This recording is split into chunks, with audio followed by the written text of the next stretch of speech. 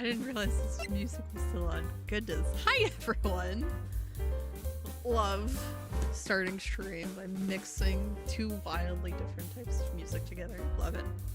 But yeah, so, in theory, my internet's been behaving today. So, we are going to basically stream until it gives out, or 8 p.m. hits, whichever happens first. We are starting a new case today, which is going to be lots of fun.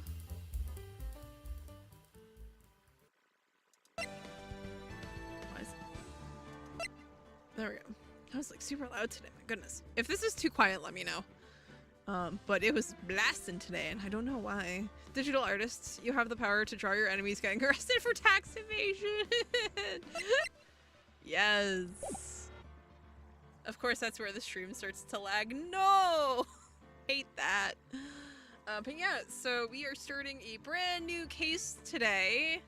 We got a little sneak peek of it last Friday, if memory serves. Whenever last stream was. And it's going to, it looks interesting because it looks like it's a return to that kind of action hero, steel samurai thing going on. So it's going to be interesting. I don't know how far we're going to get through the episode, through the case. But we're probably going to get through the initial investigation. Probably part of the trial. Well, part of the first trial phase. It was the parrot who killed him. Honestly, I don't even know anything about this case aside from like the chunks of the opening cinematic for it, because I watched that cinematic like 6 times trying to make this thumbnail because I kept trying to get screenshots of it, and I just could not get a good shot. Who will be this year's Grand Prix champion? Who will be our hero of heroes? Oh hey, look, it's the thumbnail.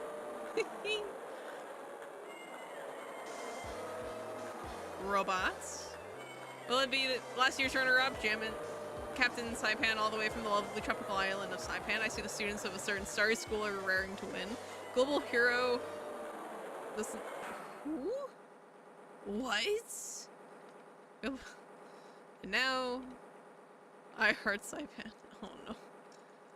The winner of the Grand Prix is me. Uh-oh.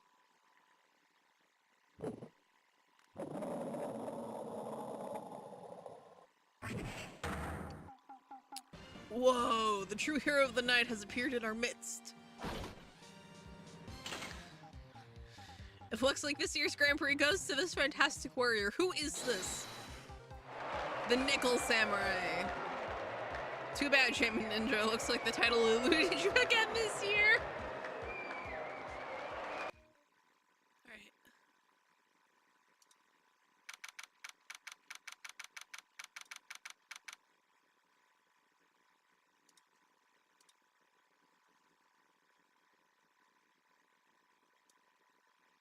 Nickel, why not platinum? Good question. Especially since the last one was the Steel Samurai. And I'm assuming they're related. Alright, yes, did you hear that, Nick? Did you hear the Nickel Samurai? He did it. Yeah, he sure did. I'm getting too old for this. I'm proud of the guy for doing the series justice. Oh, it is a continuation of the Steel Samurai. Okay, okay. Hi, mate! It's been so long! It's been... so the person everyone was cheering for, I guess you got the prize? Oh my god, Pearl. Love you, but oh my god. Come on. Controller, you gonna pretend you exist? No? Okay. Time to get carpal tunnel, let's go.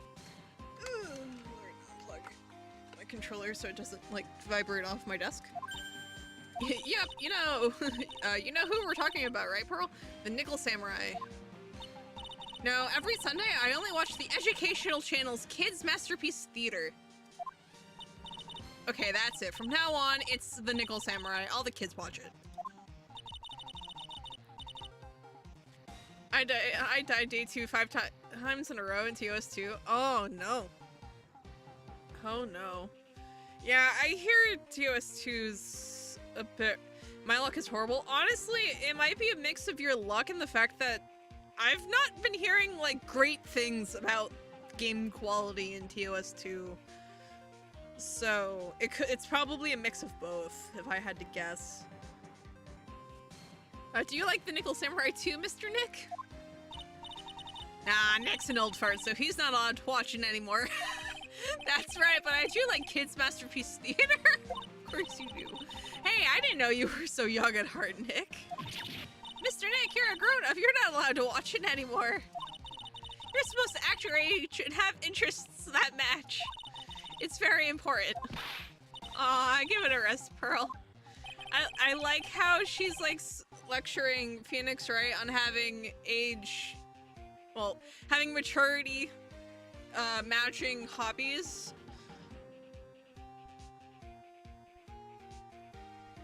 And I'm over here, 31, playing video games on the internet. Granted, video games are, well, we've come a long way from having people think that video games are just for kids. But it's still a little like, whoop. But feel a little called out there. But there's a lot of really good games out there, especially like the mystery ones. Mystery games tend to age really good. Oh, this case is really good. Ooh, I'm excited then. Also, hi Taper, how are you? Looks like I made the right choice in inviting everyone here. Hey bud. I'm glad you're all having a good time. Ah, it's like a dream. Too bad for the Gem Ninja though. Last year he lost to the Pink Princess Warrior of little old Tokyo. Oh, that's, oh, poor guy. I thought this might be his year. Yeah. Oh, hey, did anyone else think that the Gem Ninja looked a bit different today? Oh, that's gonna be relevant. Currently, my favorite game is Indigo Park, and I normally hate horror. You know what? I also play, okay, so I'm usually, like, I like horror-ish. Like, horror movies, I'm really good with. Horror books, it depends. So long as it's well written, I'm usually pretty good. But horror games? Hi, I can't stick around today, sadly. It's all good. It's all good. Feel free to, like, hang out as long as you can, as long as you want. It's not like I take attendance, so...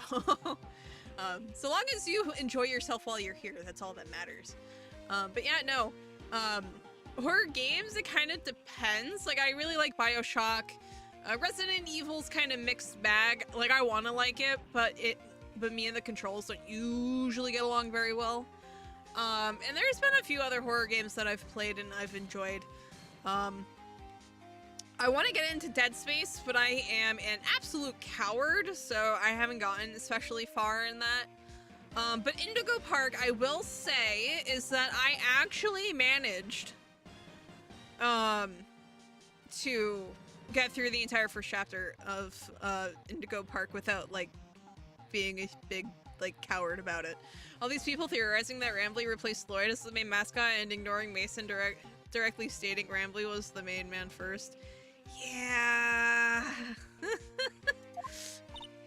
Well, he wasn't carrying his bright red guitar. Hey, you're right. Strange he'd walk around without his signature guitar. Chapter 2 releases in December of next year. Ooh, nice. I will say, I'm actually impressed. I got all the collectibles first try. Now, granted, I was using a guide because I wasn't sure how big it was, like, the area we were playing in was going to be. But, like, still, the one, I almost missed the one towards the end. Did you click on them for the lore? I did some of them, not all of them. My mother has several questions as to how and why I somehow came home today with a 20-inch CRT monitor. My god, Wood, what is your life? What is your life? My god. I do hope you enjoy that CRT, though.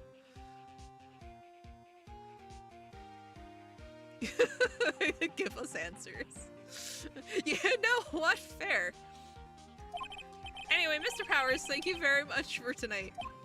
Aw, it was nothing. I owe you one, so it's just my way of saying thanks.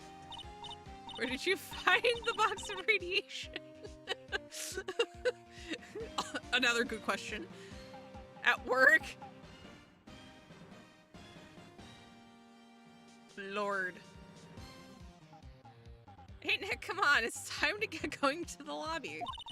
There's a post-ceremony stage show that's supposed to start real soon. And then I heard there's going to be a press conference after that. Normally we'd have gotten a new Pokemon trailer by now. Honestly, with what I've been hearing about like the more recent, well, see, what is Game Freak cooking? Honestly, what I'm hoping is that they are working on Pokemon games and actually giving them time to be worked on. Because I've been hearing not stellar things about like the Pokemon games as of recently. So I'm hoping they get more time and attention. Especially since people are like, oh yeah, like it's so sparse, but it's like blaming on the Switch, and then it's like you look at Legend of Zelda and it's like, you look at a bunch of like third-party like studios, like, it's not Game Freak's fault. TPCI rushes them for money. I know, but I'm hoping that the Pokemon companies kind of learned. I mean, they probably haven't, and they never probably will. But we can always hope that they will, and they'll give those games time. Because I haven't... Like, I liked Soul Silver, I liked... Oh, which one was it? I think I had Pokemon Black? But I haven't had any of the ones since then. Actually, no, I'd have to go and look, see what I have on the... Oh no, I have Let's Go Eevee. And that was the last one. The last of the new games I got, because I just... The rest of them are just, nah. Just make more Charizard merch, you'll get your money back. True. Nintendo's smart. Pokemon will launch it. Will be a launch title for Switch 2. They won't. Let's see. Is he gonna make a speech about winning this year's prize? Well, not exactly. Something about the Nickel Samurai confessing something. Confessing? Sounds pretty serious. Ugh, Nick, come on! You don't want us to be the last ones there, do you? Yeah, Mr. Nick, do you? Why me? The show doesn't even start for another 20 minutes. Thank you very much for inviting us today. Aw, it was nothing really. Guys like us don't get to come to a place like this often, so I thought I'd invite you all. Hey, Mr. Powers, what have you been up to lately? Well, since the Pink Princess successfully wrapped up last month, I've been on a kids' exercise show while wearing a rabbit mask over my face. Yeah, it's because they don't want you looking like Wolverine, which is unfortunate, because, like, I feel like kids really like Wolverine.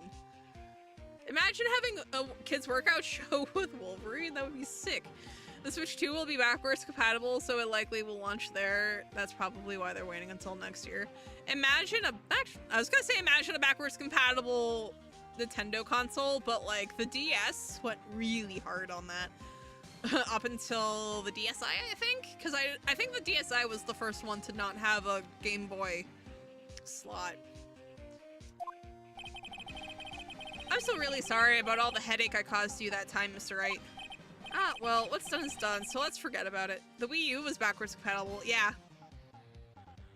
There's also 40 versions of the DS, but the Wii U doesn't count. Look, the Wii U walked so the Switch could run, okay? This is Will Power Season Action Star. His popularity exploded when he was the Steel Samurai. And he was the first case Maya worked on with me. It's too bad you look scary, or people would know you're a real softie who's good with kids. No, he doesn't look scary. He looks like Wolverine. Kids love Wolverine. Thanks. You know what? I wonder, was Will Powers designed with Wolverine in mind?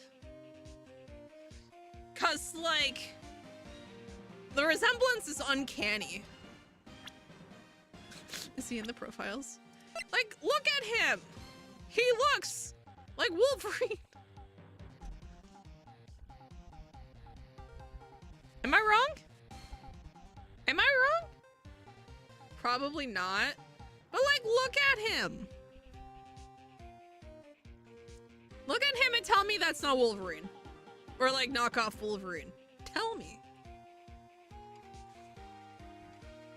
And he's an action star? Like, come on.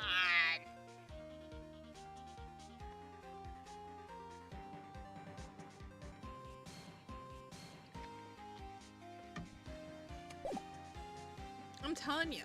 Wolverine. Wolverine was always short in the comics, okay, but like, I'm talking about his head here. Also, we don't know how tall this man's is. We know he's taller than, we know he's taller than the guy who stole his costume, but that's about it. I can't believe they're going to make a movie based on the Nickel Samurai. I can't believe it either, but for a different reason. The Steel Samurai, an epic story of one hero in a desperate fight against his arch nemesis, the evil magistrate, in the city of Neo, Old Tokyo. And last year, they started a new series, The Nickel Samurai. The new series seems to be a hit with the kids, too. I like how the Nickel Samurai is just ever so slightly more shiny than the Steel Samurai. Well, I'm taller than Wolverine? I don't know how I feel about this.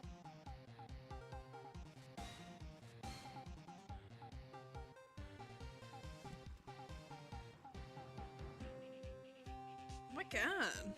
I mean, not much taller than Wolverine, but like, holy shit. I had no idea. Mars is named after the Roman god of war because the Romans thought it looked like a drop of blood on a battlefield. You know what? Seems legit. I'm really attached to the Steel Samurai as a show, so I was hoping that maybe I'd get the chance to do something in this new one. Yeah, it's too bad. It'd been awesome to see you with the new actor Matt on guard. Ours gets its reddish-brown color from soil in the reddish-brown colored soil from rust. Yeah. Although, interestingly enough, I'm pretty sure it's the same. Oh no, yeah, that's the same reason why our blood is red. So you just not rust, oxidation. The more you know. He's super popular right now. Also, I'm sorry, I'm like rambling. I need to get more of this coffee in my face, but like, I like talking to you guys. Technically, blood is rust accurate. Like how Tony Stark became RDJ because of the success of the MCU, Wolverine became Hugh Jackman because of the X-Men movies. Fair enough. Actually, how tall is Hugh Jackman? It has iron that reacted to oxygen. Yeah.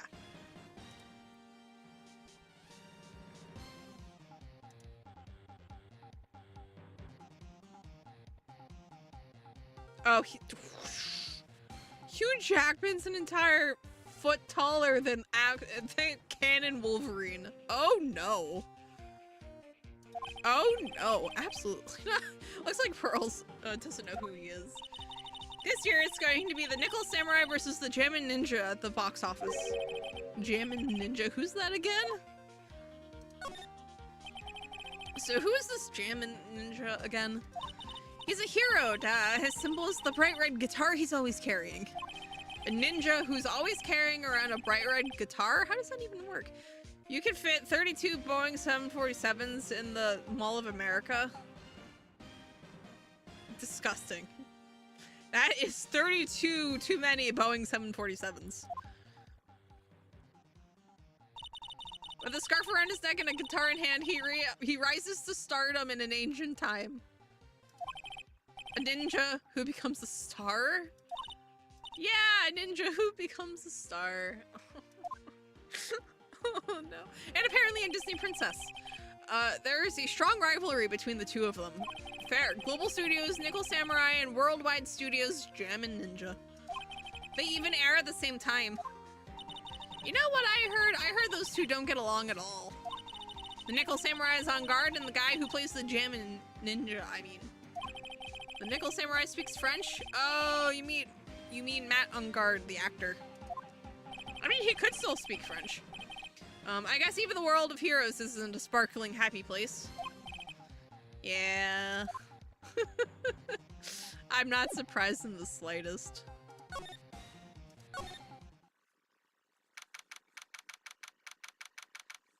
Well, I think I know where those two are staying. Lord! Wow, what is with this place? Looks like I've stumbled into Oz or something. Way in the back, there's a sign for the bathroom. Maybe I should visit it while I can before the show starts. Wolverine also fought in the American Civil War. I'm sorry, what? What?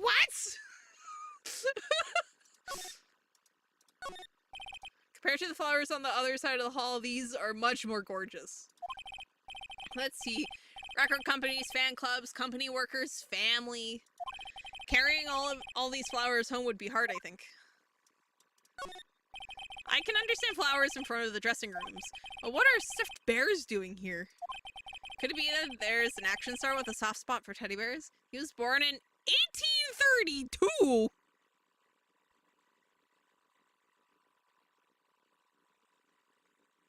What on earth? Okay, okay. Nah, can't be.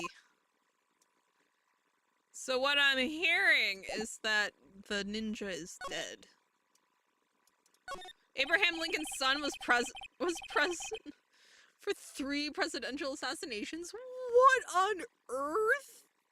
Oh, that's so unfortunate. I'm assuming it also included his dad's. There is a piece of paper taped to the door that says Juan Corrida's room. Juan Corrida. His name just sounds like a star's name. I've heard it before, but I don't know anything about him at all. To Mr. On Guard from the Global Studio staff. Ah, it'd be nice if lawyers got flowers too. Something like, to Mr. Wright from all your grateful clients. After McKinley, he decided to not accept any more invitations. Yeah, understandable! Understandable. There's a piece of paper taped to the door that says Matt On Guard's room. Matt On Guard. I've heard the name before. Oh yeah, Maya's always yammering about him like the obsessed fan she is. There are toilets in each room in this hotel, but since all sorts of events are held here, there are bathrooms for people who aren't staying here to use as well. Perfect for people like me who can't afford to stay here in the first place. Oh no. Viola Hall, let's go. Sounds like the post-ceremony show is about to start. Alright, I'm so pumped. I wonder if he's going to show off his special move today, Nickel Samurai Smelting. Actually, what I'm interested in most is the press conference. You mean the big confession the Nickel Samurai is going to make after the show? So what is it? Don't you know what it's about, Mr. Powers? Well, I'm not the Steel Samurai anymore, so I don't have any idea. Bah! Sorry. Ah, so I guess you are all going to the press conference then? Yeah, of course! If that's the case, then here, take these tickets so you can get in. Press conference ticket added to the court record. Beautiful. Thank you very much. Well, let's get going to the lobby. It looks like it's over this way, Mr. Nick. Okay, for great justice. Alright. Nothing new with you. To the lobby. That is a nice lobby. Now, where's the desk? Like, behind where it's, like, over where it says Nickel Samurai? Only a really gaudy hotel would have such a large, gaudy lobby to match. The first presidential debate should be at the tomb of Lincoln's son. I feel like that would be inviting bad luck, to be perfectly honest with you. Ah, I think they're going to have the post-ceremony show over there. They're using a compact stage, I see. Ooh, I'm all ready to use my special samurai power. Maya looks like she's ready to start a fight. Your attention, please. Your attention, please. The Nickel Samurai's post-ceremony stage show will not be held tonight due to unforeseen circumstances. What? Why? Ew, you didn't have to pinch me. Pinch yourself if you don't believe it. I take June off of art and this rest month has not gotten any easier. Oof, my condolences. We're asking for everyone's cooperation at this time, so please say where you are. This is a special request from the police. Someone got murdered. Someone is dead, Jim. Do you want me to go check what's going on? Wait, I'll come with you. Freeze! You two, didn't you hear the announcement just now? It just finished telling you not to move. That voice. I've heard that voice somewhere before. Oh. Okay. That's not what I was expecting. Honestly, youth these days can't be bothered to listen to other people when they talk. Just the other day, it was the same thing. Oh. I know who this is.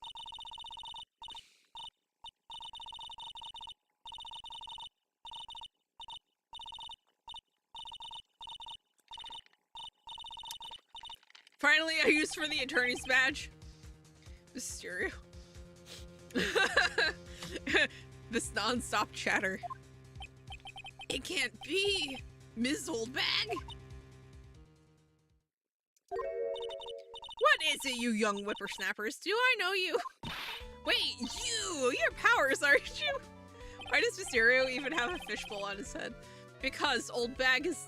Honestly, I'd rather look at the fishbowl than have to deal with her. Yeah, about what happened back then. You didn't even get nominated this year, did you? Oh, that's right. You're doing that children's exercise program, trying to play nice. Yeah, that's me. Thankfully, I still have a job. I love that show, and you're a hoot. You're the Big Brother character, right? Yes, even with your face covered by a mask. Oh my god, there she goes.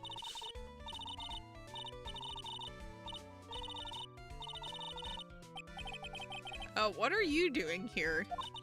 Look at my uniform and tell me you can't tell I'm a member of security. But that outfit. Annoying, noisy brats get the blaster. Rada rada. The fact that... Oh, no. Ms. Oldbag, what are you doing here? What happened to your position at Global Studios? Oh, that old place. Well, since that incident, they've been letting people go. When they cut the security team, I got the pink slip. What incident? What did you do? I didn't do anything, you youngin'. Don't you remember that incident a year ago? When this lady got on the witness stand and testified? Yeah. And you, weren't you the one who was bullying me? This fragile girl at heart? Abraham Lincoln popped out of his grave. Oh no. I plead the fifth. But you know, I think maybe I rubbed the upper management the wrong way by testifying. And lies through her teeth, true. Yes, that has to be it. Everything is all your fault. Me. I thought about being a bodyguard at first after being handed old Pinky. You? A bodyguard? For your friend, that fiery good-looking guy with the red jacket and the ruffles? Absolutely not, ma'am. Absolutely not.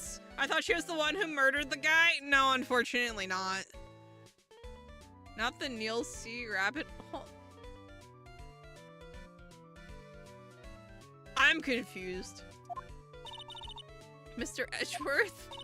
But that sort of arrangement would be entirely too troublesome for me. That's what he said to me. What did I ever do to deserve that? Why did we get the blaster? We didn't do anything.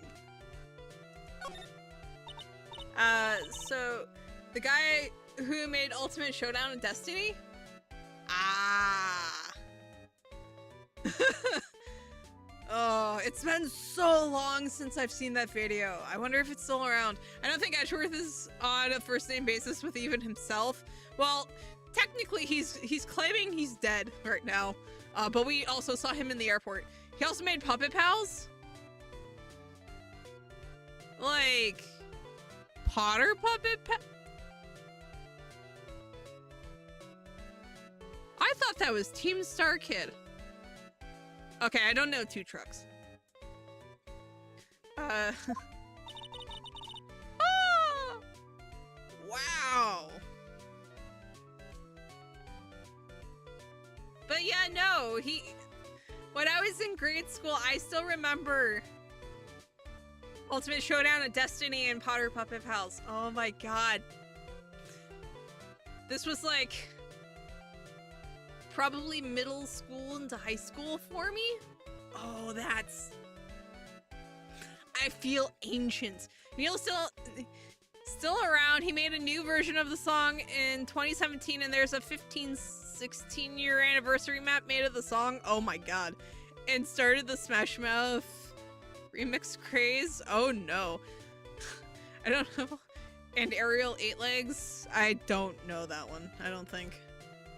Personally, the 2017 version is better than the OG. Oh my god. Oh no. I'll have to check out both. Whatever shall I do? I don't have all the details, but it looks like another one of those incidents happened again. An incident, like a murder kind of incident? Maybe. You see, I'm a bit of a devilish woman. So wherever I go, showers of blood are sure to follow. Bet you didn't know that. Ma'am! Go away. He also made Fly Away with lyrics. What? My god. The guy who made the OG animatic was 14 at the time. And Everybody Likes You? Okay, I don't know either of those. But wow, kid was 14? Sheesh. Then shouldn't you quit being a security guard, at least for other people's sake? Silence, whippersnapper. Okay, yeah, we deserve that blaster. Hey, Nick. What is it? I don't like that devilish smile playing on your... What on earth? Who wrote that line for you, Phoenix?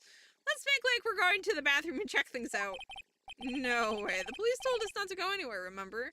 And 4 full-length albums of musical remixes? What on earth? With every generation of Power Rangers, Chuck Norris gets stronger. Accurate. How B-O-R-I-N-G. Boring. You're such a boring guy. You've got no motivation, no spirit. Huh? What? What's going on? Are you giving Mystic Maya trouble again, Mr. Nick? Ah, you too, Pearl. Please don't stick your little nose into this one. So listen to this, Pearl. This one time at lawyer camp? Nick, okay, I get it. Let's go take a look. His reaction implies that there actually is a lawyer camp. It's the best part. Yay, I knew you couldn't say no to me, Nick. That's right. You'd walk over miles of huckles from Mystic Maya, wouldn't you, Mr. Nick? That would be it every time we work a case together. And he made music for Gravity Falls? Bro, what is this dude's life? What on earth? Well, what are we waiting for? Let's go already. You can come along too, Pearl. Goody, I get to come. Oh no. Our badge. Back to the hall. There's nothing really out of the ordinary here. Are you looking for the incident about the old lady? Oh, that the old lady was talking about? Doesn't look like it happened here. Well, we'd better go look somewhere else. Alright, then let's try... Excuse me. Are you, by chance, Miss Maya Fey? The most famous and widely known song in video game music first played after Jeff from Earthbound's father called you a homophobic slur. What? Toby Fox was an edgy child. Yeah. So, oh, and speaking of Toby Fox, if memory serves, he also, did music for Homestuck. If memory serves, Megalovania was originally for one of the cinematic animations for Homestuck. Yeah. I believe it was in Homestuck first, and then he brought it over to Undertale, but I'm not 100% sure.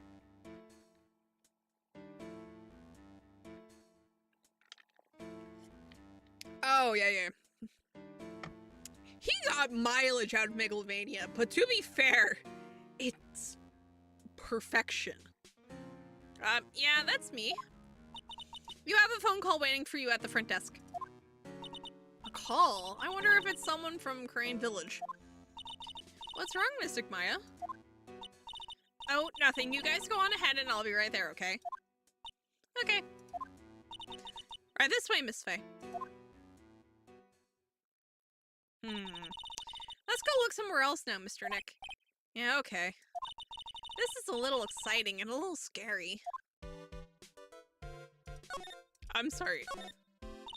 It's a feast fit for a king. Yeah. It was the first time I ate that food.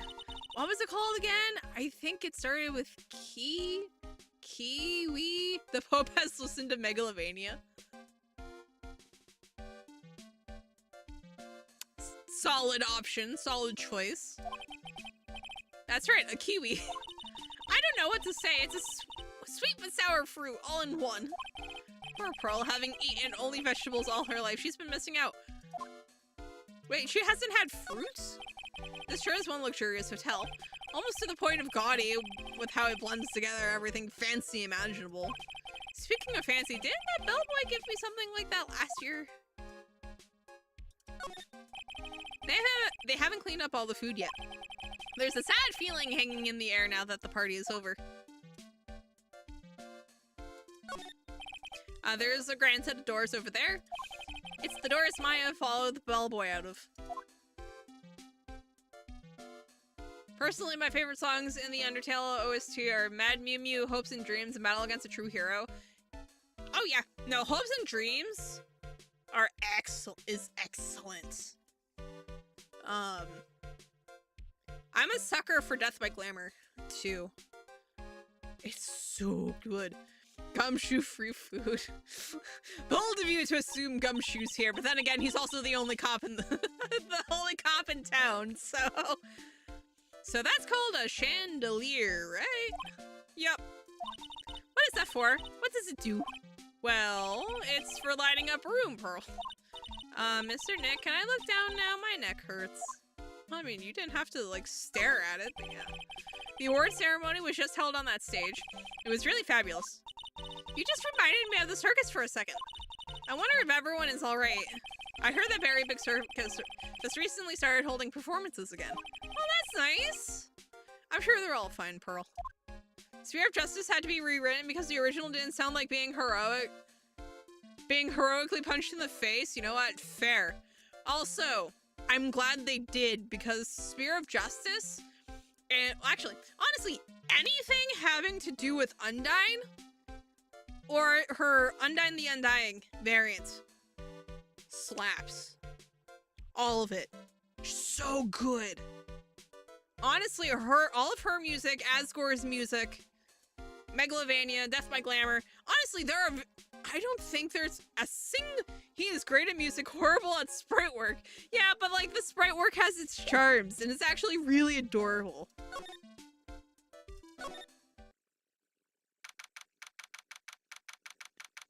Good job to Temmie for the sprite work, yeah. Oh, that's right. I keep forgetting that it wasn't just him. And that Temmie was actually a person.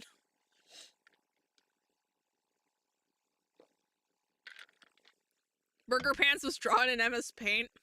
Honestly, like, yeah, but they're pixel sprites. So you can draw that in literally anything except for, like, Photoshop. I told you. I get people the info they want, which means that I've got a right to know.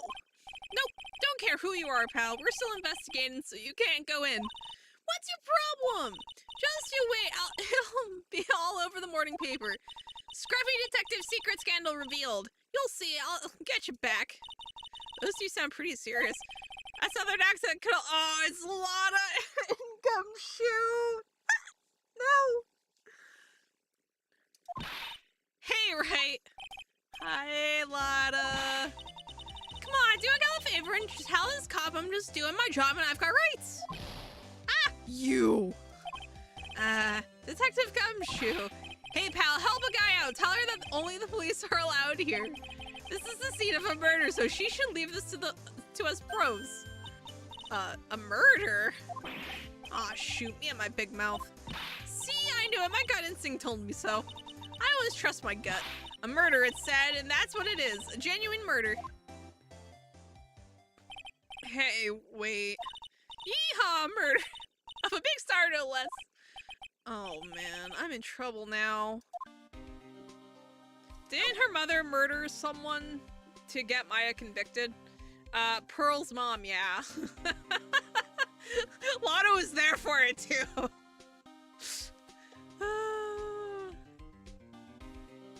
Oh, Lord. She just keeps appearing. So, Detective Gumshoe, a murder? No, that's not it. I got my facts mixed up for a second there, pal. Mr. Nick? Is the dead person the Nickel Samurai? Huh? Why do you ask? Well, Mystic Maya was rooting for him, so... It wasn't the Nickel Samurai that got bumped. Actually, the Nickel Samurai is the one under suspicion of doing the bumping off. What? The guy that died was this hero named the Jammin' Ninja, pal. Ooh. I had a bad feeling about that, especially with the flowers. But then again, these flowers would have been here before the murder. The Jammin' Ninja. What's up with Lotta? That woman with the big puffy hair that looks like cotton candy. You mean Lotta?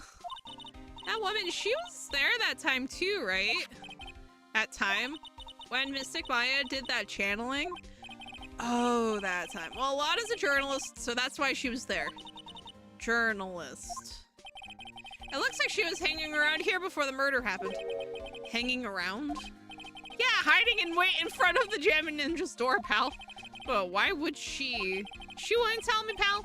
Just said something about getting my big scoop. Scoop? What sort of news could she be after? So the victim was the Jammin' Ninja. Mr. Jammin' Ninja? He was on a really popular rival TV show to the Nickel Samurai. Oh.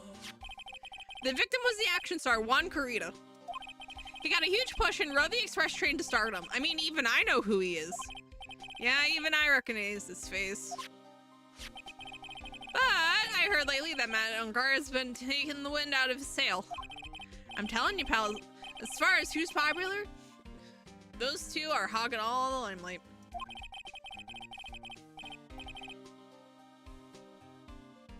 I started playing Undertale like 2 months after release, played to where I met Sans, and then just stopped. Honestly, like, fair. Undertale, it either kind of grabs onto you and never lets go, or you just kind of bounce off it after a while. And I definitely fell into that first camp, because I've played it 3 times?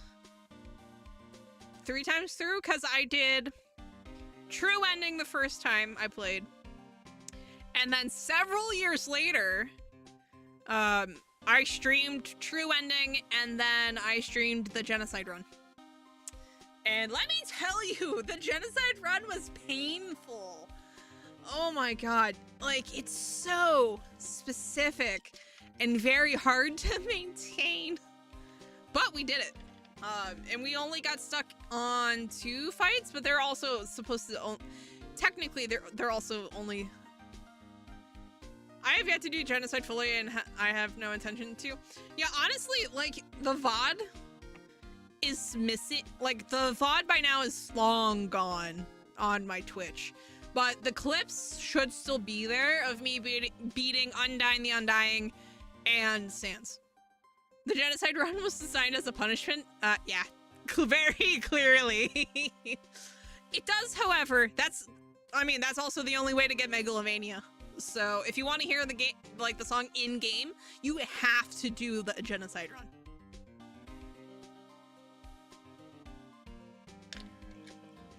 And then you have to get all the way through Undyne, all the way to Sans at the end.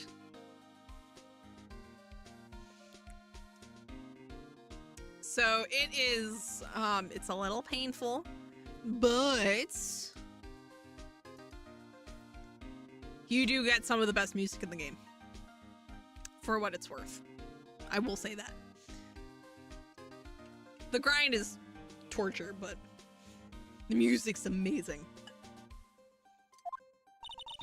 Mr. On Guard, that's the Nickel Samurai, right? The beta testers wanted a secret ending by killing everyone and Toby punished them by granting their wish. Yeah, and the worst part, well, the worst / best part is that it has to be literally everyone. Because that's the only way to maintain it. Lord. And it starts out fine, too. Because, like, even down in that starting area right after you deal with Toriel. Oh my god. There's just so many. Sans knew he couldn't beat you, so he was hoping you would just give up. That's why he tells you not to come back when he spares you. Yeah.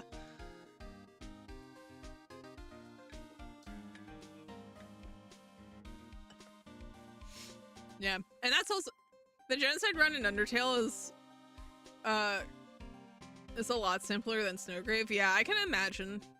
Cause at least with like Snowgrave, it's not just like Snowgrave's a lot more intentional from the sounds of it, because it sounds like the genocide run for Undertale was more of like an afterthought, as a, like, kind of not necessarily like a joke, but like it's like, ah, take that. Whereas Snowgrave is a lot more deliberate. Yep, I mean, no, you've got to say it with more oomph. The Nickel Samurai.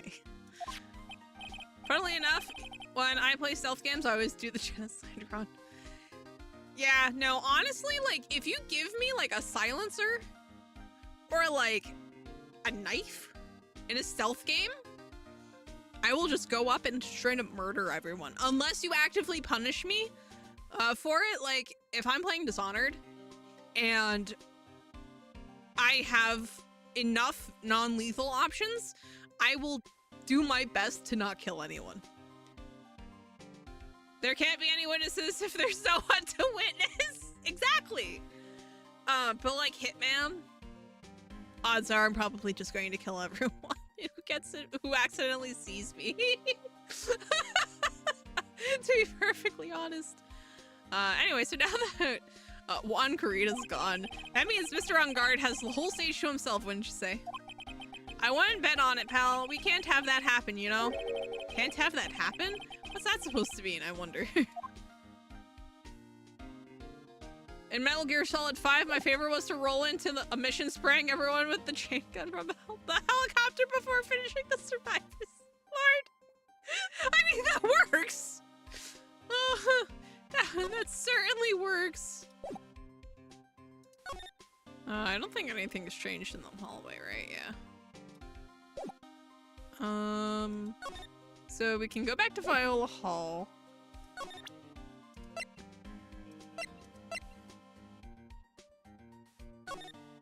This is the picture from Maya. The guy who invented heart rate monitors for smartwatches owns 42 custom fursuits. I am not surprised. Not surprised in the slightest.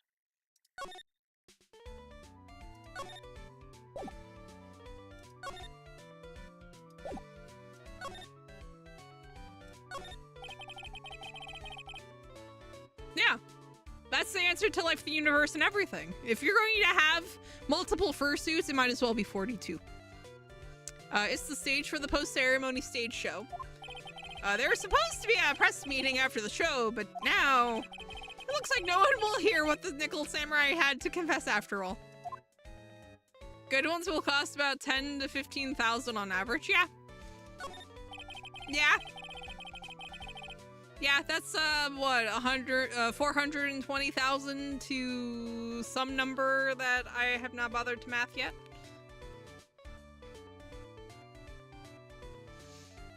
$630,000. There we go. Yeah, so you too, with a cool $1 million, can own 42 high quality fursuits. Seats for the spectators of the post-ceremony show and the press conference. But it's too bad neither event is going to be held now. These cameras must belong to the press that came to cover the conference. They're all basically doing the same thing, staring at the empty stage. A lobby with a grand staircase always feels enormous. But right now, the only thing filling this enormous room is anxiety about the murder. I really hope nothing else bad happens. Don't jinx it, Phoenix. What is your problem, sir? What is your problem? Do not jinx it.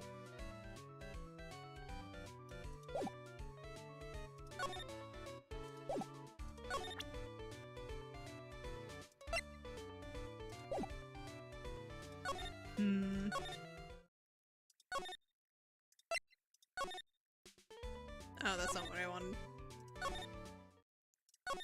Also not what I wanted. Love this for me. Will never be as cool as the OG Giles Corey. Oh my god, Giga Chad. Confirmed? Like, genuinely confirmed. Alright. We should get Oldbag and the guy with the megaphone together. Oh my god.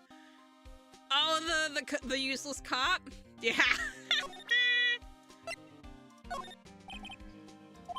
Well, listen, pal, I'm not leaking any info about evidence. It's not even...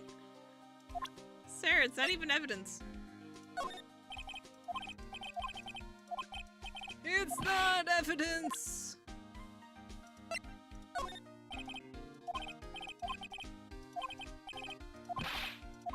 Pull off that for me. If you plead innocent, you die, but if you plead guilty, you can live, but you lose all of your property. Wait, in what? Oh, for, oh yeah, in the witch trials, yeah. And he being the Giga Chad he was just like, nah, just kill me. At this point, most of the cops are useless, yeah. These eyes of mine are real pros now. Pros to doing what? Doing police work, of course, my eyes are like a hawk, and my professional eyes spot a messy incident, a messy, bloody incident. Yeah, that's how the trials work, yeah. More weight. Just Giga Chad, just, yeah, put more rocks. It's fine.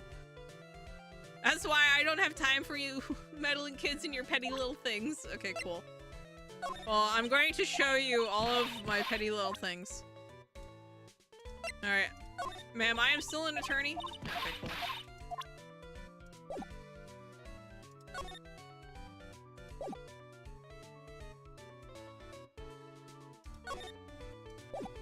I've clearly missed something. Dude lived to 81 in 1693. That's why we call him a Giga Chad. Like, genuinely, man. The average life expectancy. Yeah, exactly! He was living longer than we do now! Just making sure I haven't missed anything, because I have a feeling I missed something talking to,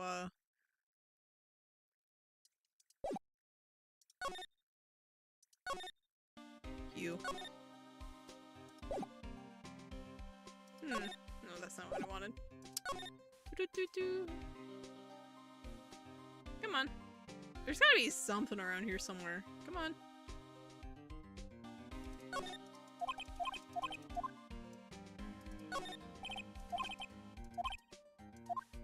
I was gonna say, maybe some of this is going to update. No?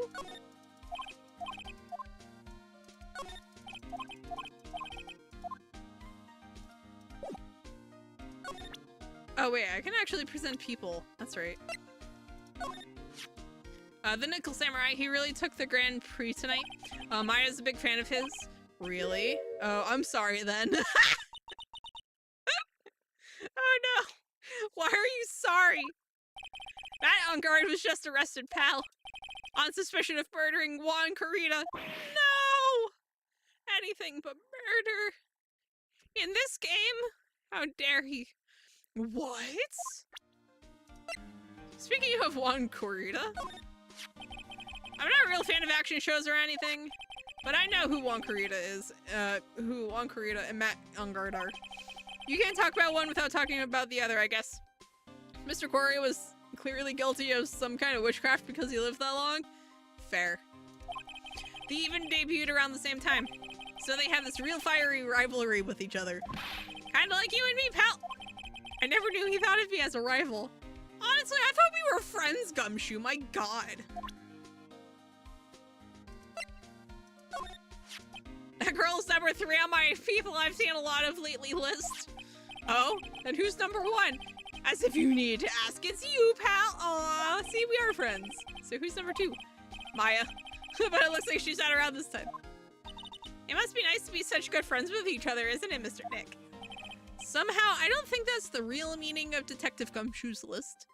He isn't smart. I mean, he has his moments. Do you know this person? That's going to be a no. Do you know this man? No.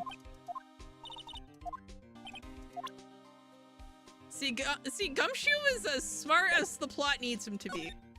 Which, unfortunately for him, is not very often. But, like, at the same time, though, he does have his moments. That's kind of, like, the problem with not being the protagonist in this kind of game. Because, like, your intelligence and what you actually know things about is specifically plotted, like, gated by the plot. Because, like, he should know at least a little bit about, you know, literally these three. But also, more specifically, these two. Because he has dealt with them before. Like, come on. But, like, he's not allowed to know. Like, he's not, quote-unquote, allowed to know anything about them. Because it's not plot relevant. Alright, so she doesn't know anything about him. Okay, she doesn't know anything about him. Weird.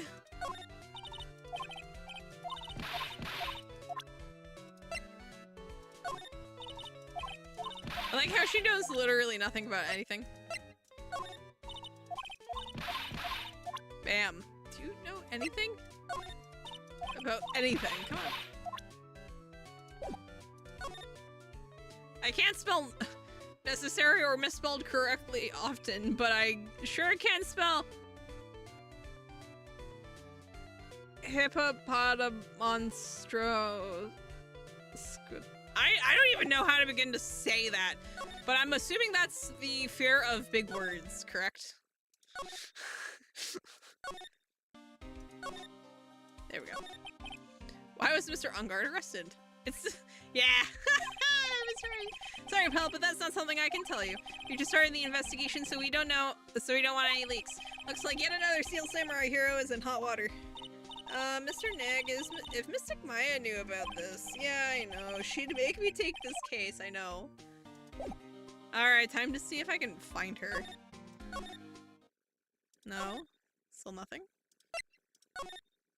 There we go. We're just gonna update here somewhere.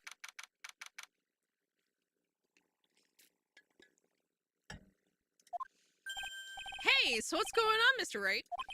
It looks like Juan Kurita has been killed. What? What is... he's supercalifragilisticexpialidocious is a real word? Wait, what?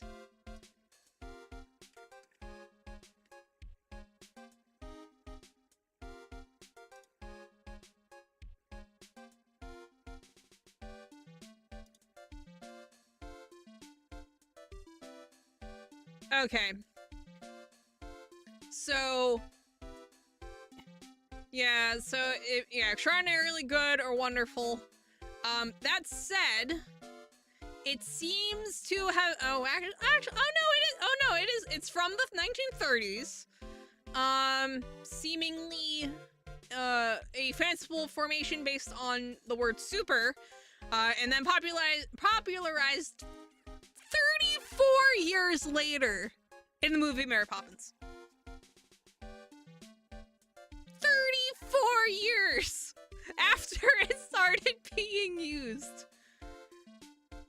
And it's actually really funny because you can actually, so Google has a chart of its usage and literally, like, it has no use whatsoever before, like, in like 1800. And then, sorry, it's a little small and I'm not wearing my glasses. So, and then it like bumps up a little before 1850, and then kind of just plateaus for a while until like the 1900s, and then in what seems to be 1964 it kicks off. It dips a little, and then by the time you get to about 2019 it has skyrocketed in use. I'm assuming from all the people like singing supercalifragilisticexpialidocious, people challenging each other to actually like spell it. Oh god. Remember how to spell supercalifragilisticexpialidocious is like pain and suffering. But it, like, if you have it stuck in your head, I'm pretty sure that's the only way to spell it. Because I'm pretty sure that you spell it as part of the song.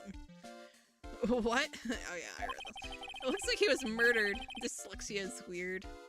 Yeah, it just scrambles letters, and I can't imagine supercalifragilisticexpialidocious helps with that. Or, the fear of long words. And a suspect was arrested. That suspect is Mr. Matt on guard. You're joking, right? Nope, they arrested the Nickel Samurai on suspicion of murdering the Jammin' Ninja. Ooh, not again. I feel sick.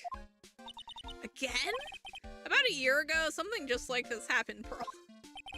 I still can't believe. No way Matt would. What's Mr. Powers got in his hand? Oh, before I forget this is for you, Mr. Wright. I got this from the bellboy that came by earlier. Radio transceiver received from Mr. Powers. Originally from the bellboy, it can transmit and receive signals over great distances. Not sure how I feel about that for me, but why?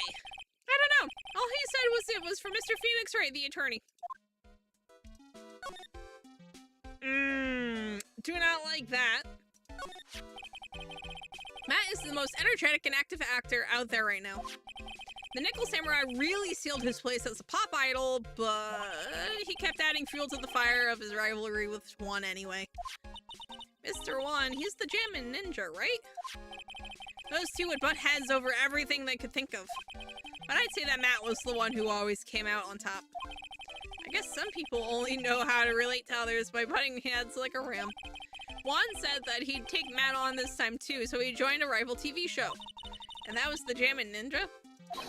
The stylish Nickel Samurai and the burnin' Jammin' Ninja. Well, things turned messy real fast with those two using their shows for their war. In the final tally, look around, it's pretty obvious how things ended up. Matt even won the Grand Prix this year. The final win over his rival, I guess. Mr. On Guard was going to hold a press conference, wasn't he? That's what I heard.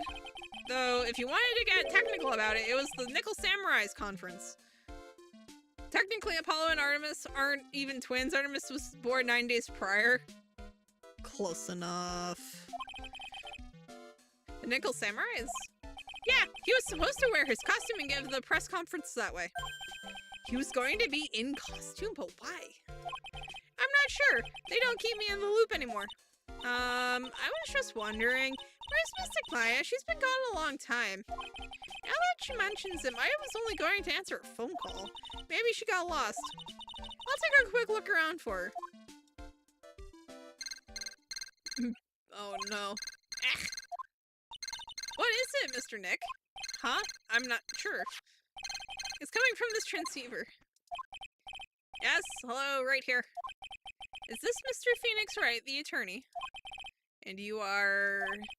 You don't need to know who I am. I think you have other things to be concerning yourself with, such as... Help, Nick! Mystic Maya! Maya? So, Mr. Wright, wouldn't you agree that the more important issue is the fate of the girl? Why are none of the adults saying it's a bad idea to let a child run around a crime scene? Well, because technically she's with us. Like, we are actively watching her. Her fate. Does he mean what I think he means? Maya, where are you? Are you hurt? Come now. Don't fall apart on me yet. No, this can't be. Now that I have your attention, Mr. Attorney, I have a modest proposal for you. Again, the child's mother murdered someone in her bed. Yeah, exactly. If you do what I require, then I will return to you your valuable item harmed. What is this called again in your fancy lawyer terms? Kidnapping for ransom. Ah, yes, that's right. This is a kidnapping. Ah, Mystic Maya, Mystic Maya. No. My sight, everything's fading away. Maya's been kidnapped. Are you there? Mr. Attorney, are you there? How much? How much do you want? Very good, Mr. Attorney. I'm glad you have such a good grasp of the situation. Hurry up and state your condition and then return Maya. Money is not what I seek. What? What I want is a certain verdict. I would like a complete acquittal. Complete acquittal? What in the world have you done to need? I am not the person you will be representing. What? You are currently at the Gatewater Hotel, are you not? And I know that a murder has just taken place there. Juan Carita was killed and the suspect is Matt on guard. You are, as expected, quite on top of things, Mr. Attorney. Now then, what I want is very simple. I want you to obtain a complete acquittal for Matt Ungard.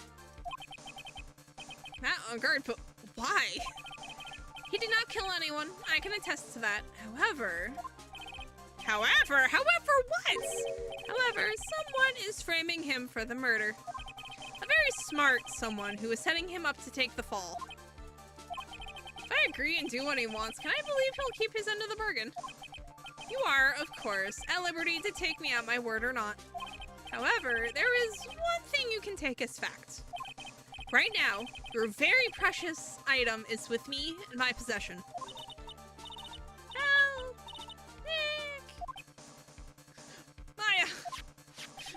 You have 2 days. Of course, tonight you will be in questioning with the police, but the trial is in 2 days. At that trial, you will win a not guilty verdict. Remember, you only have one chance. One chance, Mr. Attorney. One? You expect me to get a not guilty in one trial day? Yes, exactly. I don't believe I was wrong in choosing you, so don't let me down. Ah. Oh, yes, that's right. Now that I am playing the role of the kidnapper, I can't pass up this chance to say. And don't even think about calling the cops. Not great, but you get the idea. Damn it, who the hell are you? Very well, I'll tell you that much. My name is... The Killer. Oh, no. How much you want to bet? Mate, that's just the names Mate was born with. Hey Mia, now would be a good time to do your ghost thing and find out where Maya is. Well, the thing is though, is that the only way Mia would be able to find out where Maya is through the channeling is if she gets a spirit who knows anything about it. Cause it's not like she's psychic and like can like feel out where Maya is. That's just not how it works. Nah, they're innocent. And the worst part is they probably are. They just have a really suspicious name. Mr. Nick, where is Mystic Maya? She's been kidnapped. No, it's all my fault. If only I had gone with Mystic Maya. It's not your fault, Pearl. But it is, Mystic Maya. Oh no. Mr. Wright, I think we should tell the police what's going on. No, we can't do that. If we do, who knows what will happen to Maya. Mr. Tick, what about the detective we saw earlier? Detective Gumshoe. Plausible. Yes, that's it. Wait here, and I will be right back. All right, I'll take care of Pearl while you're away. What? Ransom? Plot twist, the kidnapper is Edgeworth and he just took her to an amusement park? Yeah. I can see it. I wouldn't be surprised if it's just their name. Yeah, it's just their name. Like, their first name is D, and their last name is Killer. Shh, not so loud. The ransom is complete acquittal for Matt Ungard. Wait, the deal is complete acquittal in exchange for Maya, you mean? Then this means Matt Ungard is obviously the killer, pal, no doubt about it. But the guy said that Mr. Ungard is innocent. Just like how Oldbag's name is Oldbag, yeah. Gumshoe is the name he was born with and he happens to be a detective. Exactly. Convenience. You really believe what a kidnapper tells you, pal? I guess he has a point. If Ungard really is innocent, then why the kidnapping? It's like the firefighter. It's like the firefighter lieutenant lesbian party. No. No. Or how Columbo's first name was Detective? No, it's not. No. And on top of everything else, there's all this evidence we keep finding. Huh? The forensics team's having a field day back there. What's strange? There's so much evidence that it feels like something's wrong. There's too much evidence. Is that possible? Actually, didn't the kidnapper say something about On Guard being set up? Anyway, it looks like you won't be leaving here tonight, pal. Just sit tight and cooperate with the investigation. Tomorrow you can start yours. Alright. Isn't there another way? You've also got to be careful about pushing the kidnapper the wrong way. Yeah, you're right.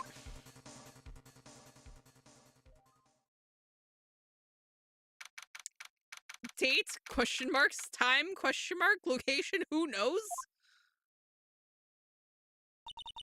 Ugh, ow, my head. Oh, this is a wine cellar. Wait, are we still at the hotel? Yeah. Where am I? I wonder if I'm still in that hotel. Given the wine cellar, I'm inclined to think maybe. What happened to me? Nick, Pearl. I should know what date it is. Well, she doesn't. Well, it sounds like she's been knocked out, so she might not actually know what day it is because she wouldn't know how long she's been out. Come on, you guys. This isn't funny anymore. Click. I knew it! I see you have awoken. Who are you? Me? I am known as the Killer. The Killer? You mean like an assassin? I'm too young to die. Don't worry. You are not my target. For now, anyway.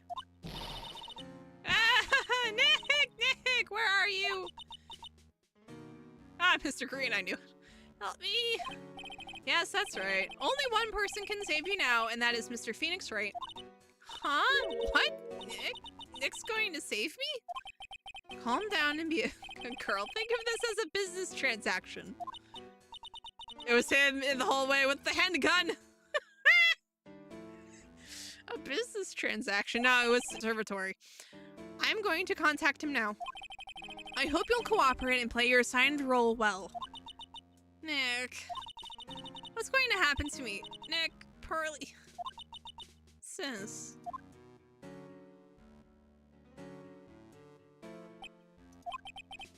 Is this Mr. Phoenix Wright, the attorney? You don't need to know who I am. I think you have other things to be concerning yourself with, such as... And thus, the conversation from the other side.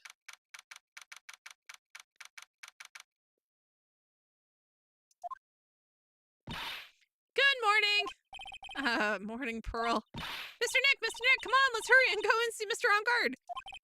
We have to wait a bit, Pearl. Visiting hours don't start until 9 a.m., so... Oh, I see. Mystic Maya, if only I had gone with you. Poor Pearl, she's been like this since last night. We managed to get home somehow yesterday evening. Thanks to Detective Gumshoe gently holding her by the hand and leading her here. But by the looks of it, I don't think Pearl got any sleep at all last night. Mr. Nick, Mystic Maya, she's alright, right? Yeah, she's alright. Either way, I'm going to save her. You can trust me on that. Please help her. I'm only able to stay this calm and collected because Pearl is doing the crying for both of us. Alright, cool. That will get us nothing, I don't think. Yeah, generally, like, talking in the office with whatever sidekick it is not usually helpful. Maya should annoy the kidnapper until he gives her up.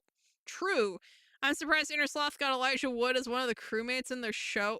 I'm sorry. What? I'm sorry. What? What show? Are they doing an Among Us show? Also, I feel like Elijah Wood will do just about anything if the project seems cool enough. And even then. We couldn't wait for visiting hours to start, so Pearl and I came down here early. To visit one nickel samurai charged with the murder of the Jammin Ninja. Yeah, Mogus is getting a show. Honestly, I can kind of see how they could do it. Elijah Wood is green. Wait, their names are the colors of the bean? I mean, it makes sense, but... But yeah, no, I don't know how I feel about an Among Us show. Because, like, I get it. It would be kind of cool, but, like, I feel like you lose a lot of what makes Among Us in television form.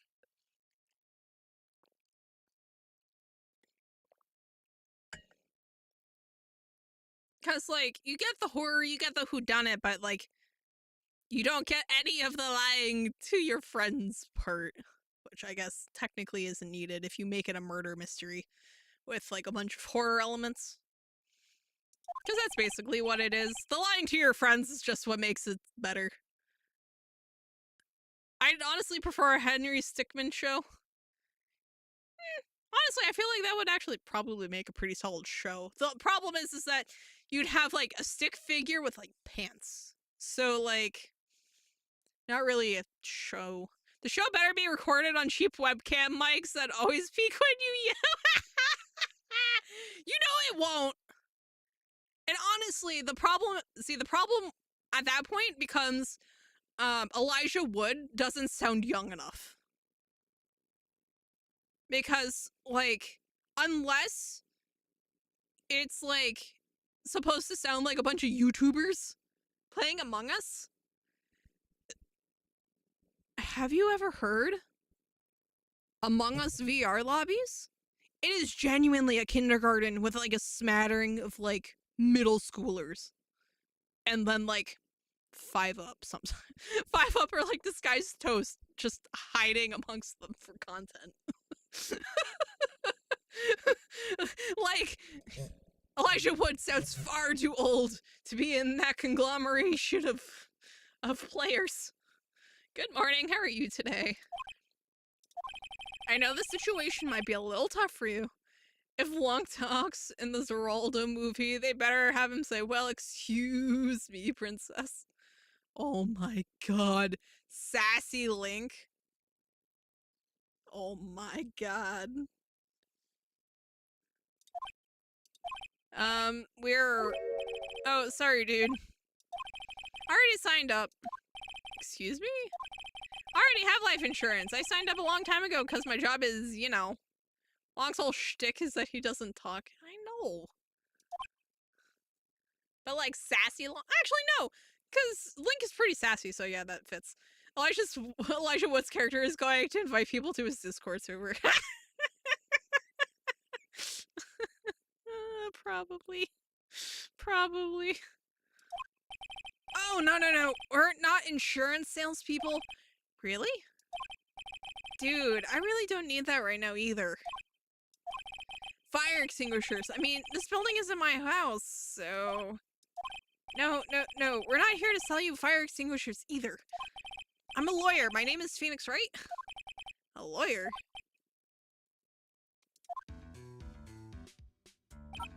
Hold on a sec. I'm gonna ask my manager, okay? The Nickel Samurai sure is a strange person, isn't he? I think strange is an understatement. Sorry about that. You're just in time. Huh? You're a lawyer dude, right? My manager's looking for a good one right now, so how about it? Mr. Nick, this is our chance!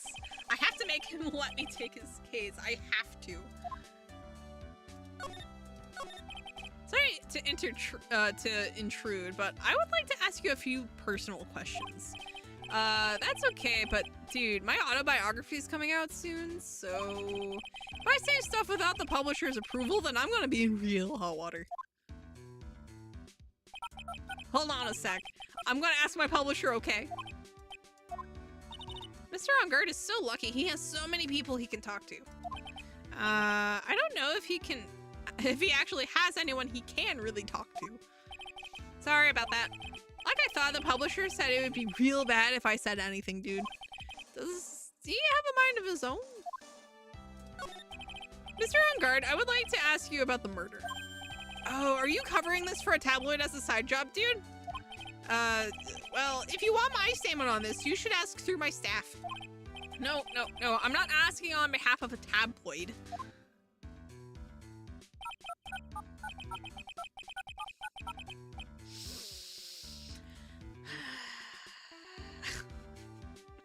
Hold on a sec, I'm gonna ask the president of the studio, okay? Why did they let him keep his phone? Good question. This guy is the reason some buckets have a drowning warning. Is he alright, Mr. Nick? If we're talking about Mr. Unguard's brain here, I wouldn't put my money on it. Sorry about that. The studio president said, even Neo Mount Fuji itself knows that I'm not the murderer. Mr. Nick, what's Neo Mount Fuji? It's a mountain in the city of Neo Old Tokyo. I'm screaming. Mr. Unguard, this is an attorney's badge. Dude, I'm sorry, but I don't have the free time to be looking at things like that. Huh? I'm actually busy with Nickel Samurai's stuff right now. I don't have the time to take a lawyer's correspondence course. Why does he believe I'm a salesman? Insurance and extinguishers, now this?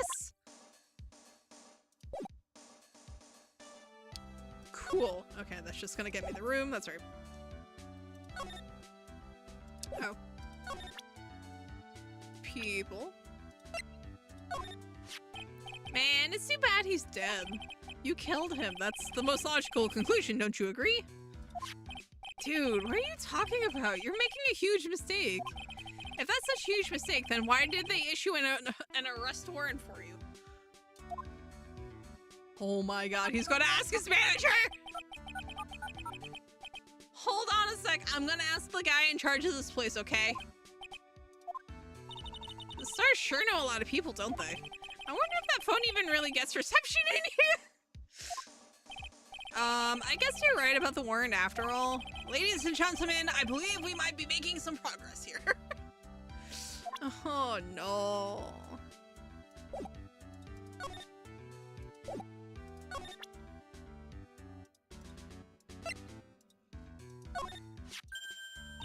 Mr. Nick, what are you going to do with that? Radio waves can't travel through concrete that well, yeah. I don't know yet, but I figured I could at least show it to him.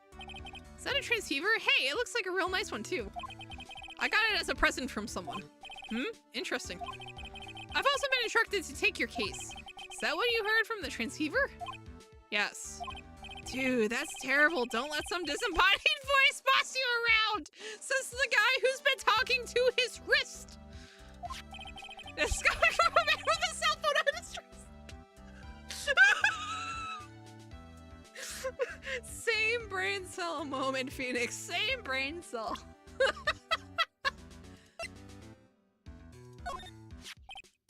What's that? It's a ticket for the press conference. We're going to give one after winning the Grand Prix, right?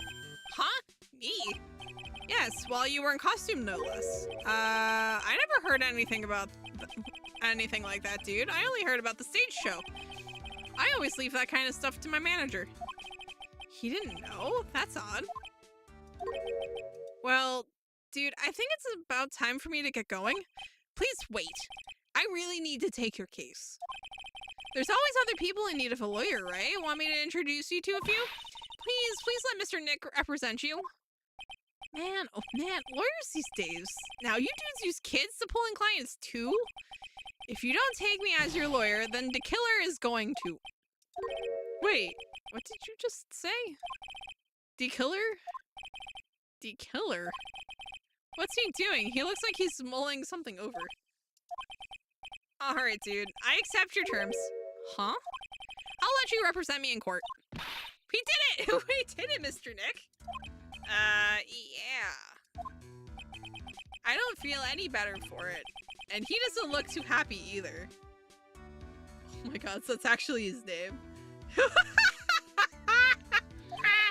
Go ahead, ask me anything. I'll help out as much as I can. Oh, that's right. He doesn't know anything about the press conference. No! I accidentally actually? Yeah, that's not what I wanted. I wanted this. And I think my lucky star is that people know my name. Well, you're quite the hero, and you're in the national spotlight. I didn't know who he is. Does that mean I'm not a good citizen? Hi, it's really great to be the Nickel Samurai. Dude, lately I just keep on getting more and more popular. Sure enough. The Nickel Samurai is very popular among high schoolers and secretaries right now. Why secretaries? It's a kid's show. What? I guess Mr. On Guard has a way of catching the eyes of women. There we go. Found it. Do you know my motto? Refreshing like a spring breeze. That's what I am. A spring breeze? That's why this kind of scandal is disastrous, dude. I mean, even if I get out of here tomorrow, it's still gonna look bad. But everyone loves a good scandal. Can you tell me about your activities last night?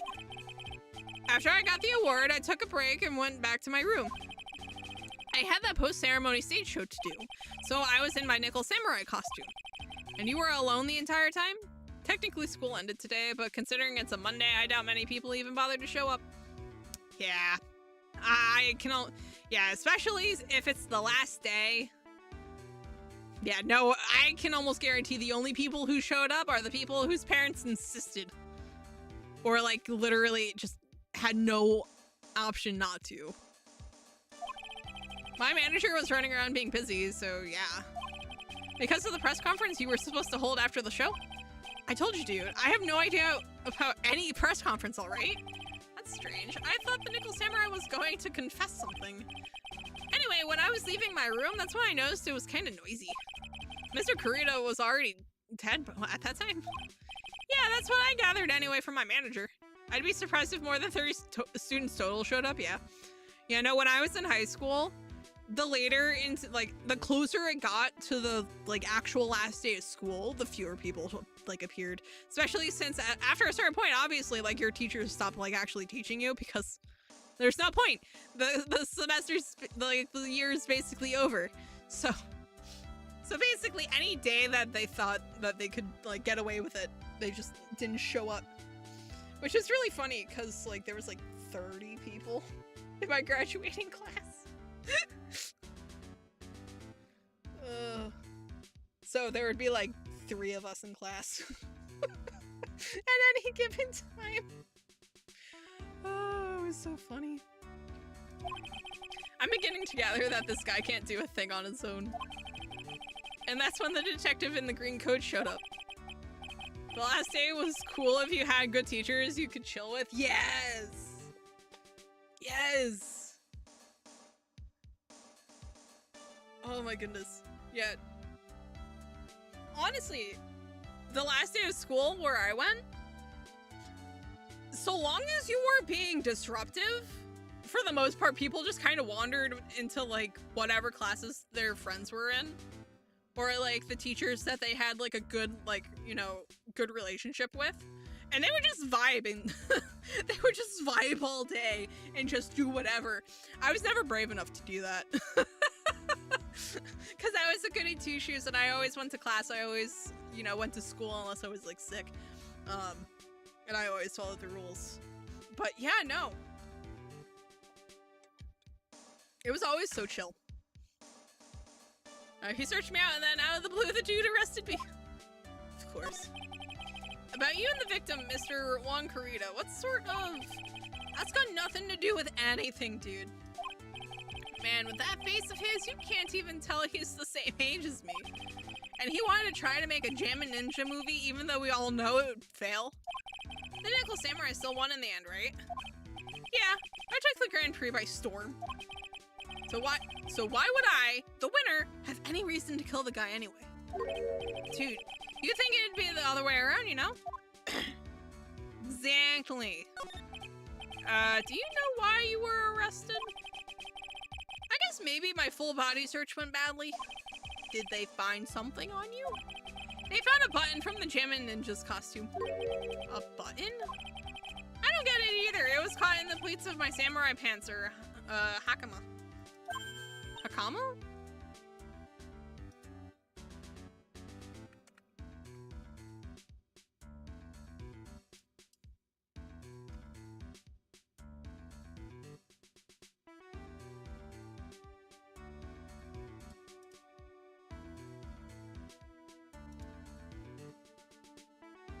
All right, Google, tell me how it's supposed to sound.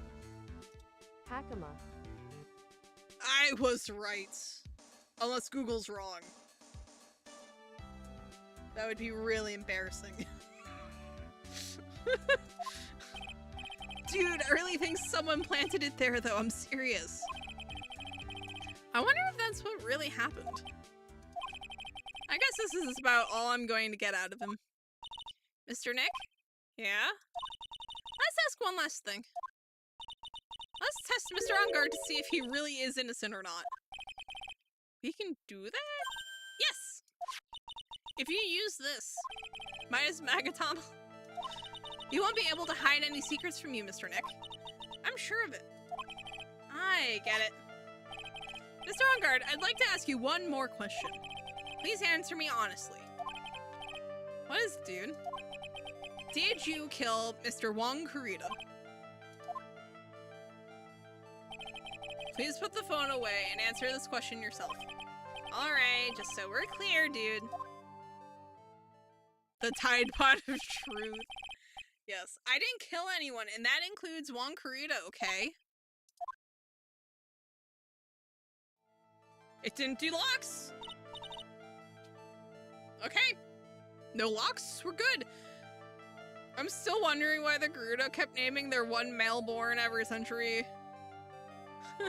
Yeah, that's just like, why? Just find a new name. Well, Mr. Nick? Nothing. Not a chain or lock in sight. Which means it's alright to trust him. Yeah, it does appear that way. Well, at least I can breathe a sigh of relief knowing my client is innocent. The trial's tomorrow, right? I'm counting on you, dude. Great! Love this for us!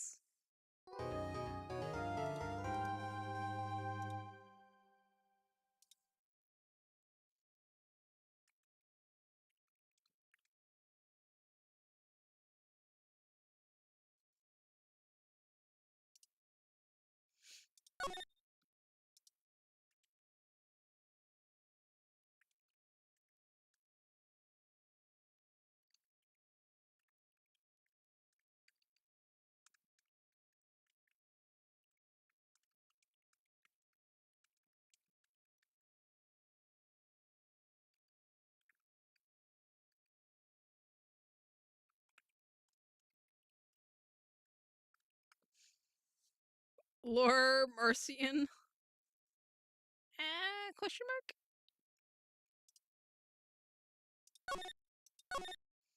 I'm still, let's see, you'd think that after the last three got killed for treason charges, they'd learn. You would think, but apparently not. Because that would be too smart. So, hello, Angel, how are you? Oh no, Pearl, why are you mad at me? Well, at least we were able to get Mr. Matt on guard as our client. And we know that he didn't do it, which is very important. So now what should we do? Well, the trial is tomorrow, and we only get this one chance. There's only one way to prove Mr. Ongard's innocence. We have to find the real killer. Okay, then let's start looking.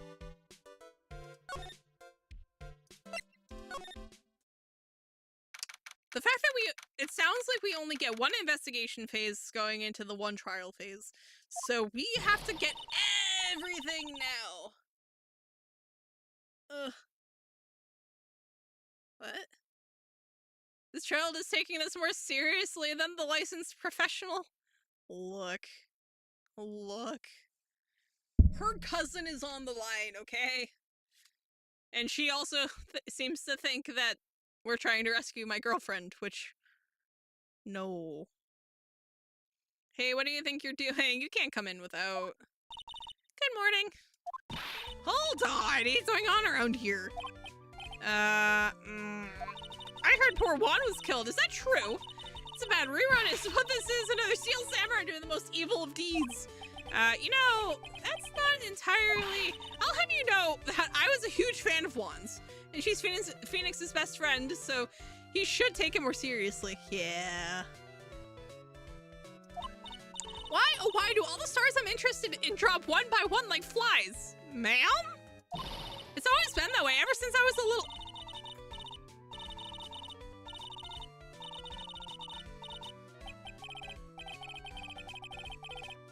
At least Maya isn't 16. Yeah, no, she's like... I think she's 18 by now? Yeah, no, she's like 18. Because I think she was 17 in the first game. Mr. Nick? I couldn't hear everything she said because she was talking too fast.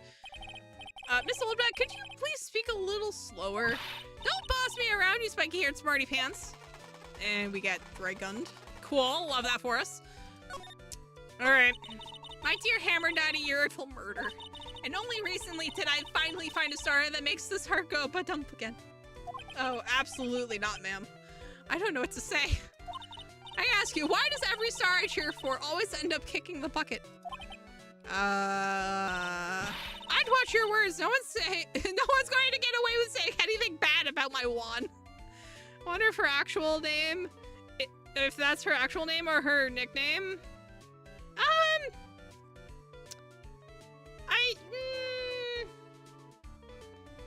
It could be that Phoenix is an unreliable narrator as far as like their names go. And like maybe their personalities, because they wind up being very over the top. But like at the same time, the kind of humor used in the Phoenix Wright games, it could be an actual name. Phoenix, it's obvious it was the parrot who killed them, obviously. They'd rather die than be around you. True! But I haven't said anything. Well, I don't believe a word that woman says anyway. Huh? What woman? That irritating backwater girl with the afro and the horrible country accent. I mean, what is that manner of speaking supposed to be, and why does she never stop? Oh my god. Honestly, women these days, I don't know the meaning of...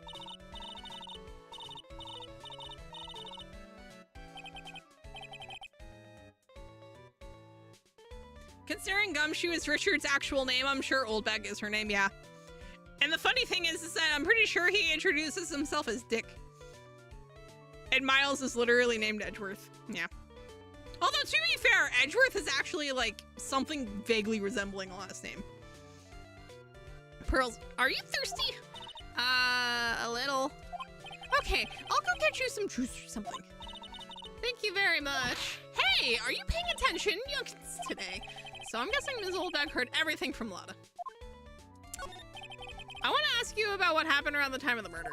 I don't know anything about that. I was here getting ready. Getting ready for what? The show, of course. Well, and the press conference afterwards. Cue mysterious music for the magical press conference. Anyway, I don't know anything about the murder. I see. But if you're talking about what I saw, that's different. I saw it very clearly. What? I saw the most important moment of the night. What did you see? The most important moment? You don't mean to murder me. Oh, so now you treat me with respect, you disrespectful child. When you speak to your elders, you should always be polite. Really, kids these days. Please tell me, what did you see? Oh, come on! Oh, come on!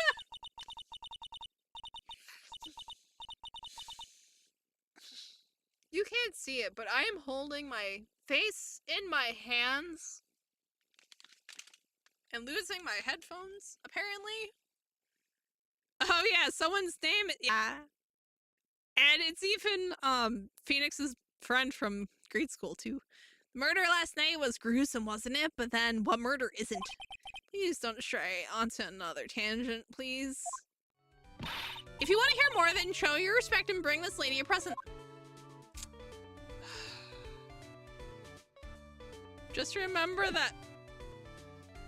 Absolutely not. No.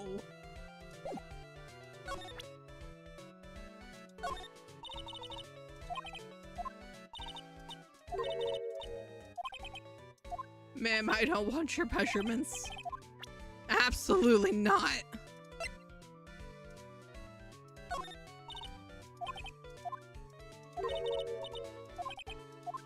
Alright, so we're going to have to just go and find stuff to talk to her, to present her. We've been over this. Ma'am. To jail with all the NPCs. Even Mr. Onguard himself didn't seem to know, huh? How does the person who's supposed to give a prom friends not know about it? Good question. It would take unknown numbers of lemons to completely dissolve the Eiffel Tower. He has a Wikipedia page and everything.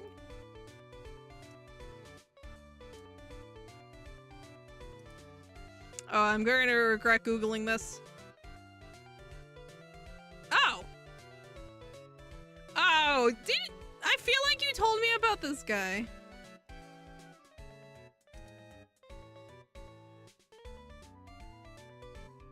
Do you have 9 quadrillion lemons I can borrow? Unfortunately not.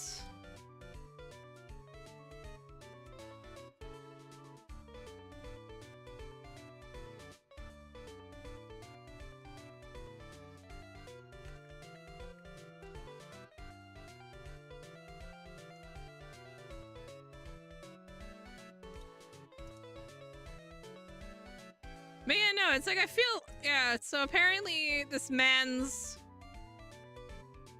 Richard Leroy Trickle. His parents hated him dearly. And also apparently he was a race car driver. Let's see, what did he race? Whatever, ASA, ERTGO, ARCA, All Pro, IMCA, USAC, and hey, I know what NASCAR is! Also, what? I didn't send it to you? Okay, yeah, I was about to say, like, this sounds familiar. Right after the Godzilla. Ah, yes. That one. Rather unfortunate he lived to 71. I mean, yes, I mean, good on him for living, like, a nice long life. But imagine if he had died just, like, 2 years prior.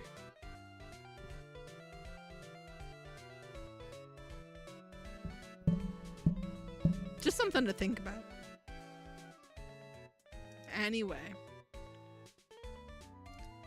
Alolan Executor and Salzal are... I'm sorry. Is that Moo? What? I know nothing about the the Alolan stuff. So like anything from those games confuses me greatly. These cameras must belong to the press. Ba, ba, ba, ba, ba. Staring at an empty stage. Ba, ba, ba. This is more about the hotel. Yep. Nothing else. Sir, why did you jinx it? Every single time.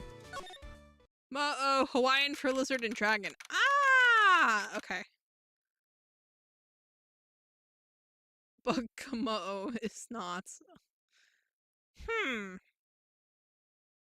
Oh, yeah, why is Executor the fancy palm tree with eggs for coconuts? A lizard.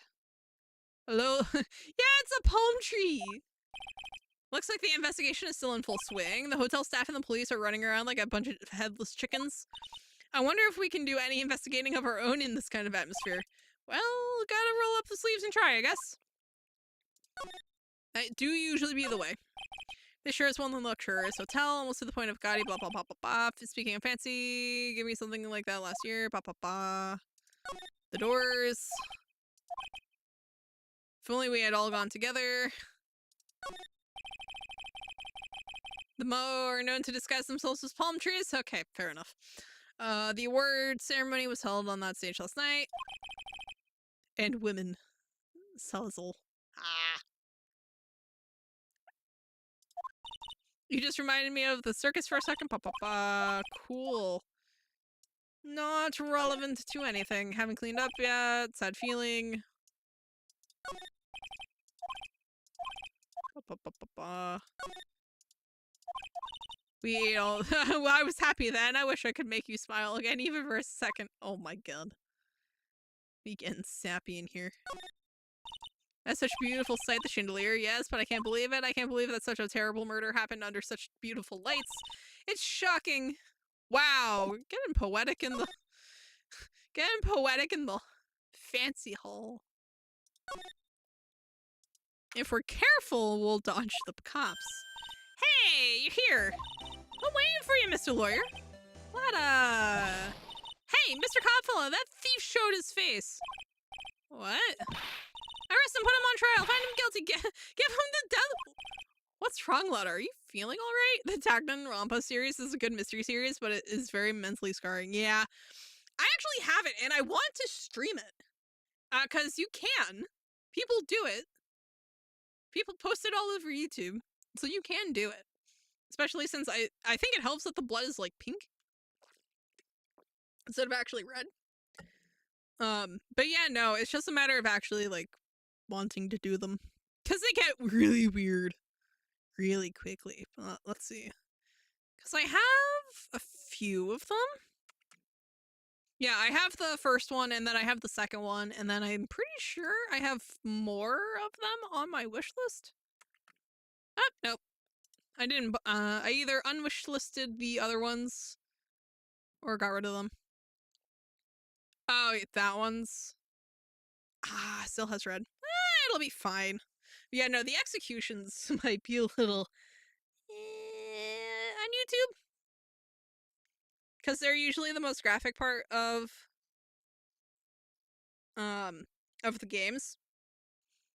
Just because they really rub your decisions in your face. For those. But I feel like you can do Let's Plays of Danganronpa on YouTube. I guess I would have to look. But I actually do want to play those. Especially since I hear the second one's actually not too bad. Looked here and there and up and down the mountain, but it ain't here. 1 is Trigger Happy Havoc, yeah. 2 is Goodbye Despair, and 53 is Killing Harmony. Yeah, I don't have Killing Harmony. I have Trigger Happy Havoc and Goodbye Despair. And then there's one, and then there's like a few offshoots too, if memory serves. If we do Danganronpa, it's going to be at least the first 2, because I hear the third one isn't that great. And we're probably not going to be doing any of the offshoots. It's just going to be like the mainline games. So why don't you just hurry up and give it back to me, you creep? What are you looking for? My camera! C-A-M-E-R-A! It's my lifeblood! I'm gonna die without my $700 camera! Oh my god, man, your camera? Excuse me. Don't lots of people say the criminal always goes back to the scene of the crime? But the V apparently stands for victory, but it's canonically the 53rd. Oh yeah, V3. And looky, here you are. Yep, here I am, faced with a lot of trouble. Huh? So you lost your camera? It ain't no ordinary camera. You buy it in a store and it's $1,600 brand new. Huh, but didn't you just say you bought it for $700? I had a nice long talk with the guy at the store, about 5 hours, I reckon. I made this itty bitty scratch on it and the manager got all huffed up in the face. He gave me the stocking too, and was real mean about it too. He done made me cry at that. When did you lose your camera? Last night after the murder happened. The third is good, but not the best. Yeah. So, you know what? We might actually do the third. Like I said, I definitely want to do the first 2. Might as well do the third since it's the last mainline game, but I'm probably not going to do them back to back. There's probably going to be other games like in between. Just because they can get kind of heavy. Especially with all the executions. Good lord. Because like the murders themselves aren't that bad because you don't actually see it. And when you do actually do like the this is how it happened, it's in like comic book form. But the executions are just straight up cinematics. They're just straight up cutscenes. So you definitely want a bit of a breather in between those.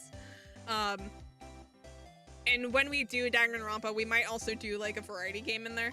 They are very mentally scarring, especially the third. Yeah, it very much depends. Like, Danganronpa is very much a horror game on top of a killing game. Like, on top of, like, a murder mystery. So, variety games, so we're not doing just Danganronpa. Oh. Just to make it a little easier on people. But I haven't quite decided. But yeah, no, the trigger warnings are going to be plentiful for those. But mostly for like the executions, and also, I guess some of the plot, but it's mostly the executions.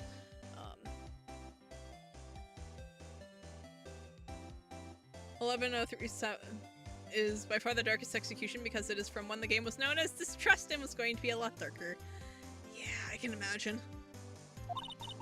That's when I lost out of my dear darling expensive sweetie. What did you capture with that expensive camera of yours? I don't really know. I snapped a shot of anything that caught my eye. So I don't remember. And besides, I couldn't get anything from my big scoop. I wonder if a lot of distant camera is even connected to the murder. A very expensive item valued at $1,600. It was stolen around the time of the murder. Lana, please tell me what you know about what happened at the time of the murder. Well, from before the ceremony last night, I was hanging around here in this area. Yeah, actually, I was here around, until around the time Mr. Ungard was arrested. What were you doing here? You sure you went to school, city boy? Wherever a lot of heart goes, there's a story to be found, a big scoop to be had. I almost feel bad for the guy, but he chose to continue to murder her even when he could have run away. Yeah. Although, I do want to keep, like, I actually do know, like, I am familiar with the plot for the first game because back when I was doing my undergrad, I didn't play the game, but I found this, like, let's play in text form of this guy playing his way through the first game. And it was like a combination of a walkthrough and a let's play, and it was the most wild thing I had ever encountered. And so I actually do know the game. I don't remember the solutions like perfectly, or like the steps it requires you to jump through to actually get through those. But yeah, no, the first game I definitely remember, like, you know, more or less through. I don't know anything about the second game. Or the third. So those we're going to be doing entirely sight unseen. That's going to be fun. Back when it was known as Distrust, your actions and friendships would determine who was murdered and executed. Wow. Honestly, I feel like that would have been... that they should have kept that. I really think they should have kept that. I told you before, I'm going to be the best tabloid photographer the world's ever seen. Of course, that means I'm always looking for the perfect shot. I wonder what scoop she was after this time. Although, I was also on the lookout for the other stars that were here. So, maybe I wasn't here the entire time? But yeah, no, that would have been sick. Especially since forming friendships, So, for whatever reason, it feels like forming friendships in Danganronpa as we know it, like, it's important, but it's not that important.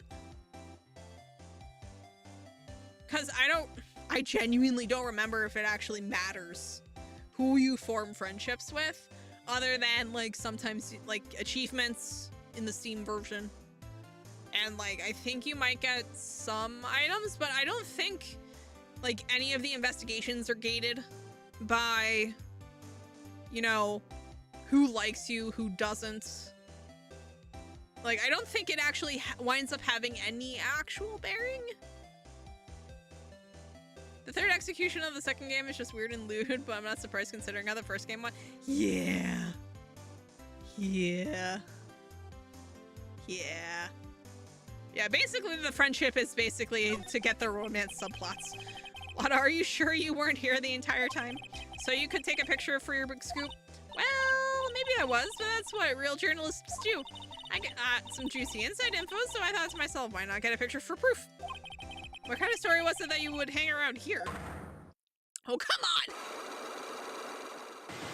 Well, at least it's only 2. Oops, sorry, Mr. Lawyer, can't be telling you that. Trade secret, you know. Not again. Why does everyone have something to hide? We've been stopped, haven't we? Yeah, take that, Mr. Lawyer. I'm glad someone around here is happy. Ms. Lotta and your eye-roll smile. The only thing your friendships determine is how scarred your psyche gets when they inevitably die. Yeah, basically. And I mean, I think you get stuff from it. So, like, I don't think there's actually anything, like, super valuable, but I think you get, like, money and, like, presents. Maybe unique dialogue.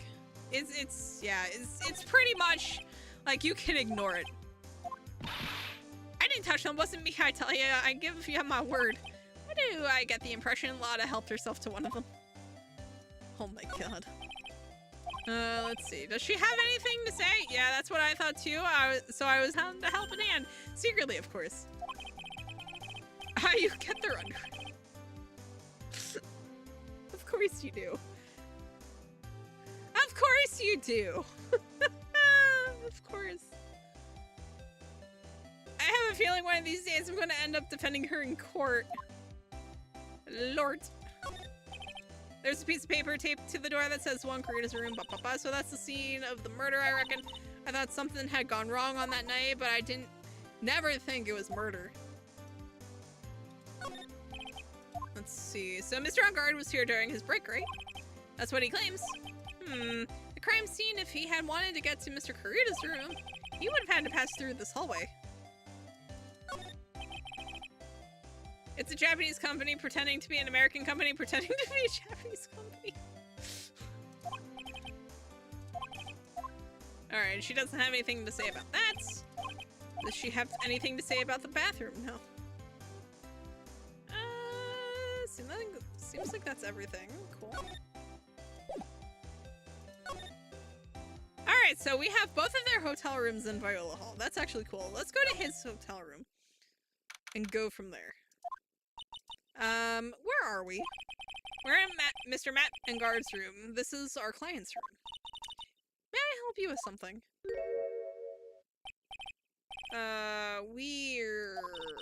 You're Mr. Ungard's lawyer, correct? I gathered as much. I also looked for lawyers on my end, but to no avail. Sorry, I was gone for a minute. What did I come back to? We're talking Danganronpa. And the fact that it has a friendship mechanic for basically no other reason other than to dictate the romance subplot and also get you, undies, apparently. And in-game, we are investigating the murder still. I'm assuming this is our client's manager. How did you know I'm his lawyer? You were just saying that he is your client. In a situation like this, the only person who would use such a word would be his lawyer. Okay, so yeah, this is either the prosecutor for the case, which means goodbye, Francisca, it was nice knowing you, or this is his manager. It's a simple deduction, really. The trial is tomorrow, and Mr. Ungard's situation is looking rather grim. So you came here one stop in your mad dash to find clues to build his case, correct? Well, you're not totally right, but you're not totally off either. It's really not the time to be showing off, Mr. Nick. I am Adrian Andrews. I hate to waste time, so let's get down to business. Alright. She may be of small stature, but appearances can be deceiving. Alright, who are you? I assume the first thing you need to know is what everyone was doing that night, correct? Okay, she's actually helping, so must be his manager. Or some portion of his people. Yes, that is correct. Then I will tell you. Before the awards ceremony, I had dinner with Mr. Ungard. In this very room, I might add.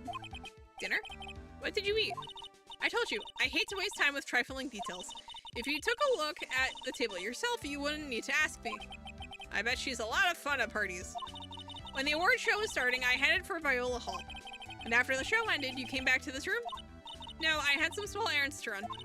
I helped with the preparations in the lobby.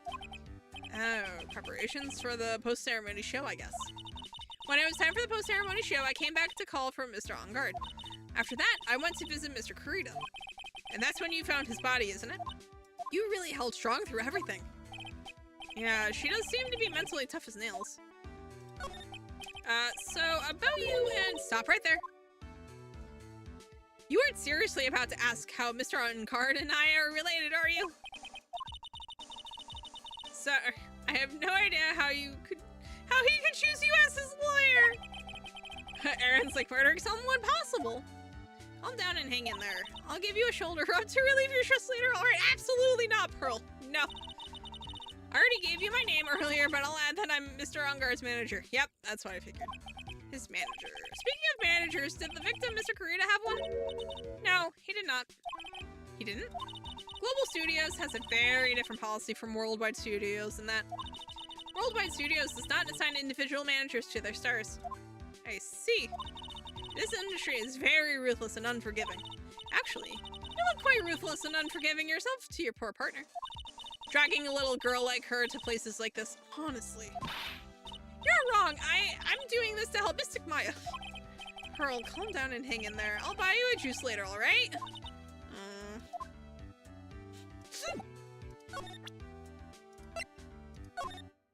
I like to ask you about this. I told you no trifling matters. So that is... Okay, so she doesn't know anything about that.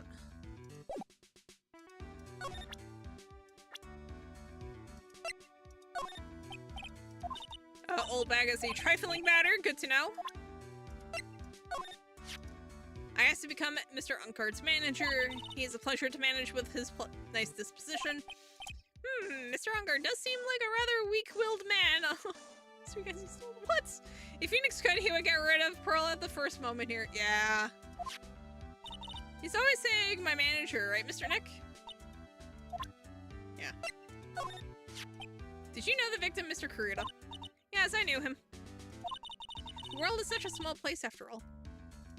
What is up with that card? Do you know about his rivalry with the Nickel Samurai?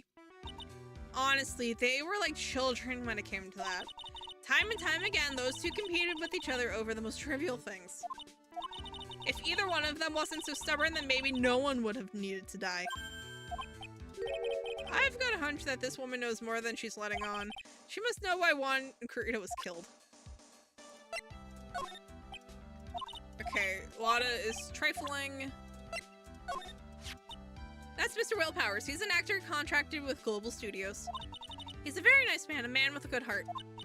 But that's all he is, and will ever be. Ugh, what a horrible thing to say. Society doesn't care about genuinely nice people, Mr. Wright. For a second, her face twisted in pain. I wonder if something happened to Ms. Andrews. Oh no. Alright, actually no, we don't want to move. We're going to examine this place. There's a giant bone sitting on the plate. I don't really like meat. There's something weird about this plate. I just wish I could put my finger on what it is. Looks like dishes left over from dinner. A dinner for two at that. I'm sure they're Mr. Uncard and Miss Andrews' plates. Society wouldn't care if she disappeared without a trace? Someone would care. Looks like they had T-bone steaks. What's with Global Studios and T-bone steaks? They think they're high class. When, honestly, they're just a pain to cook. That's the bedroom over there. That's a bed? Wow, they have really big beds here.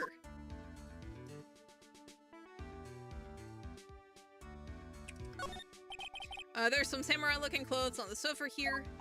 I think that Chaka looking thing is called a happy. Whatever it is, I'm sure something like that would make a great souvenir. Maya would be absolutely thrilled. And she would just straight up steal it. It's probably Mr. Uncard's suitcase. For someone who was only going to be here for the award show, this is a lot of stuff. Looks like he has about 3 days worth of clothes in here. Stars really are different from us, aren't they? Okay, he's got like literally nothing here. It's kind of weird. But then again, the crime scene is allegedly here. Oh my...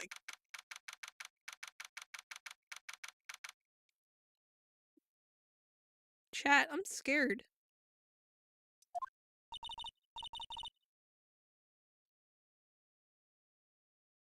That's a lot of bears.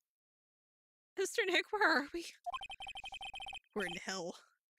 We're in Mr. Juan Carita's room, Pearl. Mr. Carita? The victim. Which makes this the crime scene too. Oh, it's you.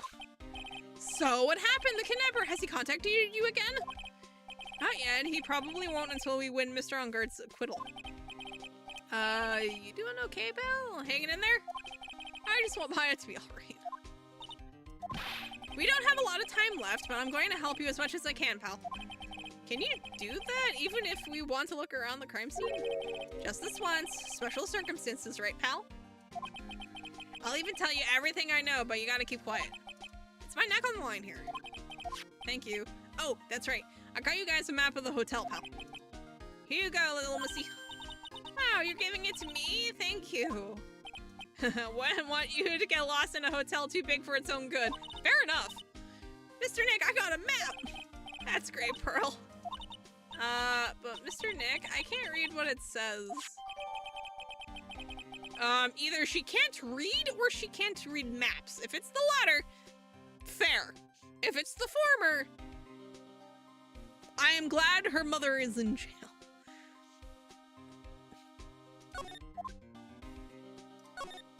Cause of death. Okay, do you know what was the cause of death? Well, technically the final autopsy report isn't out yet, but one look at the victim should tell you, pal. It should? Yeah, here's a picture. He was shanked with a butter knife? There's a knife in his chest. Yeah, pal, that's the murder weapon. So he was stabbed to death. They're looking at the fingerprints down at the lab right now. There were fingerprints on the knife? Yep. And it looks like they're pretty sure they're Mr. Ungard's prints, pal. That's bad. Real bad. Crime photo added to the court record. Oh no. I hate everything. Why was Mr. Ungard arrested? Because we had evidence on him. Evidence? It looks like the victim, Juan Carita, really put up a big fight. Okay, so he was stabbed over here. That's surprisingly little blood for being stabbed. Yeah, one look at the crime scene and you can tell. There are signs of a struggle everywhere. Well, yeah, during the fight, his button came off. Mr. Ungard said something about a button. Something like one of the Jammin' Ninja's buttons got caught in his hakama. Hakama? Yeah. Hakama. That's not all. What? There was a witness, pal! A witness? Who is it? The hell lady, Ms. Oldbag. Please, anyone but her. The prosecution has plenty of evidence to make a solid case, not to mention there's something around where the Vic was that's a little off. Something that's a little off? As in that's for you to figure out, pal. Alright, let's try to figure it out, Mr. Nick. Alright. Love this for us. He doesn't know anything about her missing camera.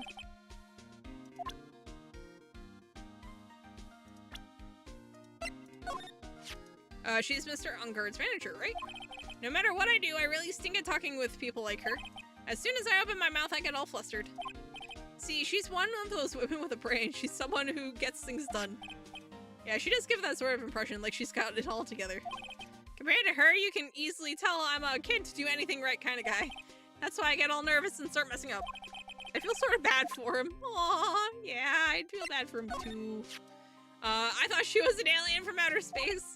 Yeah, probably because she's wearing that strange helmet. Nah, even with her helmet off, I thought she was an alien, pal. I think that's probably best kept to yourself if you know what I mean.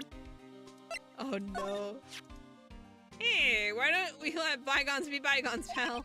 Look, this guy's guilty. A book says so.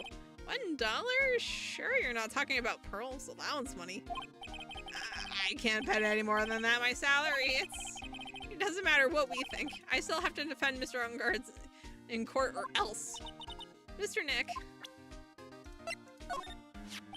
I'm not a real fan of, okay, so that's just a repeat of what he said there. So let's just start examining everything, such as Mini fridge? There are all sorts of things in this refrigerator. The carrot juice bottle and the tomato juice bottle are both empty. Empty? It's too much of a hassle to throw them away, I guess. They're all vegetable juices. I guess he must have been a real health nut. Oh! There's a beet, some ketchup, and a bottle of strawberry jam, too. Maybe red was his favorite color?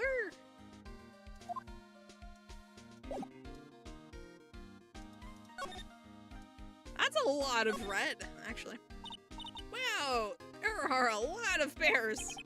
Alarm clock ones, collector's edition, stuffed teddies, plastic models. It's pretty overwhelming. Is there a kind of bear he doesn't have? There's even a few in the trash can. Yeah, I got the feeling maybe the guy didn't really like bears. Poor teddies. It's hard to bear with all these problems. Oh, no! Absolutely not! I don't think I want to bear with the trauma the last case caused me.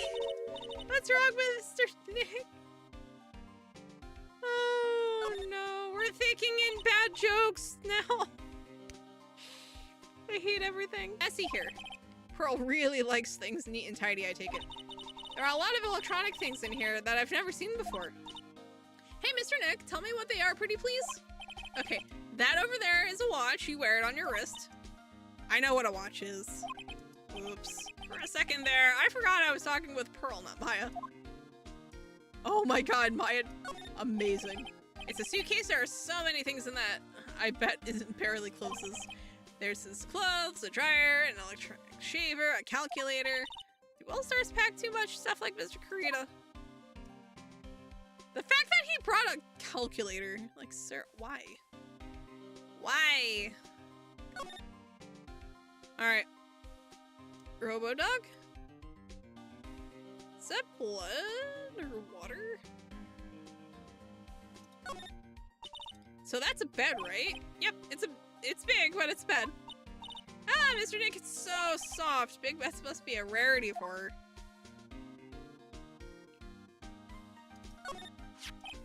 It's a beautiful wine glass, and there's tomato juice in it.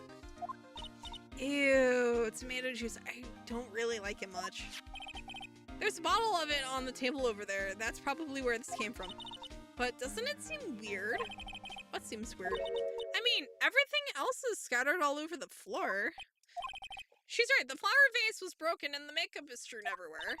Why is this glass the only thing that's still alright? Wine glass added to the court record. No sign it's been drank. And it's filled with tomato juice.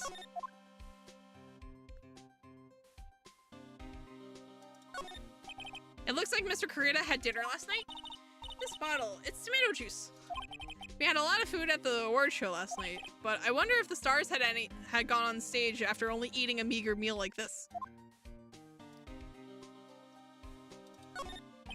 Bottles of cosmetics are scattered all over the floor. This is probably where Mr. Kurita fought his assailant. Where are these bits of glass from? A flower vase, maybe? There are flowers on the floor, but I don't know what they are. You don't know much about flowers, do you, Mr. Nick?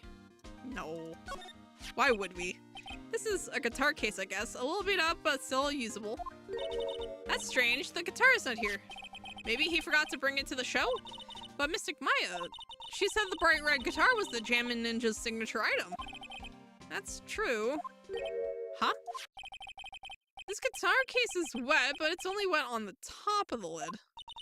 Yeah, there's no water inside the case. This is water, isn't it? Guitar case added to the court record. Alright, so that seems to be... Yeah, so that's everything here.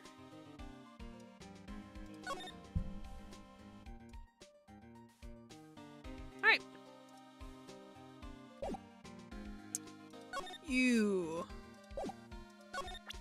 I need information.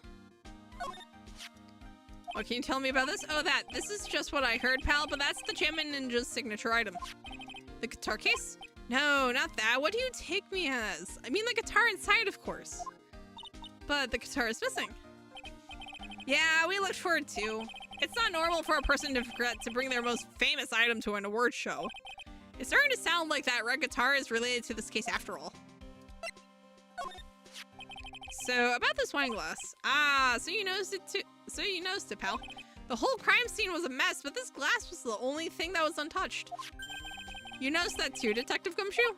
No, actually, Miss Von Karma noticed first. Yes, ma'am. She's back.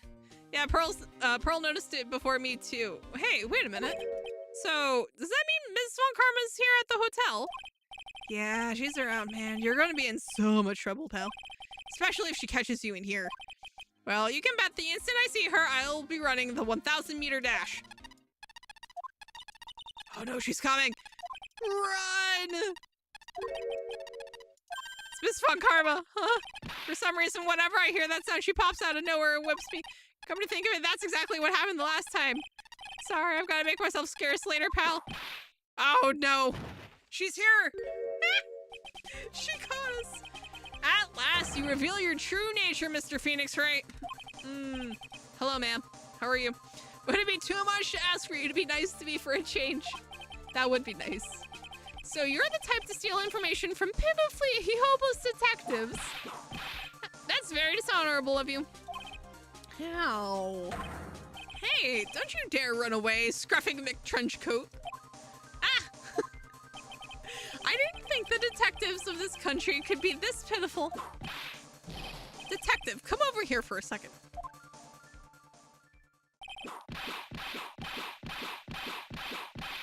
Aw, poor Gumshoe. I feel better knowing at least you were man enough to face your punishment. He was so scared he just froze up on the spot. Mr. Phoenix Wright, you have soiled my perfect prosecution record. I'll never forget that. This time, victory is mine. Victory is yours? Is that all this means to you? What? Come, Scruffy, the investigation briefing is about to begin. Yes, sir. This isn't over yet. I swear on my family's honor. Ow, what did she throw at me now? What is this? Well, I guess this means I've got to get back to the precinct now, pal. If you ever need me, come down to the Criminal Affairs Department, alright? And if you can, try not to let Mrs. Von Karma see you. What did she throw at me? Huh. No, she threw... Oh, wait. Oh, there it is. Mr. Nick, what's this piece of paper? It's... something to my... dearest Wendy? It's called an autograph. The paper's got Mr. Karina's name written on it, so it's his autograph. I can't read it at all. To be honest, I've never seen writing that looks like this. It's a special way of writing called cursive. Look here, see how it says to my dearest Wendy in more normal letters here? This is sloppy, unreadable writing. It's crazy and cruel to give this to someone. Hold on. Wendy, I've heard that name somewhere before. Why did she throw the victim's autograph at us? I mean, thank you, but like, why? Anyway, I want to see what Lotta has to say about literally anything. Alright, so literally nothing.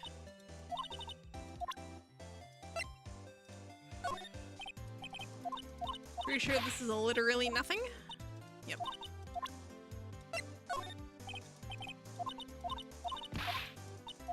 Come on.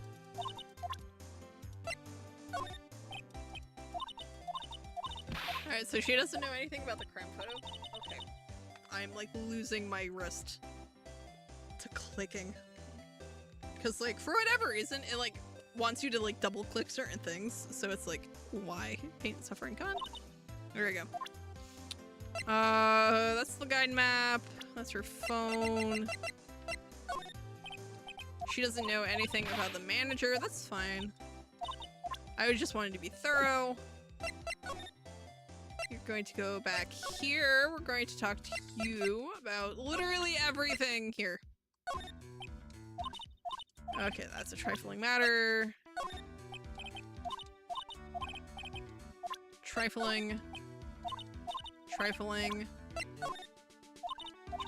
Okay, cool. Whatever.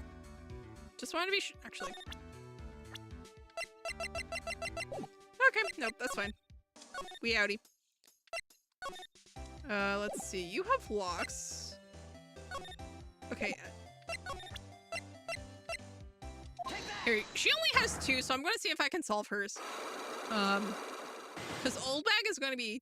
She has, like, what, 4 or 5? So it's going to be rough. Lana, will you please answer my questions? On the night of the murder, why were you loitering around the victim's room? I told you, didn't I, for my scoop? What I want to know about are the details of the scoop. That's not something I can tell you. I mean, that there's my bread and butter. Alright then, an unpleasant tabloid photographer looking for a scoop. I'm going to say that you were looking into a scandal. Grr. Could it be that you, Lotta Hart, were looking for a break with a huge story? Perhaps an unfolding scandal between Juan Corrida and this person?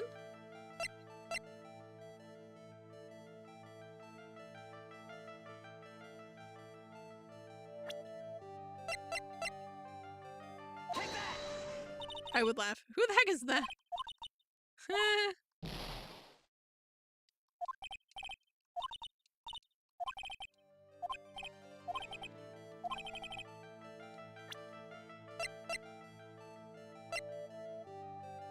I would laugh if it's these two. Oh my god, it is these two. This woman. She's Adrian Andrews, Matt Ungard's manager. The Nickel Samurai's manager caught secretly meeting with his rival, the Jammin' Ninja. It would be the hottest story of the season, wouldn't it? No! You're pretty good at this guessing thing, Mr. Lawyer. But you can't just make up any old thing and think it'll make the papers. You gotta have backup. Backup? Yeah. You gotta have that, what's it? News sauce? You mean news source? That's it. So show me something that shows that Wong guy had something with Ms. Andrews.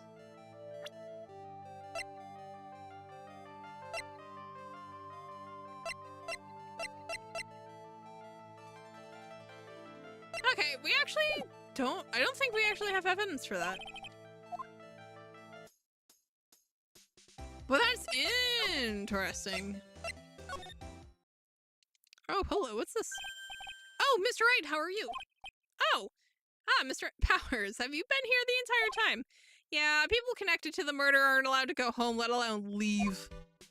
Can you tell me a little more about the Nickel Samurai TV show? Okay. The Nickel Samurai is an action hero program aimed towards kids. It's a sequel to the Steel Samurai. I see. This time there are 3 samurai brothers, Aluminum Samurai, Tin Samurai, and of course, the Nickel Samurai. It's a love why in Neo Old Tokyo. I see. Wait. A love what? A love why? This girl, Sayo, works at a tea shop and all 3 guys fall for her at the same time. Oh, I guess the Y shape is like the 3 brothers colliding over this one girl. Anyway, Sayo is actually the daughter of the evil Strawberry Clan's leader. Sounds like an unusual situation, like Romeo and Juliet times 3? Yeah. Strange thing is, this sort of forbidden love story is really big with the office ladies. Yes, Pearl? What happens next? I want to know. Miss Sayo, does Miss Sayo fall in love? She does, doesn't she? Every Sunday at 8 a.m. I'm going to stop watching Kids Masterpiece Theater starting this week. I can't believe she's really considering it. So what's the Jammin' Ninja TV show like? It started from a remake of an old movie, to tell you the truth. The Jammin' Ninja, like the samurai shows, is geared towards kids. It's a story of a ninja who can't scale a wall but became a big pop star anyway. What? He was a really lousy ninja, absolutely couldn't do any ninja things right at all. But boy, could he sing. With his trusty bright red guitar in hand, he took the ancient world by storm. A ninja with a bright red guitar? And then the final fight in front of his beloved Princess Misola. Jammin' versus the Uramachi 5. Suddenly, our brave hero catches a not-so-jammin' cold the night before Battle 3. Aw, that's too bad for him. Yeah. But this kind of pop music-based love story is something high school girls really like. Yes, Pearl? What happens next? I want to know. Jammin', the Jammin' Ninja, will he be able to sing? What about Princess Masola? Every Sunday at 8 a.m. What show should I watch? I can't believe she's really considering it.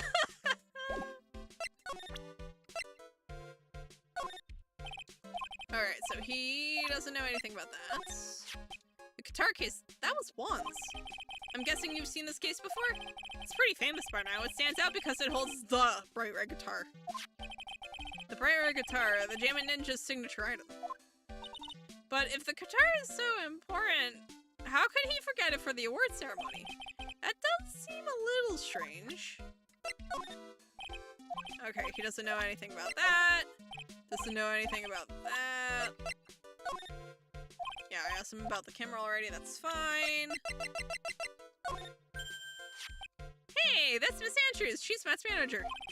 Actually, I was interested in her for a little bit. Just a little.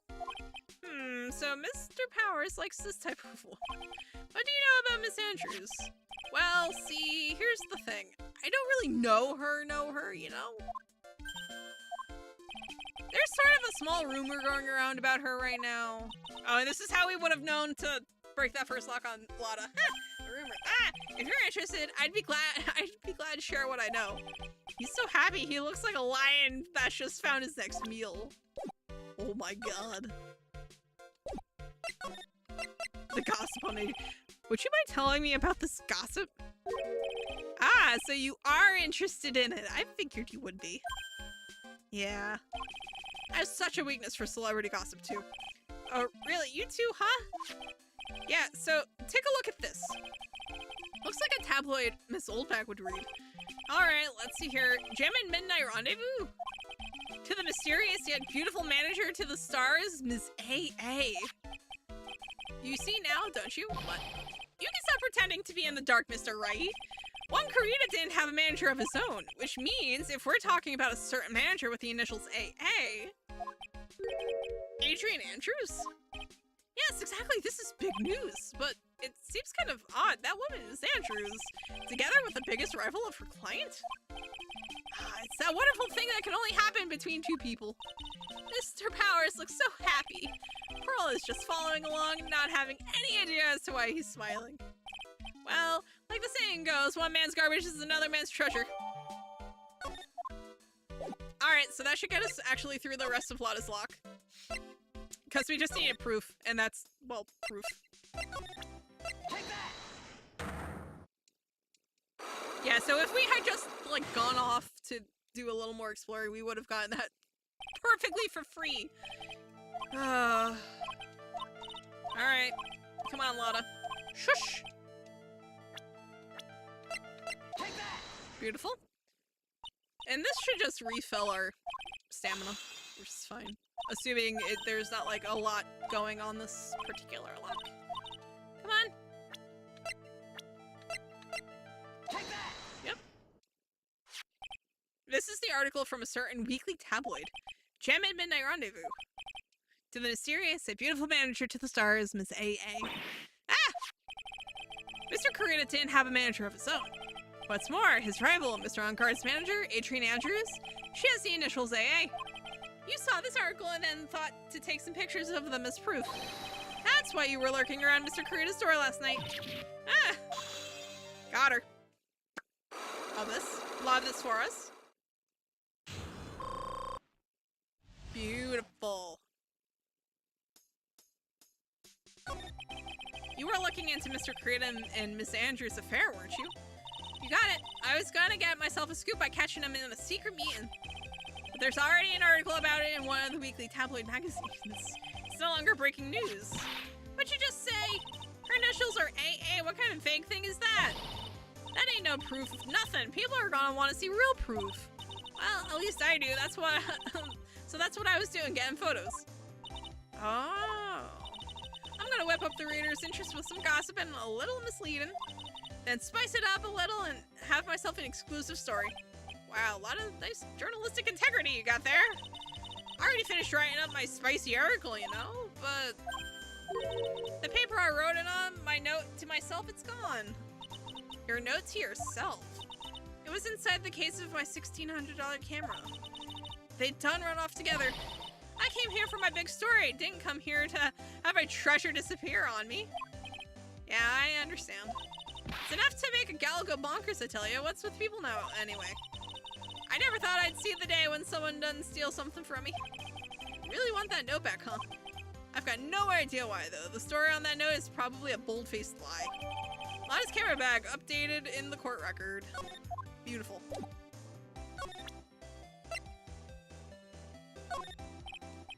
Alright, so aside from using that to break the lock, she doesn't know anything.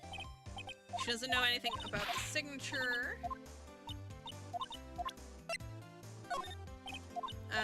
Something tells me she doesn't know much about anything. Alright, just to be sure.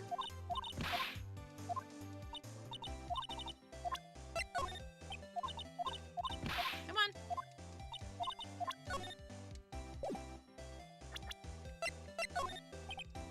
And just to be sure. Nope. Alright, so I guess we're going to have to actually go and start working on... Actually, you know what?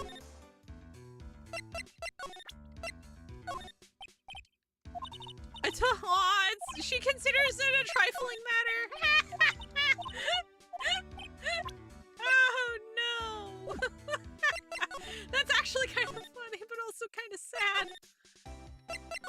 Viola Hall has you.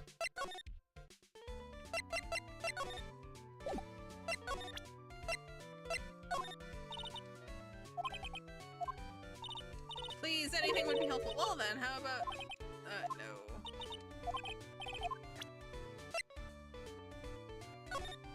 Let's see, a superstar and an ultra-hot mega-secret love scandal. Reliable sources say that one Kurita has been getting in close with a mysterious yet beautiful manager to the stars. Been saying, and that's literally it? Bruh.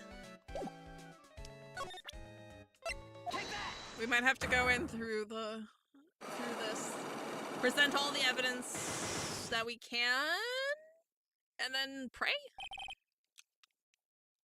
Because it's not like we can just present, like, the signature. But, like... Alright, I'll be honest with you for now. Then please, tell us what you saw. But aw, what a waste. And here I have a perfectly good chance to have a little fun at you youngins' expense. I am a little devil after all. Doesn't that imply you aren't a good person? Alright, I'll give you what you want.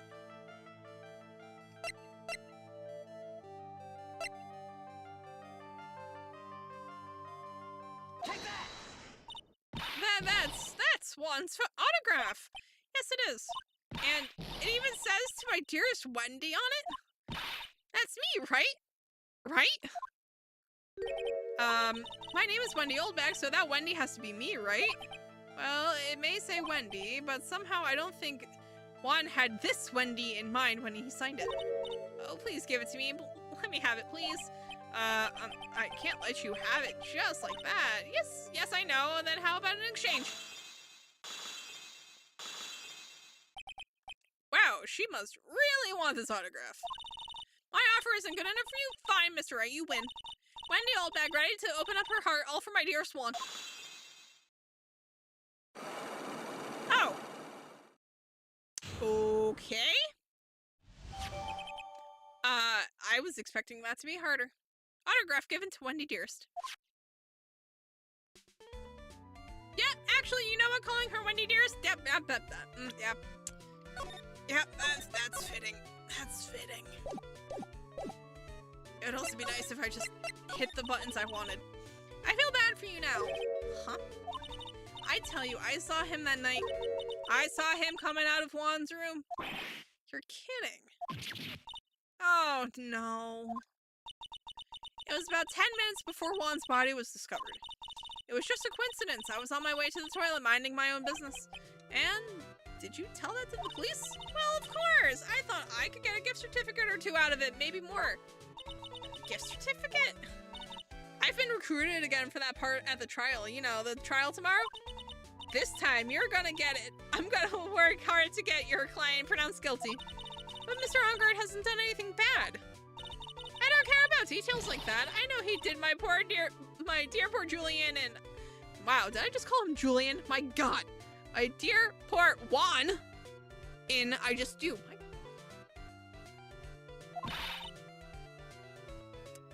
It's gonna be a long day, isn't it? My god. That yellow-bellied chicken. Oh no. I wonder what that would look like. I trust my senses. I know when someone did something bad and I say he did it. What did Mr. Ungard ever do to her to deserve this? What did Mr. Ungard do to you to make you so... You don't know? That guy, he framed my wand. He created that scandal that plagued poor Juan. Mr. Nick. What is it? What's a scandal? Oh, I'll tell you about that after we go home, okay? Poor Juan, led astray by the wiles of that vile temptress. Mr. Nick, what do viles and wild temptress mean? Ugh. How about we just listen to what Ms. Oldbag has to say for now, okay, Pearl? So, Ms. Oldbag, who is this woman you're talking about? Adrian Andrews, of course. Who else? That guy, he shoved the girl onto Juan on purpose. His own manager? But why? I thought lawyers were smart. It was to create a scandal to make Juan lose face. That girl drove Juan into a scandal that dragged his reputation through the mud. Sounds like a pretty standard definition of a scandal to me. Why do you know about that anyway, Ms. Oldbag? I'm one of Juan's biggest fans. I'm always out there gathering information. There's nothing I don't know.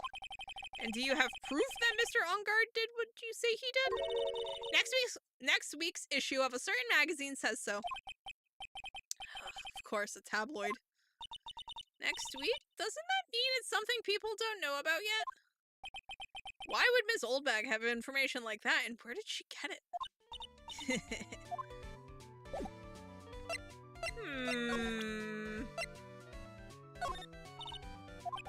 Alright, so she doesn't have anything to say about that. Hate everything about that. Okay, yeah, she just has nothing to say. Cool, love that for us. Come on! Shush. Alright.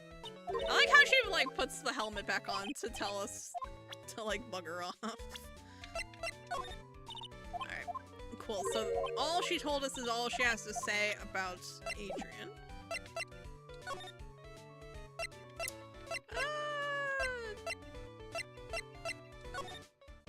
Okay, let's go to the detention center, because I want to... Okay, is our client here? There you are! Ah, the lawyer dude. So, what did you find out? Well, I'm still in the middle of investigating. I see. But I've already told you everything I know, dude. Can you tell me about your activities last night? After I got the award, I took a break and went back to my room. I had that post-ceremony stage show to do, so I was in my nickel samurai costume. And you were alone the entire time? My manager was running around being busy, so yeah. Because of the press conference you were supposed to hold after the show. I told you, dude, I have no idea about any press conference, alright?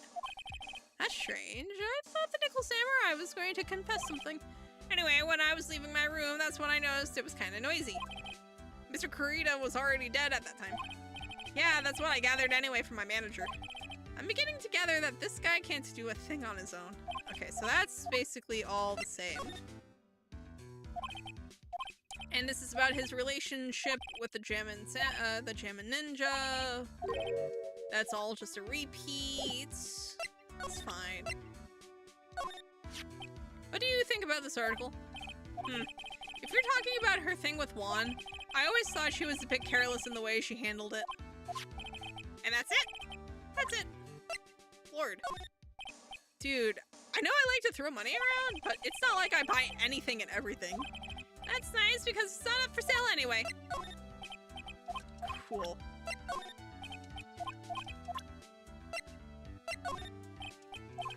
So I'm basically just trying to see if he knows anything about anything.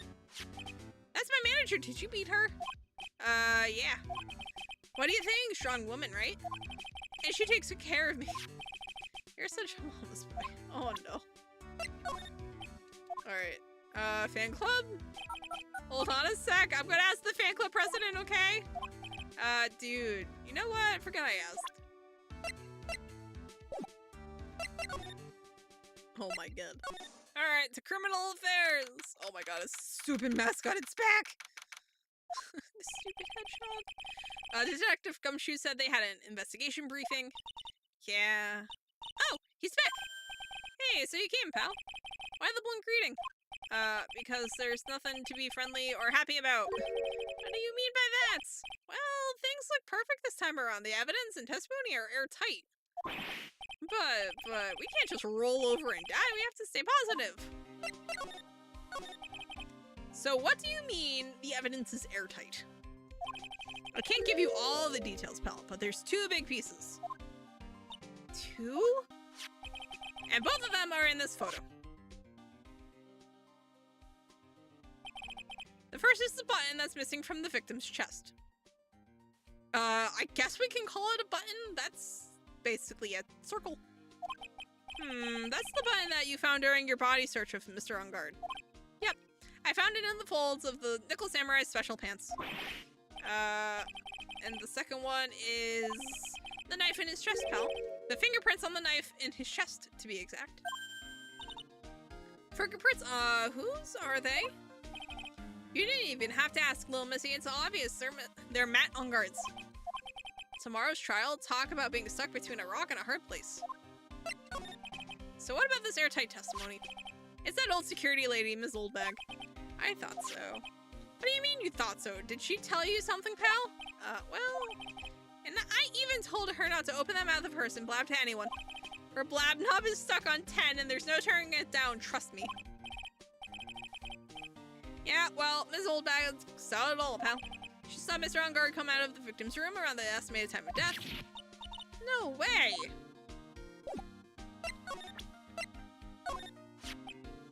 We're pretty interested in this bit of gossip ourselves.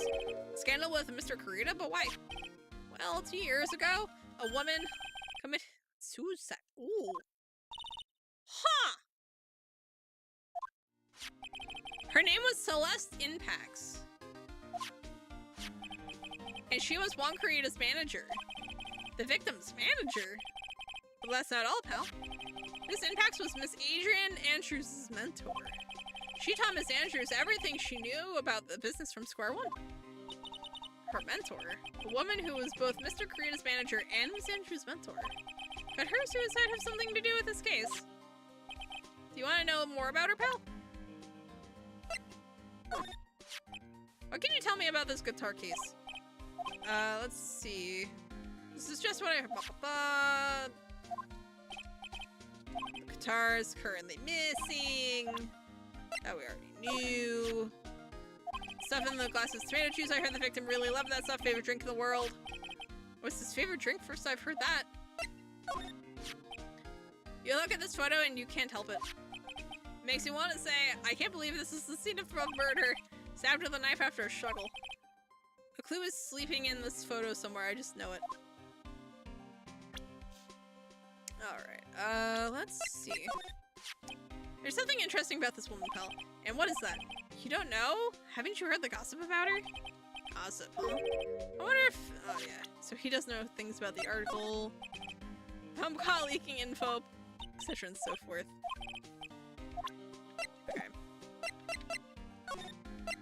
Celeste. She was the victim's manager and was also Miss Adrian Andrews' mentor. It's been 2 years since her suicide, and now those two are linked again by another death. Or maybe... Aww. Hi, Francisca. Oh no. I'm getting sick of dealing with one foolish idiot after another. This is Von Karma. You can't seem to stop allying yourself with the enemy, can you? I don't need a traitor in my midst. You don't mean... I do. Scruffy. You have 30 minutes to get out of here. You are no longer needed. Goodbye. Wait. Please wait, sir. Quiet. If it weren't for traitors like you, I wouldn't have won. Is that what you want to say? That voice. Hey! Edgeworth's back! It's been a long time, right? This is Mr. Edgeworth. What am I going to do with you? Still blaming others when things go wrong. You haven't changed a bit, Francisca. How does he know her? How dare you show your face to me without a shred of shame upon it? You've soiled the Von Karma name, dragged it through the mud. You even ran away with your tail between your legs like the ill-bred dog you are. Oh my god. Ma'am! Are you talking about the Von Karma family created to be perfect in every way?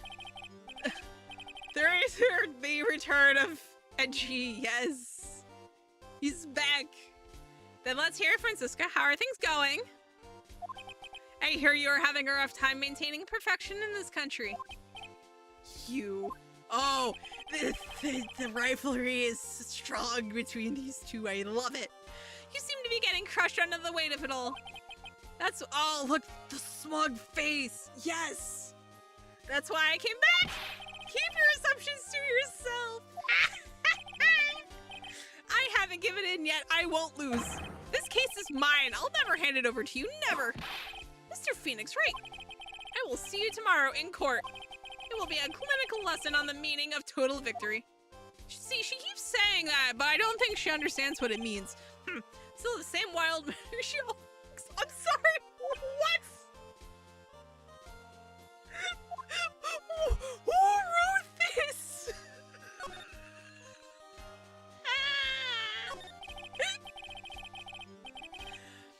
I thought you, the prosecutor Miles Edgeworth, had gone and died.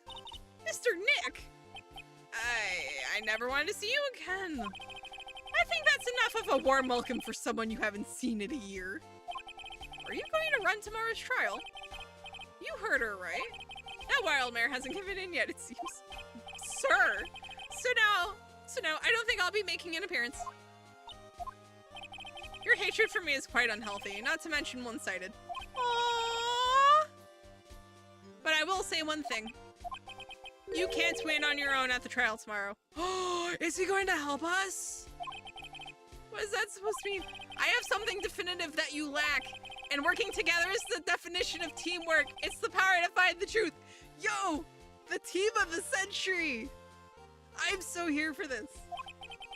The truth. In order to understand this case, you have to understand a certain truth. Well, if you ever feel the need for my assistance, it is available to you. I'm not in charge of this case, so I can be a bit more generous with information. Just what is going on inside his head? Yo! Yes! The teamwork! The dream team! A lot of things may have happened, however, Manfred von Karma was still my mentor. And a perfect win record is proof of a von Karma. I have an updated autopsy report! Yes! But that's on our side now! 1 year ago, you could not establish guilt in a few cases. Are those losses the reason you suddenly disappeared from the prosecutor's office? Did you leave because you had lost your perfect win record? To think your motivation for prosecuting trials was so selfish. It'd been better for everyone if you had never come back from the dead, Edgeworth. Oh my... Sir! I see. Then let me ask you something. Why do you stand in the courtroom? What is your reason? Oh, we getting philosophical here. I love this. Well, with Francisca, she almost always says, I will defeat you this time, the instant she sees me. But the courtroom is not a personal battlefield for prosecutors and lawyers. I stand in the courtroom to defend my client. To save their lives. To save your client, you say. Those who think only of their own ego-driven goals, those kind of prosecutors are reprehensible to me. Even if you're a prodigy, or someone like you as your- oh my god. We're just ticking him off.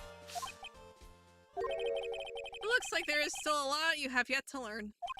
A lot I have yet to learn? Me? Well, that's enough for now. The time when you will see is coming soon enough. What is- Sir? Sir? I have no interest in talking about useless evidence. Put a little more thought into it. Why'd you show me, Finks, right? Still as stuck up as ever. Love him for it. Okay.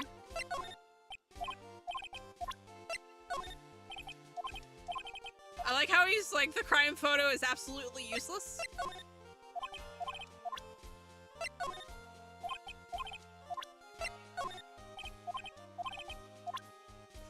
Sir. Oh. Why did I show him that? Alright. Edgeworth. Alright, what do you know about her? This woman is another key to solving this case. Okay, do you really think so? She was Adrian Andrews' mentor a long time ago, but she was suddenly called away by a different show and became Juan Carita's manager. And then, a few months later, Celestine Pax died. But her death was ruled a suicide, right? Yes. There is still one riddle we've yet to solve. A riddle. Her suicide note. It went missing. No one could find it. A suicide note that just vanishes? Huh? Adrienne Andrews. She holds a large secret within herself. Secret. You can't help but feel that this whole case revolves around her. We're looking into leads. Don't bother investigating her. While I was abroad, these deplorable types of actors became popular, I take it. Well, refreshing like a spring breeze is his motto. Refreshing? And what is so refreshing about a spring breeze? Sounds like the pollen is not treating him well this year. Oh no! Oh, I love this. There's an interesting rumor about this man. You mean the one about Miss Andrews getting close to him? But that's pretty common tabloid fare, isn't it? I don't take things at face value when there's more to be found. Oh, that's smug grit. I love it. Sir. Love you. We're looking into leads. Yeah, shush. Shush. I'm going to ask you about literally everyone and everything. I'm sorry. Miss N. Pax's death was most certainly a suicide. Of that, there is no mistake. However, we cannot find her suicide note. That's when the police began to suspect that someone had hidden it. Suicide note? But how do you know Miss Impax had even written such a note? There was no solid evidence. However, we did find traces of ink on her right index finger, which makes the likelihood of a note very high. But who would hide such a thing? The police think it was Mr. Juan Corrida himself. The victim? He was the one who found her body, which makes him the only person who had a chance to hide her note. Mr. Corrida hid his own manager's note, but why? As long as her note is missing, any speculation beyond this is meaningless. For now, I think you should look this over. This is the suicide report, part 1 anyway. Part 1? Part 1? I don't like to look through reports. I like suicide reports even less. Honestly, fair. Worst of all are the reports that have multiple parts like this one. That has 2. 2 parts. What you just handed me is the first part of the report. Here's the second part. Oh, it's about an attempt. Oh. And the attempt is Adrian. Miss oh, they were lovers. No, not the lesbians. Miss Andrews, what did she do? She tried to kill herself? She doesn't seem like the kind of person to just try to kill herself, though. You think she's a strong career woman? That's just what she wants you to think. Adrienne Andrews, she has a certain secret she's always trying to hide. They're lesbians, Harold. A secret? Her dependent nature, that's what she's really like on the inside. Is Andrews dependent? Talk about the exact opposite of what that woman is. Oh, wait, did it get let's see. No, it didn't get updated! Screaming.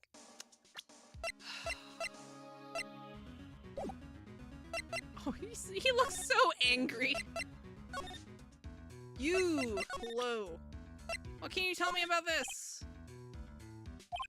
I'm not trying to sell it to you, my guy. What's wrong? How much do you know? What do you mean, how much? Mr. Lawyer, I may be your client, but I hope you will keep yourself out of my personal life. No, I would never... Now, if you'll excuse me, I have a lunch appointment I have to keep. You're in detention. Who in the world are you going to eat with, the security guard? Mr. Nick? This Celeste Impax lady. Somehow I get the feeling she is a very important person in all this. Huh. Huh. Actually, you know what?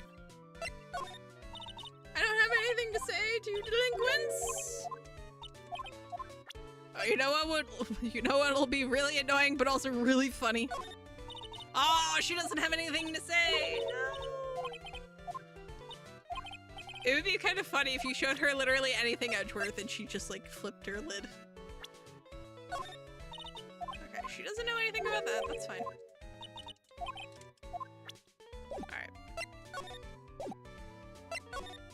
Alright, Viola Hall. Let's see what you have to say about literally anything. I have a feeling none of you are going to know anything about either of these two. Yeah. But I just wanted to be sure. Plata probably doesn't know anything either. Yeah.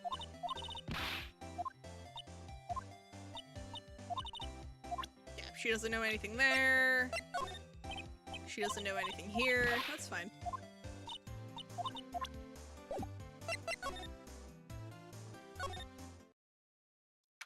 Oh, is she not here? Looks like Miss Andrews isn't here. That's not good. I still have a few questions I want to ask her. And she has that psych lock on her heart, right? Well, we don't have much of a choice. I guess we'll have to come back later. No! Absolutely not! Well, we get to just make sure everything has been checked, I guess. Okay, that's everything. How much you want to bet?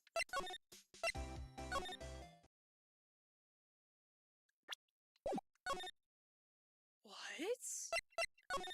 Okay, this is all checked here. That's been checked. Is there absolutely anything new anywhere? Okay. Oh, okay. Just seeing things. All the bears are all one check. Thank God, because that would be annoying. Alright. So that's all checked. Hallway. She doesn't know anything new. Oh, I wonder if the manager moved because we told her clients. That would be very annoying, actually. Oh no, that's the wrong direction. And then here to here. He's still gone. Okay, cool. Criminal Affairs is still Edgeworth. Oh, hello. What's this about Miss Andrews having a dependent nature? Adrian Andrews' attempted suicide was a few days after the death of Celestine Pax. And why did Adrian Andrews think about committing suicide? Because she had apparently lost her will to live. Huh. Lost her. But why would she? Her pillar of strength, her mentor Celestine Pax, was gone forever. That's why. Why would that? Is that what they call following someone to the grave? After her attempted suicide, Adrian Andrews started attending counseling sessions. Lord, she is someone who needs a person in whom she can trust absolutely. And once she finds that person, she'll do anything she can to keep them near. Without such an anchor in her life, her crippling anxiety stifles her ability to live. Oof. Lords! And that's the nature of her dependency on others? When Celestine Pax suddenly committed suicide, the world before her turned to pitch dark. That's according to Adrian Andrews herself. Then, that means her super confident attitude, it's all a facade. Facade. Facade? Facade, yeah. She's only copying her mentor's behavior to hold herself together. How terrible. Now we add that to the record.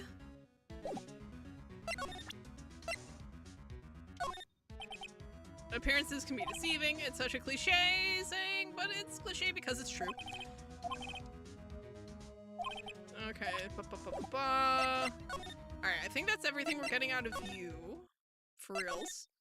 So let's go back to Criminal Affairs. Use that to go back to the hotel. I'm going to be a menace and literally ask everyone about it. Cool, thanks, ma'am. Viola Hall, you. He knows literally nothing. It's fine. I'm just showing it to, like, literally everyone. My god. Alright. Let's try Kurita's room. Nope.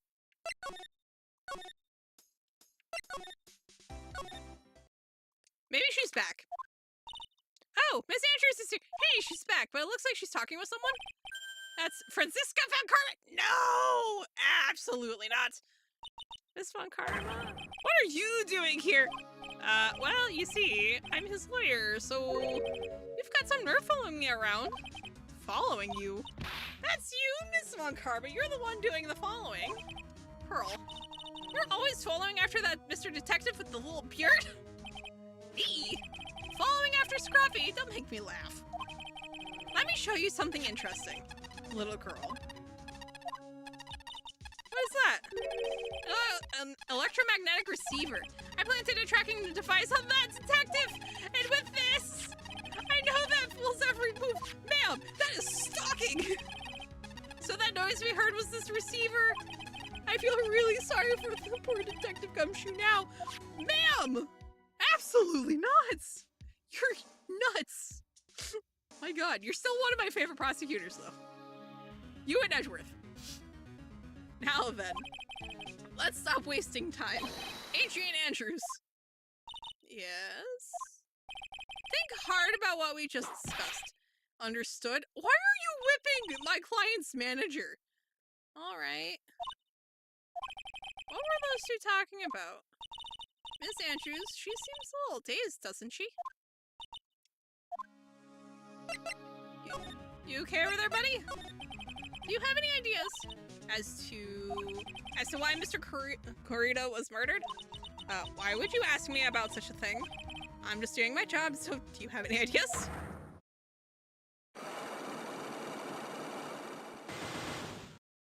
Seems she has a few. Suffering. Sorry, but there's nothing more I have to add to this conversation. Is that a Cyclock, Mr. Nick? Yeah, there's getting to be more and more of these lately. Suffering. I told. Oh, she calls it trifling. Okay, that's fair. It's also fair.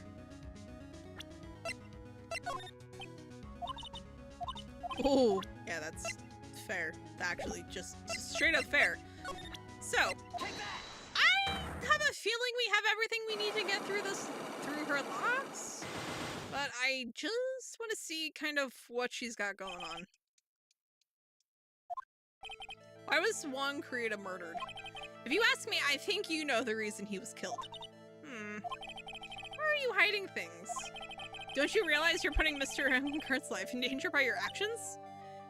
Why do you ask questions for which I have no answers? The truth is, I was not that close to Mr. Kurita. We're not that close? That's right. I've never been good at being intimate with another person. Or not good at being intimate with another person? I somehow highly doubt that. Take that! Oh.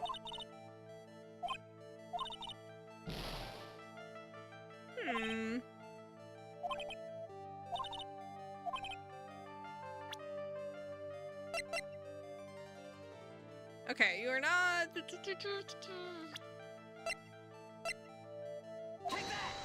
Okay, so it's neither of those. That's fine.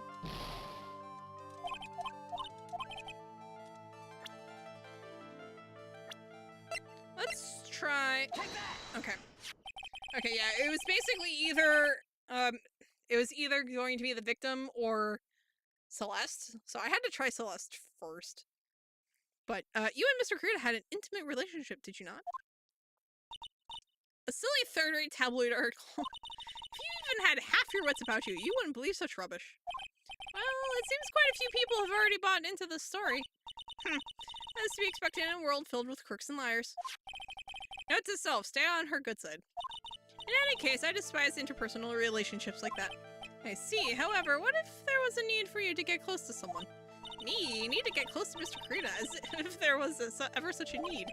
Did you get close to Mr. Kurita for this person's sake?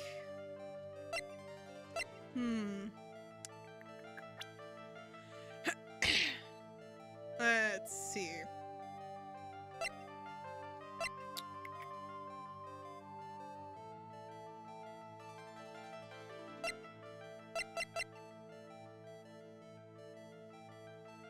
Yeah, it's either going to be Matt or Celeste. I'm going to try Celeste. Take that! Yep. Okay. Celeste impacts your mentor. How do you know about Celeste? Got her. Alright, but it looks like no one knows why. Right before her death, she was Wong Kurita's manager. So I believe you got close to Mr. Kurita so you can find out more about her suicide. You have a great imagination. You may have a future yet as a slimy muckraker for a future third-rate tabloid. Oh no. Miss Andrews, there was no mystery surrounding her death. None. It'd be pointless for me to force myself into a relationship for nothing. Is that really true? Was there really no history at all? I don't believe you were completely at ease. Bam. Take that! The note was never found, was it?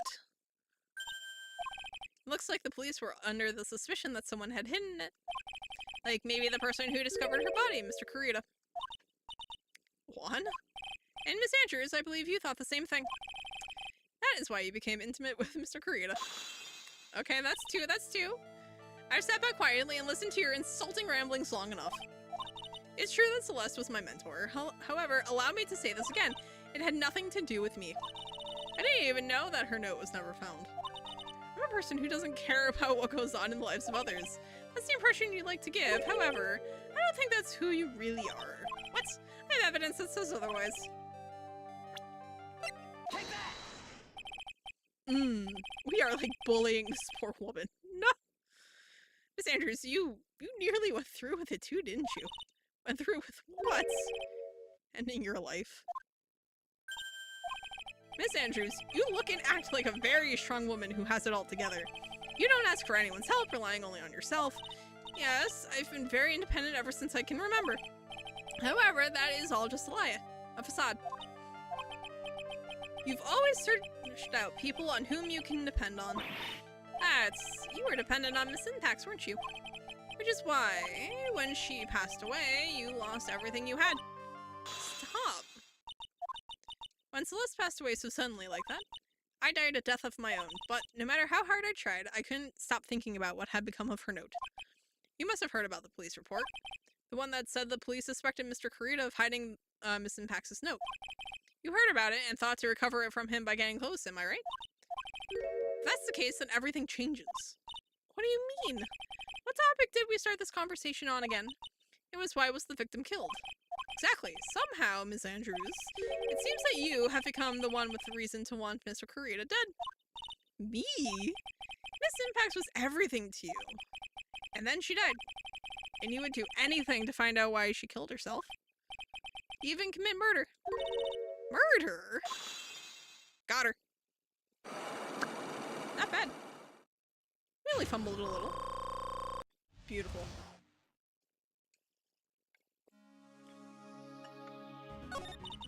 It's true. I'm a woman who can only live in insecurity.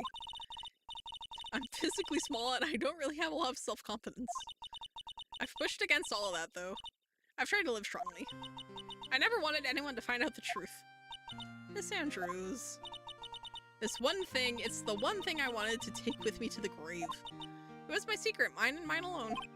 I am sorry. You probably think I'm a worthless human being right now, don't you? No. Please, Miss Andrews, all I want to know is the truth. After Celeste passed away, I heard that someone had hidden her note. And that someone was Wong Kurita. Celeste, without her, I became scared. Everyone seemed like they were out to get me. So you got close to Mr. Kurita to recover her suicide note, right? Looks like that tabloid reported the truth after all. Ironic, isn't it? Well, like they say, where there's smoke, there's fire.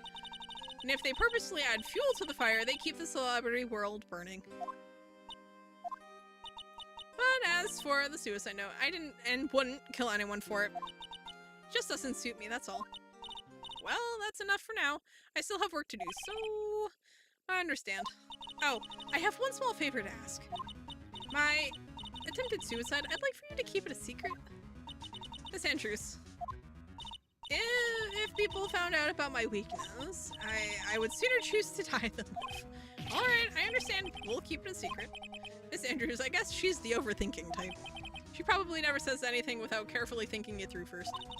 Thank you for your discretion. Mr. Nick, can I ask you something? What is it? Miss Andrews has been playing with that card in her hand since a little while back. That card? Yeah, I guess she has. Miss Andrews, what is that card you're holding? Huh? Oh, this? I don't quite know. It just suddenly appeared in my handbag. And you've been playing with it this entire time? What is it? It looks like a seashell? That's what it looks like, doesn't it? I honestly don't remember owning this card. I wonder where I picked it up from. Her not remembering something clearly sounds like it would be a rare occurrence. Well, I must be off. I leave Mr. On Guard in your capable hands. Interesting. We'll have to find out more about that seashell. Because it's weird. Oh, Lot is gone. Nice. Well, I think we've gathered about all we can. What about Mystic Maya? Is she alright? Oh, Pearl. She looks so worn out by all of this. She hasn't slept at all, and she has been walking all over the place with me today. What's wrong, Mr. Nick? Let's go back to the office for a little while. You're really tired, right? Oh, no. I'm okay, really. I'm fine, I really am. You don't look fine to me. Alright, before we leave, we're just going to check the room. I'm assuming nothing is new. Stuck on the thing. Nope, this is all the same. Nothing has changed here. Nothing has changed. Whoop. Nope, still that. Nope, nothing. Nothing. Okay, cool. Let's get out of here. Back to the hallway. Back to the hall. You are still here. Let's go out to the lobby. You are still here. Let's try criminal affairs? Okay. There's no one here, everyone's gone. I wonder if the three of them went to eat together. I don't think they'd ever do that. They're probably in yet another meeting. Fair enough. I wanted the detention center anyway. Okay, he's still missing. Alright. So, what now? Well, we did find one thing out for sure. Miss Andrews has a motive. You mean Miss Impax's suicide note? That's right. She was also the one to discover the victim's body. Clever. Ah, Mr. Nick, that's Transceiver. Hello? Wright and Co. Law offices. Mr. Attorney, you're not answering a phone. Maya? Where's Maya? As I promised, I have not gone within a few feet of her this whole time. Phew. Which is why I suppose she's absolutely famished. What? So I suggest you win a quick acquittal, my friend. At any cost, wouldn't you agree? Wait, Maya, let me hear her. Very well. Ask my... Maya, is that you? Sis? Ask my sis? Maya! Damn it, he cut me off. Mystic Maya said, ask my sis, didn't she? Sis? What does she mean by that? Come on, Phoenix. You're a hopeless one. Sorry. Ah! Mia, you're... Hi, Mia. I have a message from Maya, so come ask me anything you want about her. Wait, how did you get a message from Maya? I'm so confused. How's Maya? She's safe for now. That kid number is one to keep his word, it seems. I'm glad to hear she's safe, but Mia, how did you know? As soon as she was locked up, Maya called for me. I read the note she left. Then I gathered as much information about her surroundings as I could. I didn't know you could use spare channeling like that. Pretty smart of her. The kidnapper, what's he like? I don't know. Apparently Maya went to answer a phone call at the hotel and was drugged there. And? She didn't see the face of her attacker. Ugh. Maya's locked up in a very dark place right now. I'll tell you everything I heard when I was with her. When you were with her. Okay, so bunch of question marks. I'm starving. I could really go for some apple pie. I mean, at a time like this, sweets are the only way to go. I have to stay positive. He promised he wasn't going to kill me. I'm not going to die. Says, I wonder if you're with Nick right now. Oh, hello. Someone dropped a card here. It's the same card as, the manager. It kind of looks like a business card, but there's no name on it. It's a picture of a seashell, I think. What a strange card. There's all sorts of things piled up here, but it's too dark to see. What's this? It feels like there's a lot of glass bottles here, and these feel like barrels. I'll pass. Too bad I'm really hungry and not really thirsty. Try. It's locked.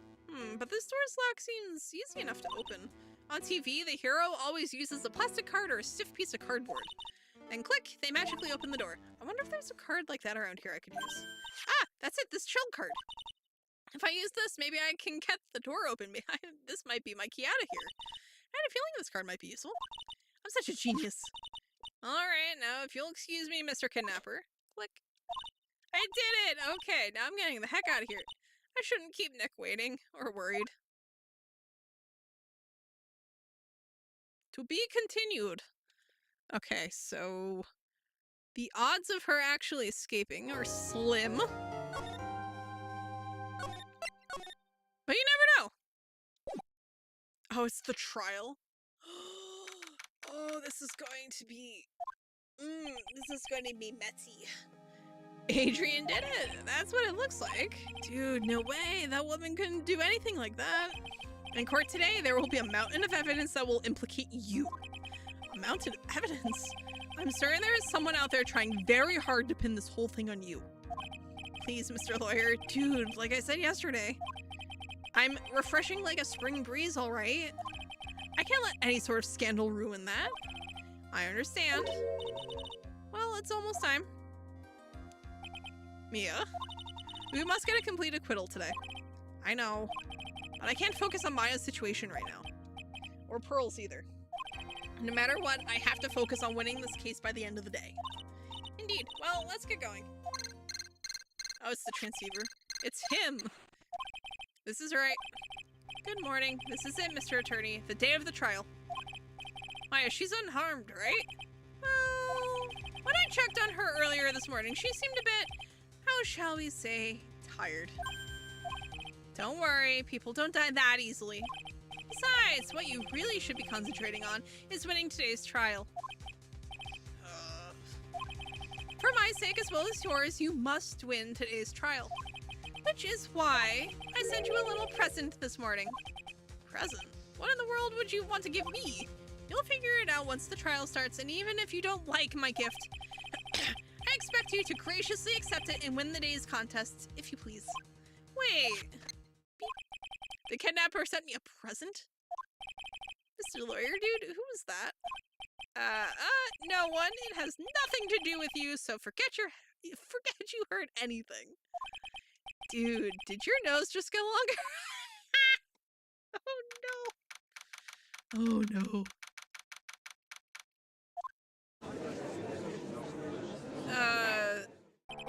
Court is now in session for the trial of Matt Onkart. Where's Francisca? Are the prosecution and defense ready? The defense is ready, Your Honor. Where's Francisca? I say, Mr. Wright, what happened to Miss Karma? I don't know, Your Honor. Why are you getting mad at me? Your Honor. Please be quiet. Bailiff, court is in session. If you must tell me something, please keep it brief. Now then, what is it? Prosecutor Von Karma has...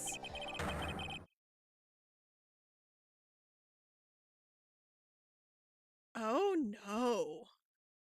This morning, Miss Von Karma was shot by an unknown gunman? What? My reaction, these two are like same brain cell with me right now. Shot? Somehow, I think this is the present that man was talking about. His present. Ms. Von Karma is one of the top prosecutors in the country at the moment. If she were to disappear, it would be to your advantage. This is totally insane. Ms. Von Karma, is she alright? I don't have that answer. She's alive and in stable condition. That's okay. Okay, she's alive. I'll take that. I was hoping she would be in the trial, though. Wait, does that... I thought... Oh, we have Edgeworth instead? Your Honor, due to the circumstances, Ms. Francisca Von Karma cannot appear in court today. I, Miles Edgeworth, will be taking her place. The prosecution is ready. Naturally. Yes! Classic. Ms. Von Karma was shot in her right shoulder and is currently undergoing surgery. What is it with Von Karma's getting shot in the right shoulder? Because that's where her dad was shot too. Also, the implication. Luckily, I have looked this case over and I'm familiar with the details. The prosecution seeks to prove the guilt of Mr. Matt Ungard. The court acknowledges the prosecution. Right. I finally found the answer I was struggling for on my long journey this past year. By the time this case comes to an end, you two will know the answer. Now then, the prosecution would like to call its first witness. Please bring Detective Gumshoe to the witness stand.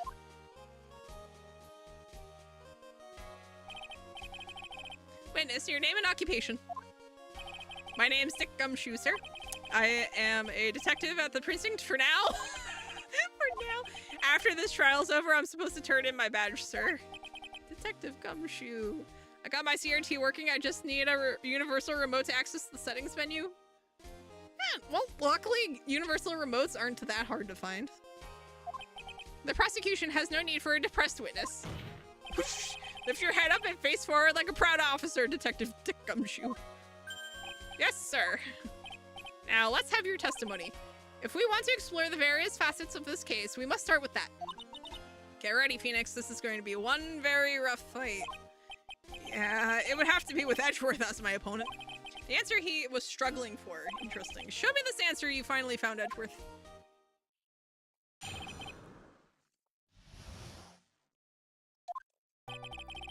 This murder happened after the Hero of Heroes Award ceremony, sir. Well, I already have one, but it doesn't work. Aww. Rip.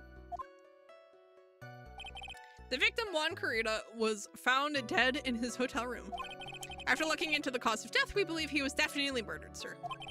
At first, we thought there was something suspicious about the empty guitar case. However, we later found out that the guitar case had nothing to do with the murder. Sounds suspicious. After the award ceremony ended, the victim was alone in his room. Yes, sir. Both the victim and defendant went alone to their rooms, sir. I see. Mr. Wright, you may begin your cross-examination.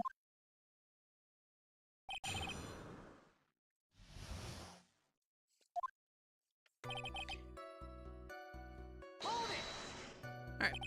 Would you please give us a brief timeline of what happened after the ceremony? Okay, pal. The ceremony started at 6 p.m. It ended around 8 p.m. and then there was a short break. A special post-ceremony show was supposed to start in the lobby 30 minutes later. And that's when the victim's body was found, correct? Which is to say, the murder occurred during that 30-minute break period. Please continue with your testimony, detective. Okay. The person who discovered the victim's body was Adrian Andrews, correct? Yeah. Who is this Adrian Andrews you're talking about? She's the defendant, Matt Ungard's manager. She's a really pretty lady, sir. Ah, so she's a pretty lady. I wonder if she will grace us with her presence. To jail! Well, actually, no, she's of age. Never mind. I take that back. But you creeper man, why? When the post-ceremony show was about to start, she went to get Mr. Ungard. After visiting his room, she next went to the victim's room to get him for the show, sir. I see, and that's when she found the victim's body. After looking into the cause, okay. The cause of death, wasn't that because Mr. Carita was stabbed in the chest? Only a careless amateur would believe something so brainless as that, pal. Oh, okay. So what's the actual? Take a good hard look at the crime photo?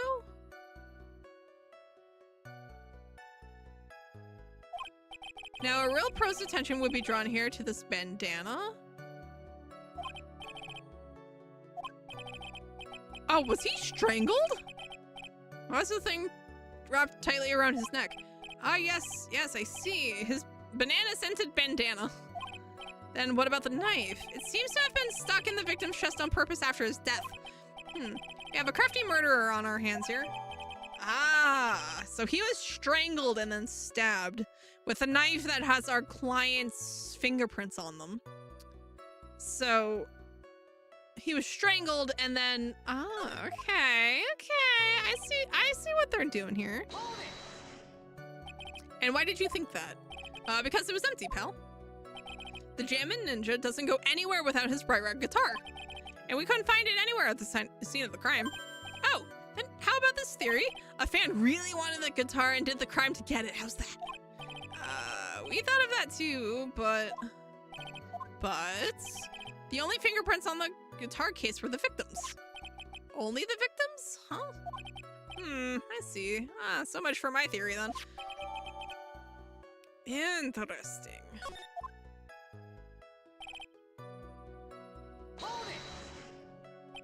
What convinced you it had nothing to do with the case? The guitar wasn't at the Gatewater Hotel that night. Well then, where was it? The bright red guitar was eventually found at the TV studio. The victim, Juan Carita, had apparently only taken the case with him, sir. So you mean he forgot to put the guitar inside the case? Yes, sir. Even when he was on stage for the ceremony, he didn't have his guitar. So that guitar case was empty even before he got to the hotel. Yeah, that's right. So it really had nothing to do with the case after all. I believe that is enough. First, the victim was choked to death with his bandana. Then, after the victim was dead, the killer deliberately stabbed him with a knife. Which brings me to my next point. Why then did the police arrest Matt on guard? Because there was reason enough to suspect him.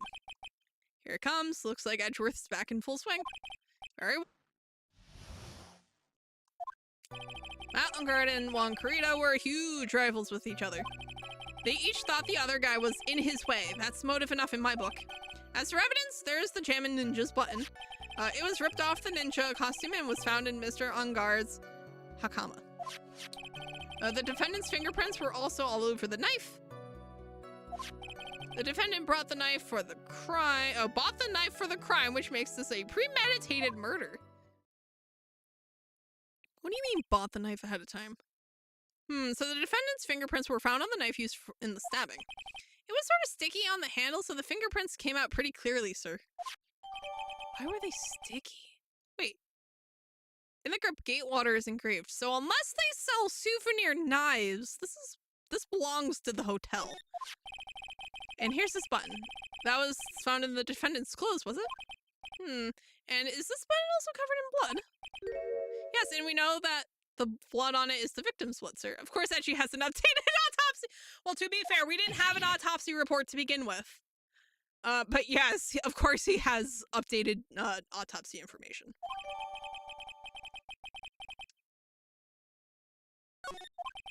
All of this points very clearly to the defendant, doesn't it? Yes, it most certainly does, Your Honor. Ready to give in yet, right? Absolutely. That is the face of a man who is against his true rival and enjoys every moment of it. Love this. I'll find a hole in your argument somehow. You can press as hard as you'd like. Just hurry up with your usual pointless questions. See, that's what Edgeworth likes the game. This is, I mean, like, obviously this is serious, but like, he likes playing with his food. He likes taking his time. Francisca and her dad are just like, nah, we're going to get through this as fast as humanly possible. We are not going to let you stew. We're not going to let you think. We're just going to overwhelm you with speed and forged evidence. And you're going to just roll over. Edgeworth, he's like, nah, fam. I'm going to let you stew on. I'm going to let you gaslight yourself. And I'm just going to watch. And he just, like, he'll argue with you. And it's going to be magnificent. But he's just going to watch you spin your wheels. And he's going to enjoy it. Love him. Matlangard and Juan Carita were huge rivals. But in terms of popularity, Mr. Ongard won, did he not? Yeah. But you know what's ironic, pal? Juan Carita was always one step behind Mr. Ongard in everything. This year it seemed like he'd finally caught up, ready for the big final showdown. But Mr. Carita lost the Grand Prix in the end. That's too bad. He must have been pretty downhearted after losing. Edgeworth is like, yeah, whatever.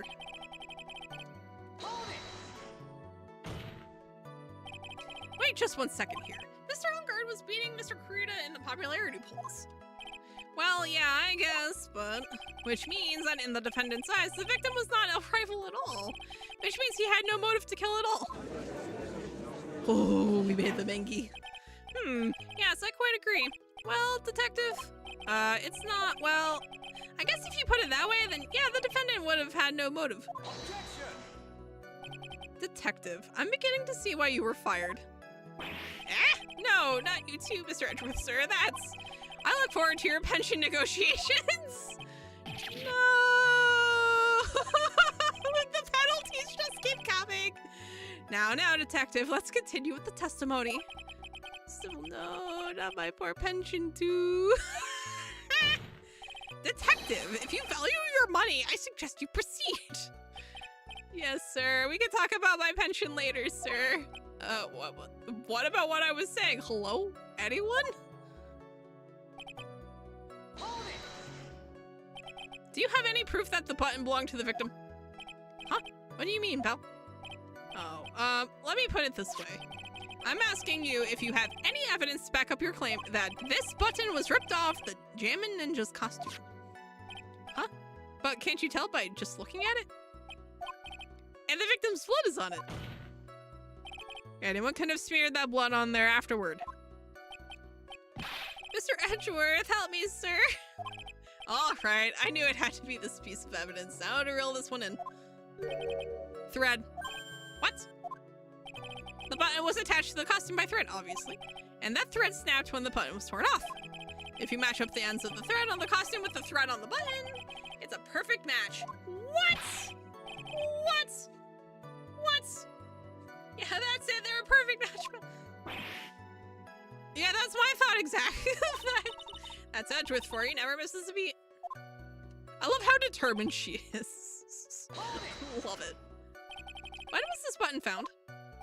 Pretty soon after the body was found, we rounded up everyone who knew Mr. Kurita. And then we did a search on them all.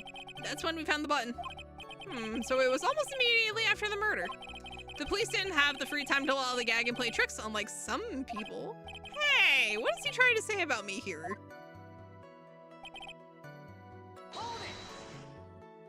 How are the fingerprints arranged on the knife?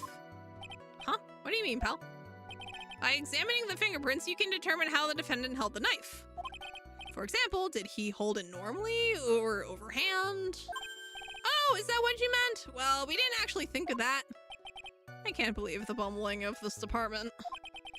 Hopeless. Were you paying attention to the testimony, right? The defendant's fingerprints were all over the knife. There's no way to determine how the knife was held at the moment of the murder. So the defendant the owner... So is the defendant the owner of the knife then?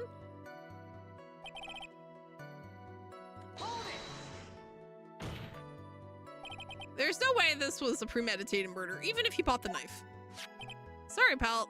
This isn't some pocket knife. It doesn't fold, so it's not great for walking around with either. It's a butter knife. Ugh, well, this is not good. If the prosecution can prove it was a premeditated murder, we're done for. Phoenix, yes, there's something very interesting about what the detective said just now. Think carefully before it's too late. A button covered in the victim's blood and a knife with unguard's fingerprints. Be grateful. If the judge were more rash, he would have already pounded his gavel in closing. We're still in a world of trouble. Well, before any battle, you must find your enemy's weakness. So let's find the weakness in this testimony, no matter how small it may be. Okay, Phoenix? Love her. Okay. So basically, like, the problem is that, like, they're saying he bought the knife. But, like, the knife itself says the name of the hotel on it.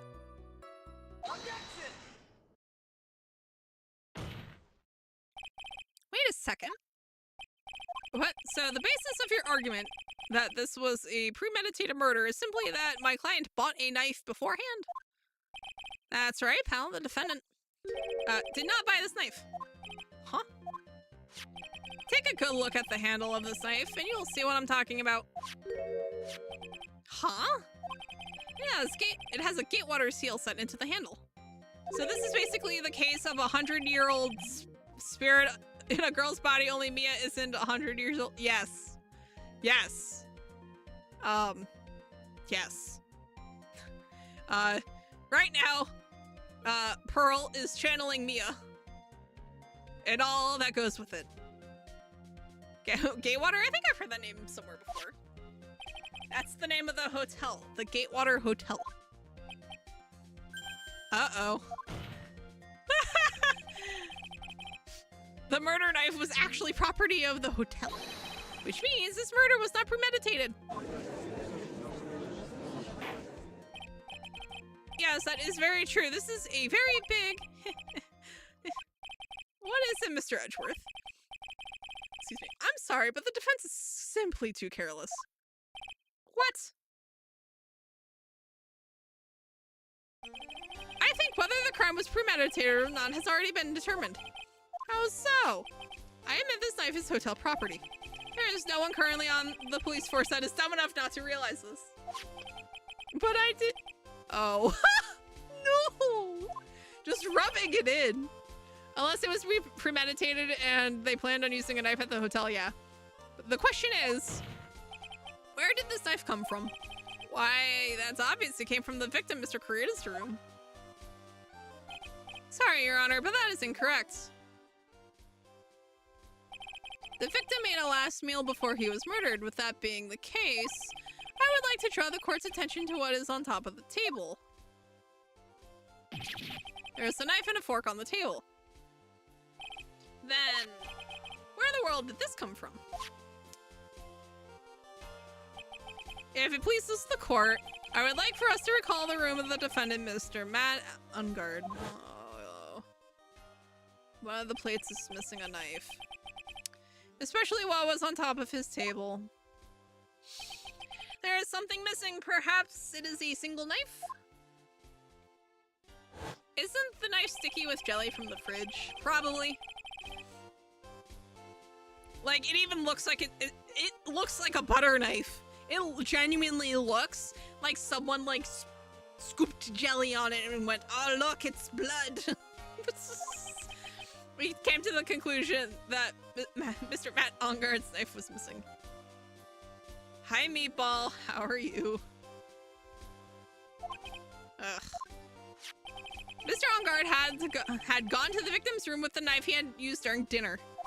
Why would he carry a knife on a visit? To kill, of course. You have to be really mad to stab someone with a jelly knife. I don't want to know how you know.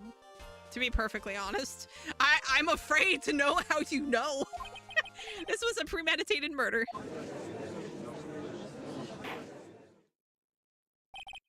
Amazing, Mr. Edgeworth. Absolutely brilliant. A brilliantly clear deduction, no notes. It seems like Edgeworth had this plan from the very beginning. This must be one of those traps I just walked headlong into it. A murder weapon with fingerprints and a button from the victim's costume. There is quite a sizable amount of evidence here. I think it's definitely possible to be stabbed with a jelly knife. Apparently you'd have to be really mad to do it, so you'd need a lot of force, but apparently it's doable. I can safely say that any further deliberation is a waste of your honor's time. Although, I wouldn't mind if the defense were to present evidence not yet shown to the court. Evidence not yet shown? He means evidence that the court hasn't seen yet. In other words, new evidence. What does the defense have to say about this, Mr. Wright? Well, Phoenix, the judge is favoring the prosecution right now.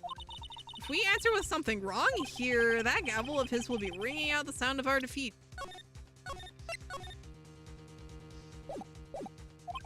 Mr. Wright, do you have something important and necessary to present to this court?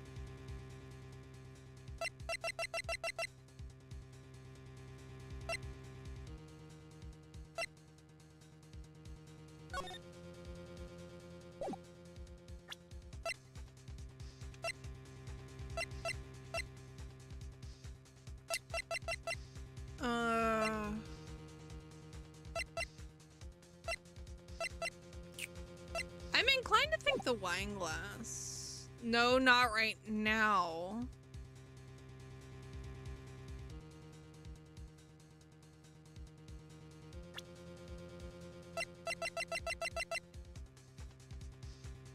We don't know how relevant.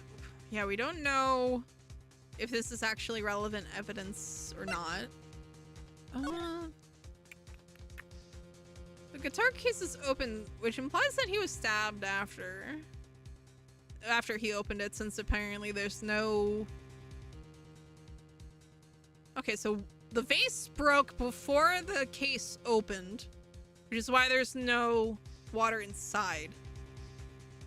He opened the case, or the other person's prints got wiped off. But why is that glass of tomato juice still full?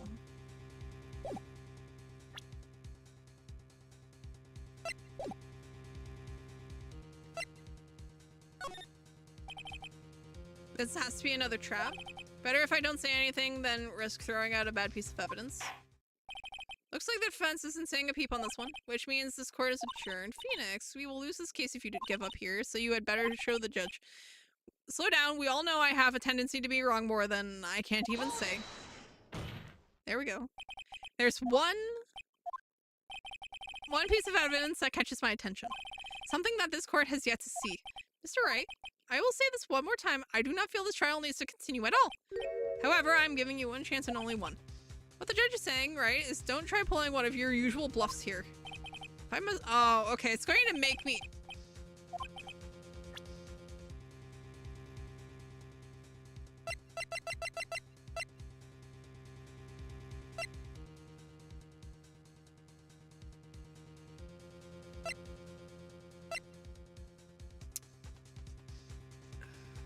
I'm inclined to think it's the— I have a save close enough to here.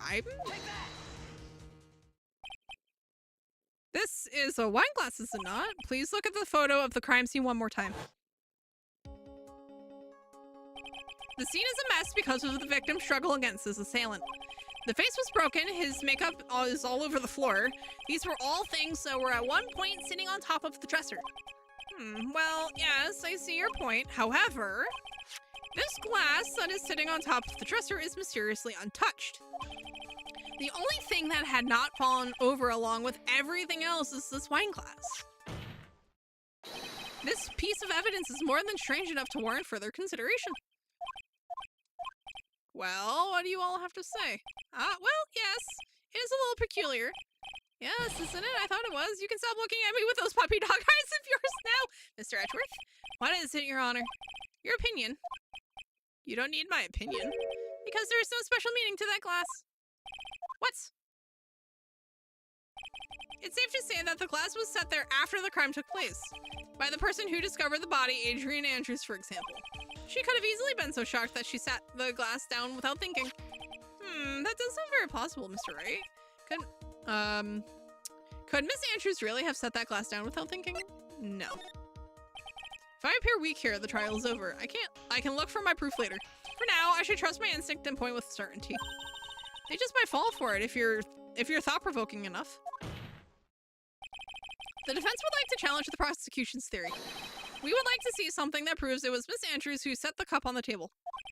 You've turned the situation on its head yet again, as usual.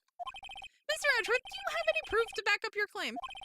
There's no way he has any. He's just bluffing. Unlike Mr. Wright, I never say anything unless I have the evidence to support it. What? Oh, you're not thinking hard enough today, Wright. Did you think this wine glass escaped my notice? Then, of course it has been thoroughly inspected for fingerprints. Fingerprints? There were only one set of fingerprints left on this wine glass. Only one? Well, whose were they? They were not the victims nor the defendants, rather they were of one Adrian Andrews. What? No! Wine glass has been updated. That is why I said that the person who had discovered the body had left it there. Are we done here, Mr. Wright? I can't believe I fell into another trap! Miss Andrews was probably holding the glass when she went to see Mr. Kurita. But upon seeing his dead body, she was stunned and set the glass down on the dresser. What you just said makes a lot of sense. Now do you see, Wright? You can't change any part of my scenario as it explains everything all too well. I thought long and hard this past year about what it means to be a prosecutor, and from here on out, I will show you the answer I have come to discover. Wait a second, Mr. Edgeworth. I think the prosecution has provided enough evidence for me to enter my verdict. Unfortunately, I cannot allow you to pass judgment yet. The prosecution has yet another witness we would like the court to hear from. Another witness? Yes. Bailiff, please bring in the next witness. What in the world is Edgeworth thinking? See, he's just playing with his food at this point. No, okay.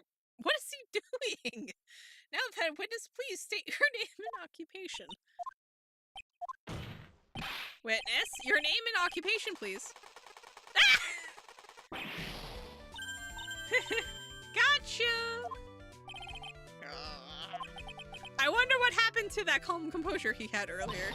Oh, edgy boy, it's been, what, a year since we last met, hasn't it? You should be more happy to see me. I saw the report with her testimony, but who knew that under that helmet it was the Wicked Witch of the witness stand? I tell you this time, I know what I'm supposed to do. So today I'm going to tell you anything and everything, even things that don't have to do with the terrible crime. Ms. Witness, that terrible crime is all this court needs to know? Shush! I'm talking to my dear edgy wedgie.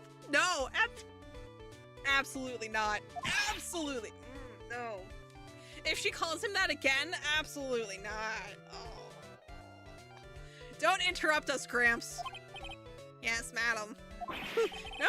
No, please, by all means, interrupt her, please. Anyway, witness, your testimony, please. It's true what they say that youth are hot-headed nowadays. Not that I mind at all edgy. Now then, what should I start with? The witness was on security detail at the hotel on the night of the murder. Is this correct, Miss Oldbeck? It was a great job being able to see my dear Yuan. It was almost too much for my little heart to handle. You mean you were a fan of the victim? Look, everyone is crazy over that on guard saying he's cute in a fresh way or something. But not me. I wouldn't say anything so silly. After all, I have no interest in a little child, like if they're like the same age. I'm only interested in a real man. Juan Carita. I hate everything about this. But those two are the same age. Yeah, that's what I thought. Anyway, as I was saying, I was pacing in front of his room that night. Very well. Please tell the court what you witnessed the night of the murder. Leave it to me. No, absolutely not. Absolutely not, ma'am. Why are your pet names for Edgeworth so cringe? Anyway, after the ceremony, I went to pace around in the hallway in front of his room. There was something I was interested in finding out, you know. Well, since I was on the job, I made sure to keep a good eye out the whole time. That's when someone showed up. It was a man coming out of poor Juan's room. It was Ongard, Matt Ongard. He was trying to sneak his way out of Juan's room. Wait, like after the, like immediately after the ceremony? Cause like that timeline doesn't work. So Mr. Ongard came out from the victim's room. See, it has to be him. He's the murderer. I see. Well, Mr. Wright, you may begin your cross-examination. Excuse me. Lord. Come on. We're just gonna toss the save here. Miss Oldbag, what was your post on that night? The lobby. I was supposed to help set up the stage for that trifling show. When I refused to help, I'll have you know, it was for that level-headed samurai's show. Oh, that lead-headed samurai's show. I even took out a few of the nails. Maybe it was a good thing the show didn't go on. Besides, that manager with the glasses seemed to be working hard at it without me. So I thought I'd take a break and spread my wings a little. And that's when you went to hang around the victim's door? Something you were interested in, and just what was that? It's not some little thing I can just go around telling everyone, you know. It's top secret between me and Juan. And Edgeworth, of course. Mr. Edgeworth, what's the thing she was interested in? I have no idea. I despise gossip, Your Honor. Gossip? But should it prove relevant, we can always have it appended to her testimony later. Looks like we should enforce it right now. And did the witness stay in the vicinity of the victim's door the entire time? Well, since I was on the job, I made sure to keep a good eye out the whole time. Oh, then would you tell us the number of people who went in and out of Mr. Kurita's room? I have no idea. I wasn't born so I could count things for those who didn't pay attention in class. That's why ever since I turned 20, I quit keeping track of how old I really am. Yeah, well, that would explain why your age was not included in the report. In any case, the witness then saw someone, correct?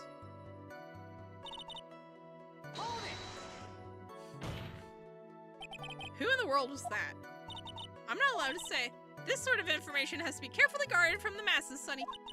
The man that came out of Juan's room, he was... I'm too scared, I can't say his name out loud. Oh, what I wouldn't give to have Francisco's whip right about now. Well, I guess I could tell you since he was such a bad boy anyway. Oh my god. It was Ungard! Matt Ungard. He was trying to sneak his way out of Juan's room. You saw my client. Are you sure about that? Yes. Really? Annoying brat. When I saw someone, I saw that person. Why do I get a sense of deja vu? Maybe to avoid a repeat of last year, I should delve into this a bit further. Please tell the court about the man's clothes in more detail. What a troublesome man you are. Really, as if something like that matters. But it does. Now, what was it? Oh, yes, it was that thing. What thing? That gaudy thing he's always wearing, that racing jacket. Ah, he was wearing that at the detention center, too. That thing's meant for nothing but seducing women? Oh, no. Oh, boy. Right. So, Mr. Wright, was this testimony just now important or relevant in any way? It was, actually. Of course it was important, Your Honor. Objection! Then perhaps you would like to point out what part of that testimony was important. Don't you see it, Edgeworth? Your Honor, I request what the witness said about the jacket be appended to her testimony. I don't quite see where you're going with this, but alright, witness please. Oh, well, I don't like to badmouth anyone without reason, but if I must... Oh, I just realized. I just realized we don't have a way to prove that he was in his samurai costume.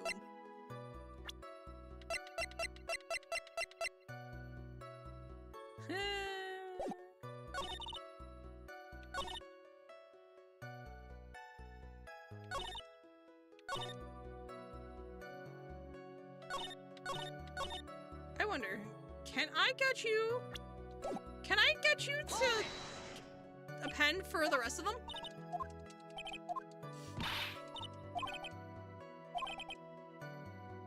There's got to be some sort of huge contradiction I can find here. I mean, it's going to be that jacket. Yeah, it's this. Are you sure the defendant was wearing a racing jacket? What do you think? It's not like I've seen him in anything other than that horrible thing. I'm sure he was wearing it. She is so sure of herself that it's to the point of self-absorption. She may not remember things or be mistaken here and there, but I don't think she's lying. That's bad for us, really bad. But that's how the human mind is. It also has the tendency to jump off topic. She strayed onto a few interesting side topics this time too, hasn't she? But that's what makes her a sweet old lady, right? That's because you're not the one who has to question her. Okay. Okay, so we're gonna have to present this. The witness's statement is clearly faulty, Your Honor. Okay, so that's... okay. So...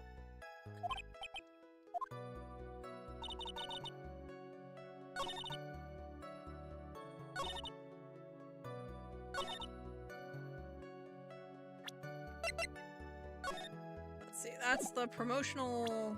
okay, so that's promotional. Wait, is everyone else in the courtroom okay with Pearl aging 30 years in like 2 days? Yes. Apparently.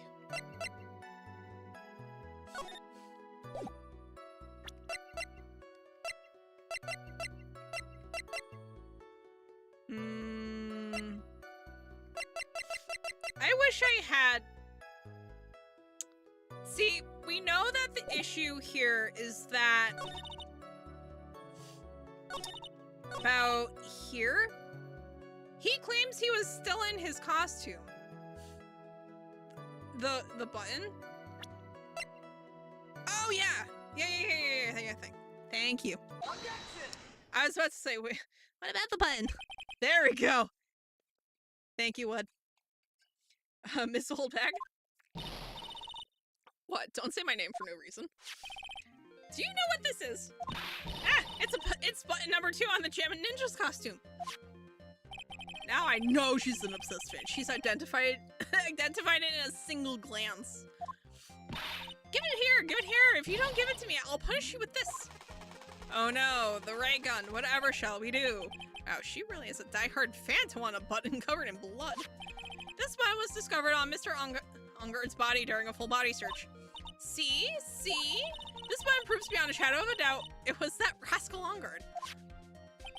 It was caught up in the pleats of his nickel samurai Hakama pants. See? And Ungard is the nickel samurai. Well, yes. Witness. Now, it may just be me, and I do have an active imagination.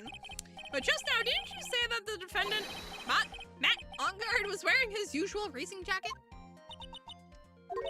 Ah, I'm so sorry. Sorry about you judge people based. Oh, sorry that you judge people based on what they wear. If I wore the trendiest dress. Oh no.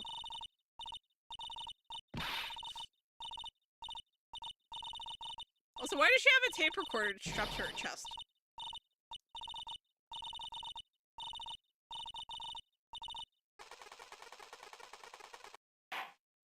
She is losing her mind. Now, hold your tongue still there for 1 second. So, what you saw in actuality was not Mr. Ungard the man, but Mr. Ungard, the nickel samurai. But when you think about it, they're really one and the same anyway. Miss Oldbag, this is a very important point we're talking about. Edgeworth, do you think so too? Well, it might be something worth considering. Just say as much as you can before you testify. All right, if you insist. I should be the one sighing, not you.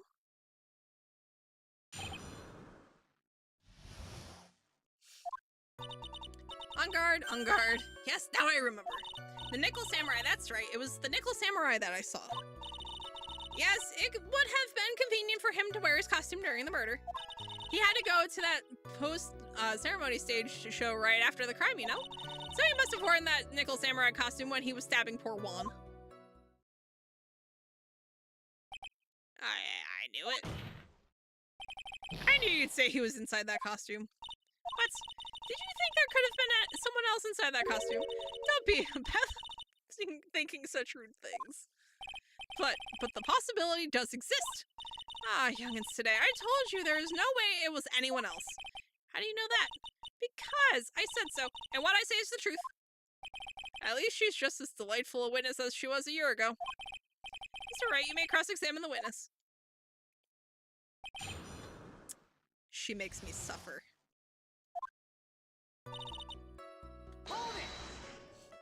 I'm just going to be a menace. Would you please get on with your testimony? Watch your language, young man. What sort of tone is that you take with an elder? My youthfulness isn't what it used to be, so you should forgive me for everything. If you keep on barking at me like that, I'll start singing at the top of my lungs. What? A striking figure by the sea, standing all alone as he's the nickel samurai. She's actually singing, someone help my poor ears. Mr. Edgeworth, can you do something about this racket? Witness, I'll give you a piece of gum later if you'll be good and stick to just the facts. Okay, you promised, right? Right, I'll be sending the bill for the chewing gum to your office at a later date. Remind me to send you a thank you note later to Edgeworth Ultra.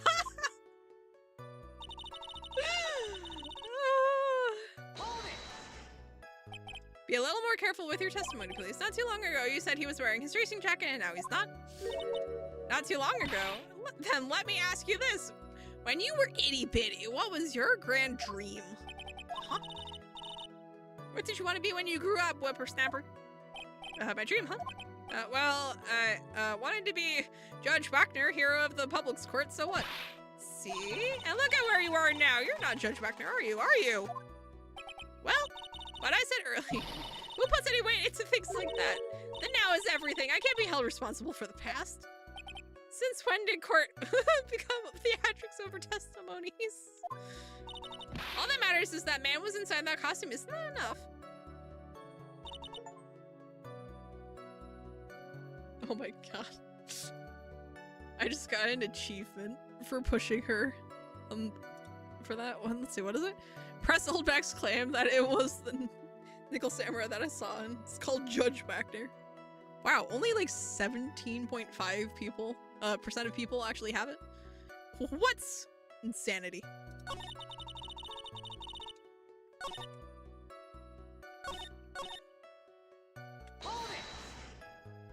So let me ask you one last time.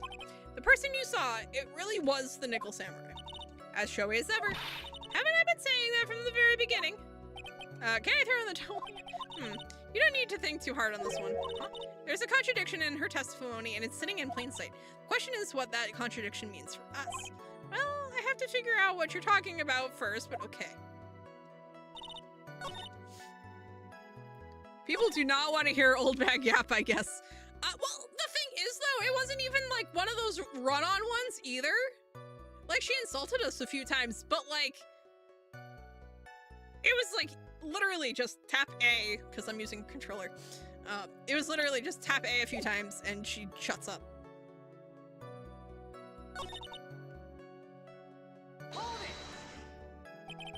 Was there anyone else scheduled to appear at the post-ceremony show? Well, all the contestants were supposed to go on stage in a friendly gesture thing. And that included the Jammin' Ninja? Of course it included him. That's why when On Guard came out of Dear Wan's room, I didn't give it a second thought. I see. Well, anyway. So what do we know? Seems like Nickel Samurai is to confess something after the post-ceremony stage show. Tabloid article about the victim was in the case. Okay, so basically, so lobby. So this is where things were originally. So their rooms, they'd have to pass through the hall to get to the lobby, which is where the show was going to be.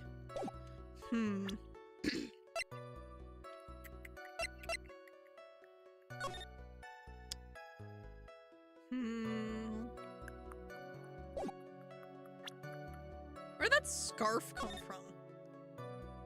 Is that part of his costume normally? I wish there was like a picture of the ninja costume just handy.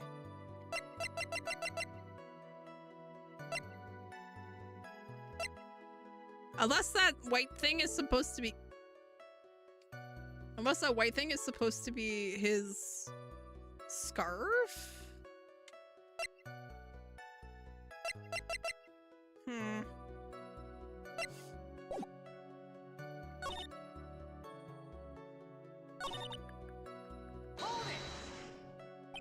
And why would that be? That way no one could see his face, of course, but there is still no advantage for him that I can see. In fact, you would think the costume would make him stand out all the more. You are such an annoying child. You know that you disagree with everything I say. Isn't that what you're always doing to me? I got it. Maybe it was more troublesome for him to change in and out of his costume. So, the contradiction that I saw, he had to go to that post-ceremony stage show right after the crime.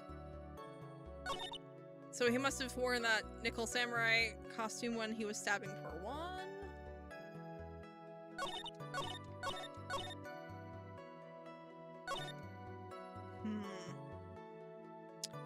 So she is absolutely positive that it was the Nickel Samurai that she saw. Would have been convenient. She's saying that it was because... I'm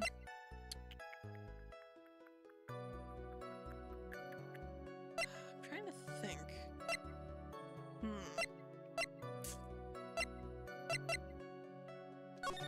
Crime photo... I don't think this does me any good.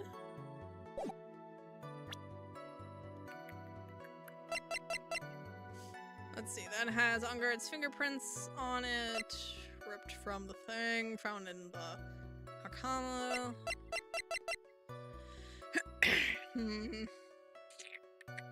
Has Andrew's fingerprints on it, Corradio's fingerprints. Let's see, German Ninja, rifles.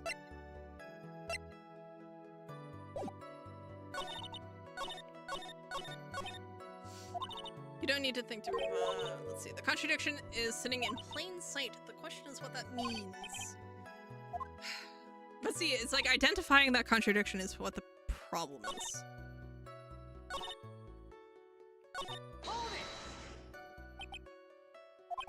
Okay, so that's the one that got us the achievement. Yeah. Shush! Yeah, like, see? It's so easy to smash through that one. Let's see, everyone had to be there. Wait. Is there anyone else scheduled to appear at the post-ceremony show? Well, all the contestants were supposed to be on stage in a friendly gesture thing, and that included the Gem Ninja. Of course, it included him. That's why when On Guard came out of Dear One's room, I didn't give it a second thought. Well, anyway.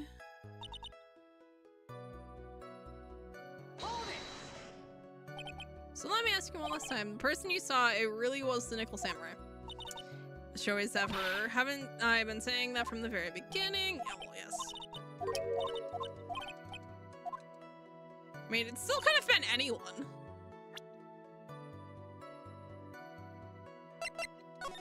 Cause, like, look at that.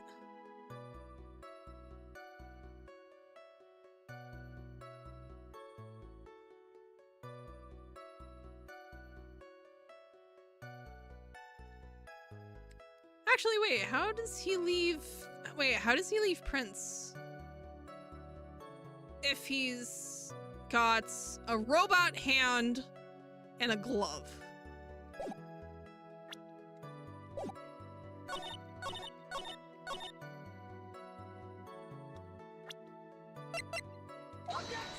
Oh, that's not it.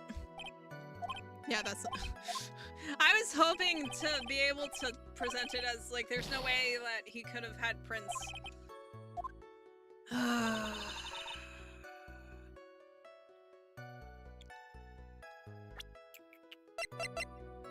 Let's see. Nickel Samurai to confess something after the post-ceremony stage show. This is the tabloid thing about... Let's see.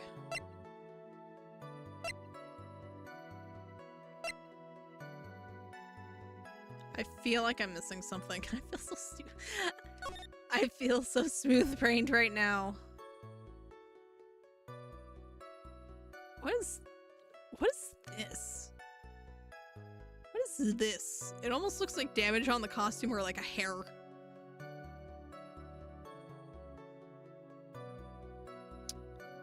Yeah, let's see. He was strangled with a scarf of unknown origin. Could be his. Might not be. Bears the victim's blood and On Guard's fingerprints.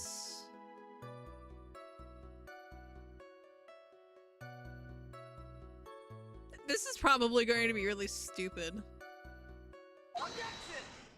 Wait, it worked? Okay, so I was right. About him not being able to put fingerprints on the knife because of the costume. I just needed to go about it weird, I guess. Is that maybe? Please take a look at this. Yeah, so it's a knife, big deal. If you're trying to scare me with that, I'll have you know it won't work. No, that's not my intention at all. That's the knife that was used in the murder, correct? Your Honor, do you know why this piece of evidence is important to this case? You don't even have to ask. It's because the defendant's fingerprints are on it. Is that what you're driving at? That is exactly what I'm driving at. What are you driving at? And whose car are we driving? If Mr. On Guard was really in the Nickel Samurai costume at the time of the murder, then it's impossible for his fingerprints to have been left on this knife. Actually, he would have wiped all previous fingerprints on this knife right off. The glove. Oh, that's right. The Nickel Samurai wears gloves, doesn't he? He probably took his gloves off before he began the stabbing. And why would he do something like that? To leave his prints on the murder weapon? There's no way he would do something like that. However, there is one possibility. And let's hear your possibility. It's very simple. The defendant went to the victim's room while in costume as the Nickel Samurai. At that time, the defendant held no intent to murder. He was probably just going to relax and talk with the victim about the stage show. Which is why he took his gloves off. But the murder still did take place. It's well known that there was bad blood between the defendant and the victim. Yes, I have heard that before. Well, Mr. Wright, what do you have to say about Mr. Edgeworth's theory? So let me get this straight. Edgeworth's theory goes like this. When the defendant went to the victim's room, he had no intention of killing him. Now, up to this point, are there any problems with his theory?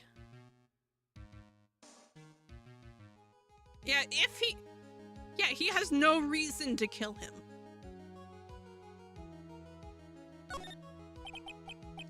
I can't see any real problems with this theory, but if you let Edgeworth's theory stand, then we're one very large step closer to a guilty verdict. Look at the court record again and take another shot. So, okay, when the defendant went to the victim's room, he had no intention of killing him. Now,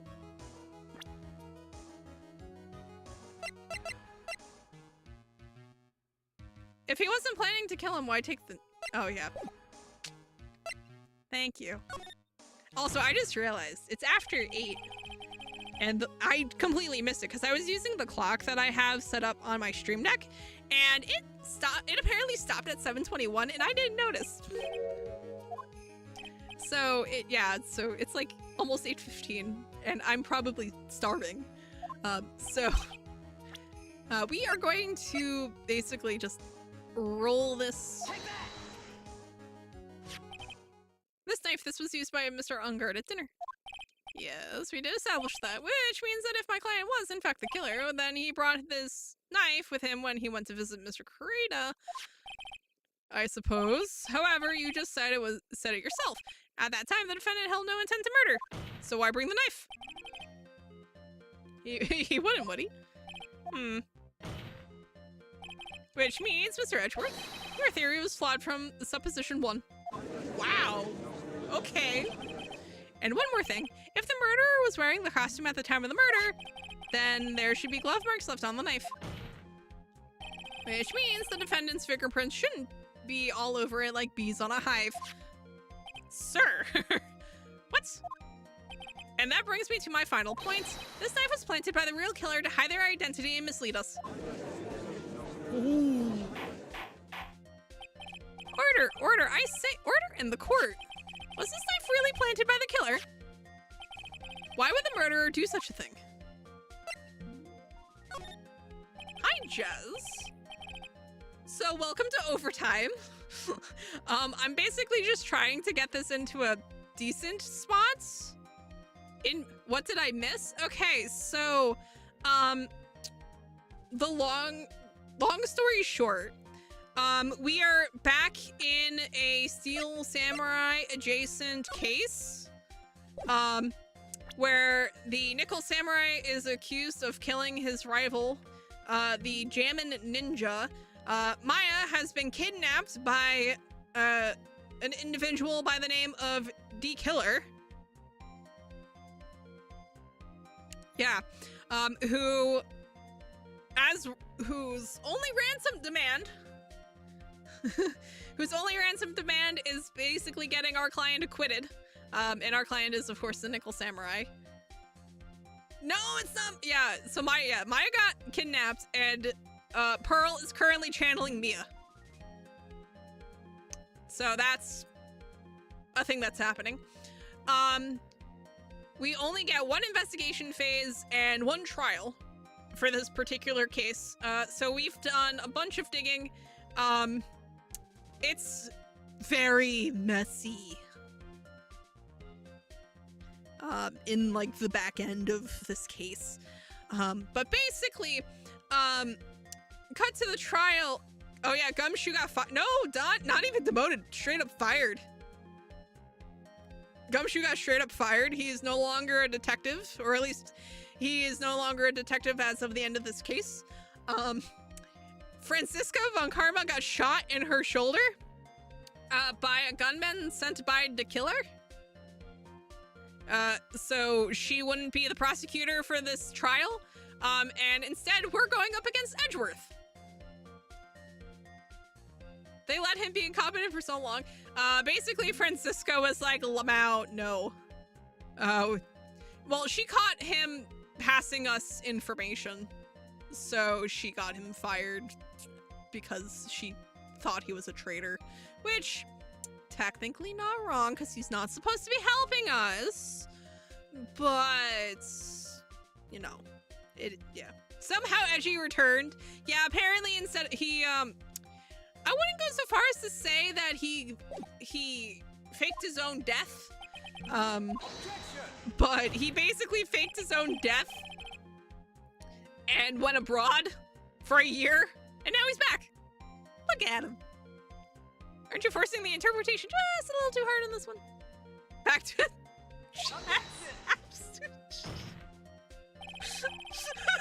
Chess, no. No. But we just established that the witness saw the Nickel Samurai in costume, and if that were true, then there shouldn't be a single fingerprint on this knife. Witness! Looks like I've made your life a teeny bit more difficult, huh, Edgeworth? Ugh. Witness, did you or did you not really see the Nickel Samurai? Well, I guess at first I might have forgotten, but are you saying you mixed up Mr. Ongard with the Nickel Samurai, his character on TV? Listen, I've seen the fan fiction. I bet. But I mean, I can't really do anything about that now. Also, I'm going to take a screenshot for the thumbnail. Look, I was waiting around in front of their door because, well, also old back like, yeah, I mean, that was, to be fair, that was all the way from the first game. Well, I wasn't waiting around for the Nickel Samurai, that's for sure. She wasn't waiting for the Nickel Samurai. Alright then, who were you waiting around for then? That's top secret to anyone outside of security. Alright, in that case, we'll probably just leave it on her little secret. And we will pick up with that next time because I need food. So. Oh, my stream deck just completely froze. That would explain everything. So. Anyway. Yeah, so we have made stellar progress. We are most likely nowhere close to done, but I need food. So, I hope y'all had a good time. I know I did. The stream was remarkably well behaved, all things considered. Time for everything to break. Yeah, basically. If I had noticed sooner, I would have restarted it because it's very easy to restart a stream deck, but oh well, it is what it is. Look at that, you all got an extra 20 minutes out of me. But yeah, so plan is for Thursday. You know, internet and weather permitting. And then technically Friday is canceled because it's supposed to be 90 degrees and just disgusting.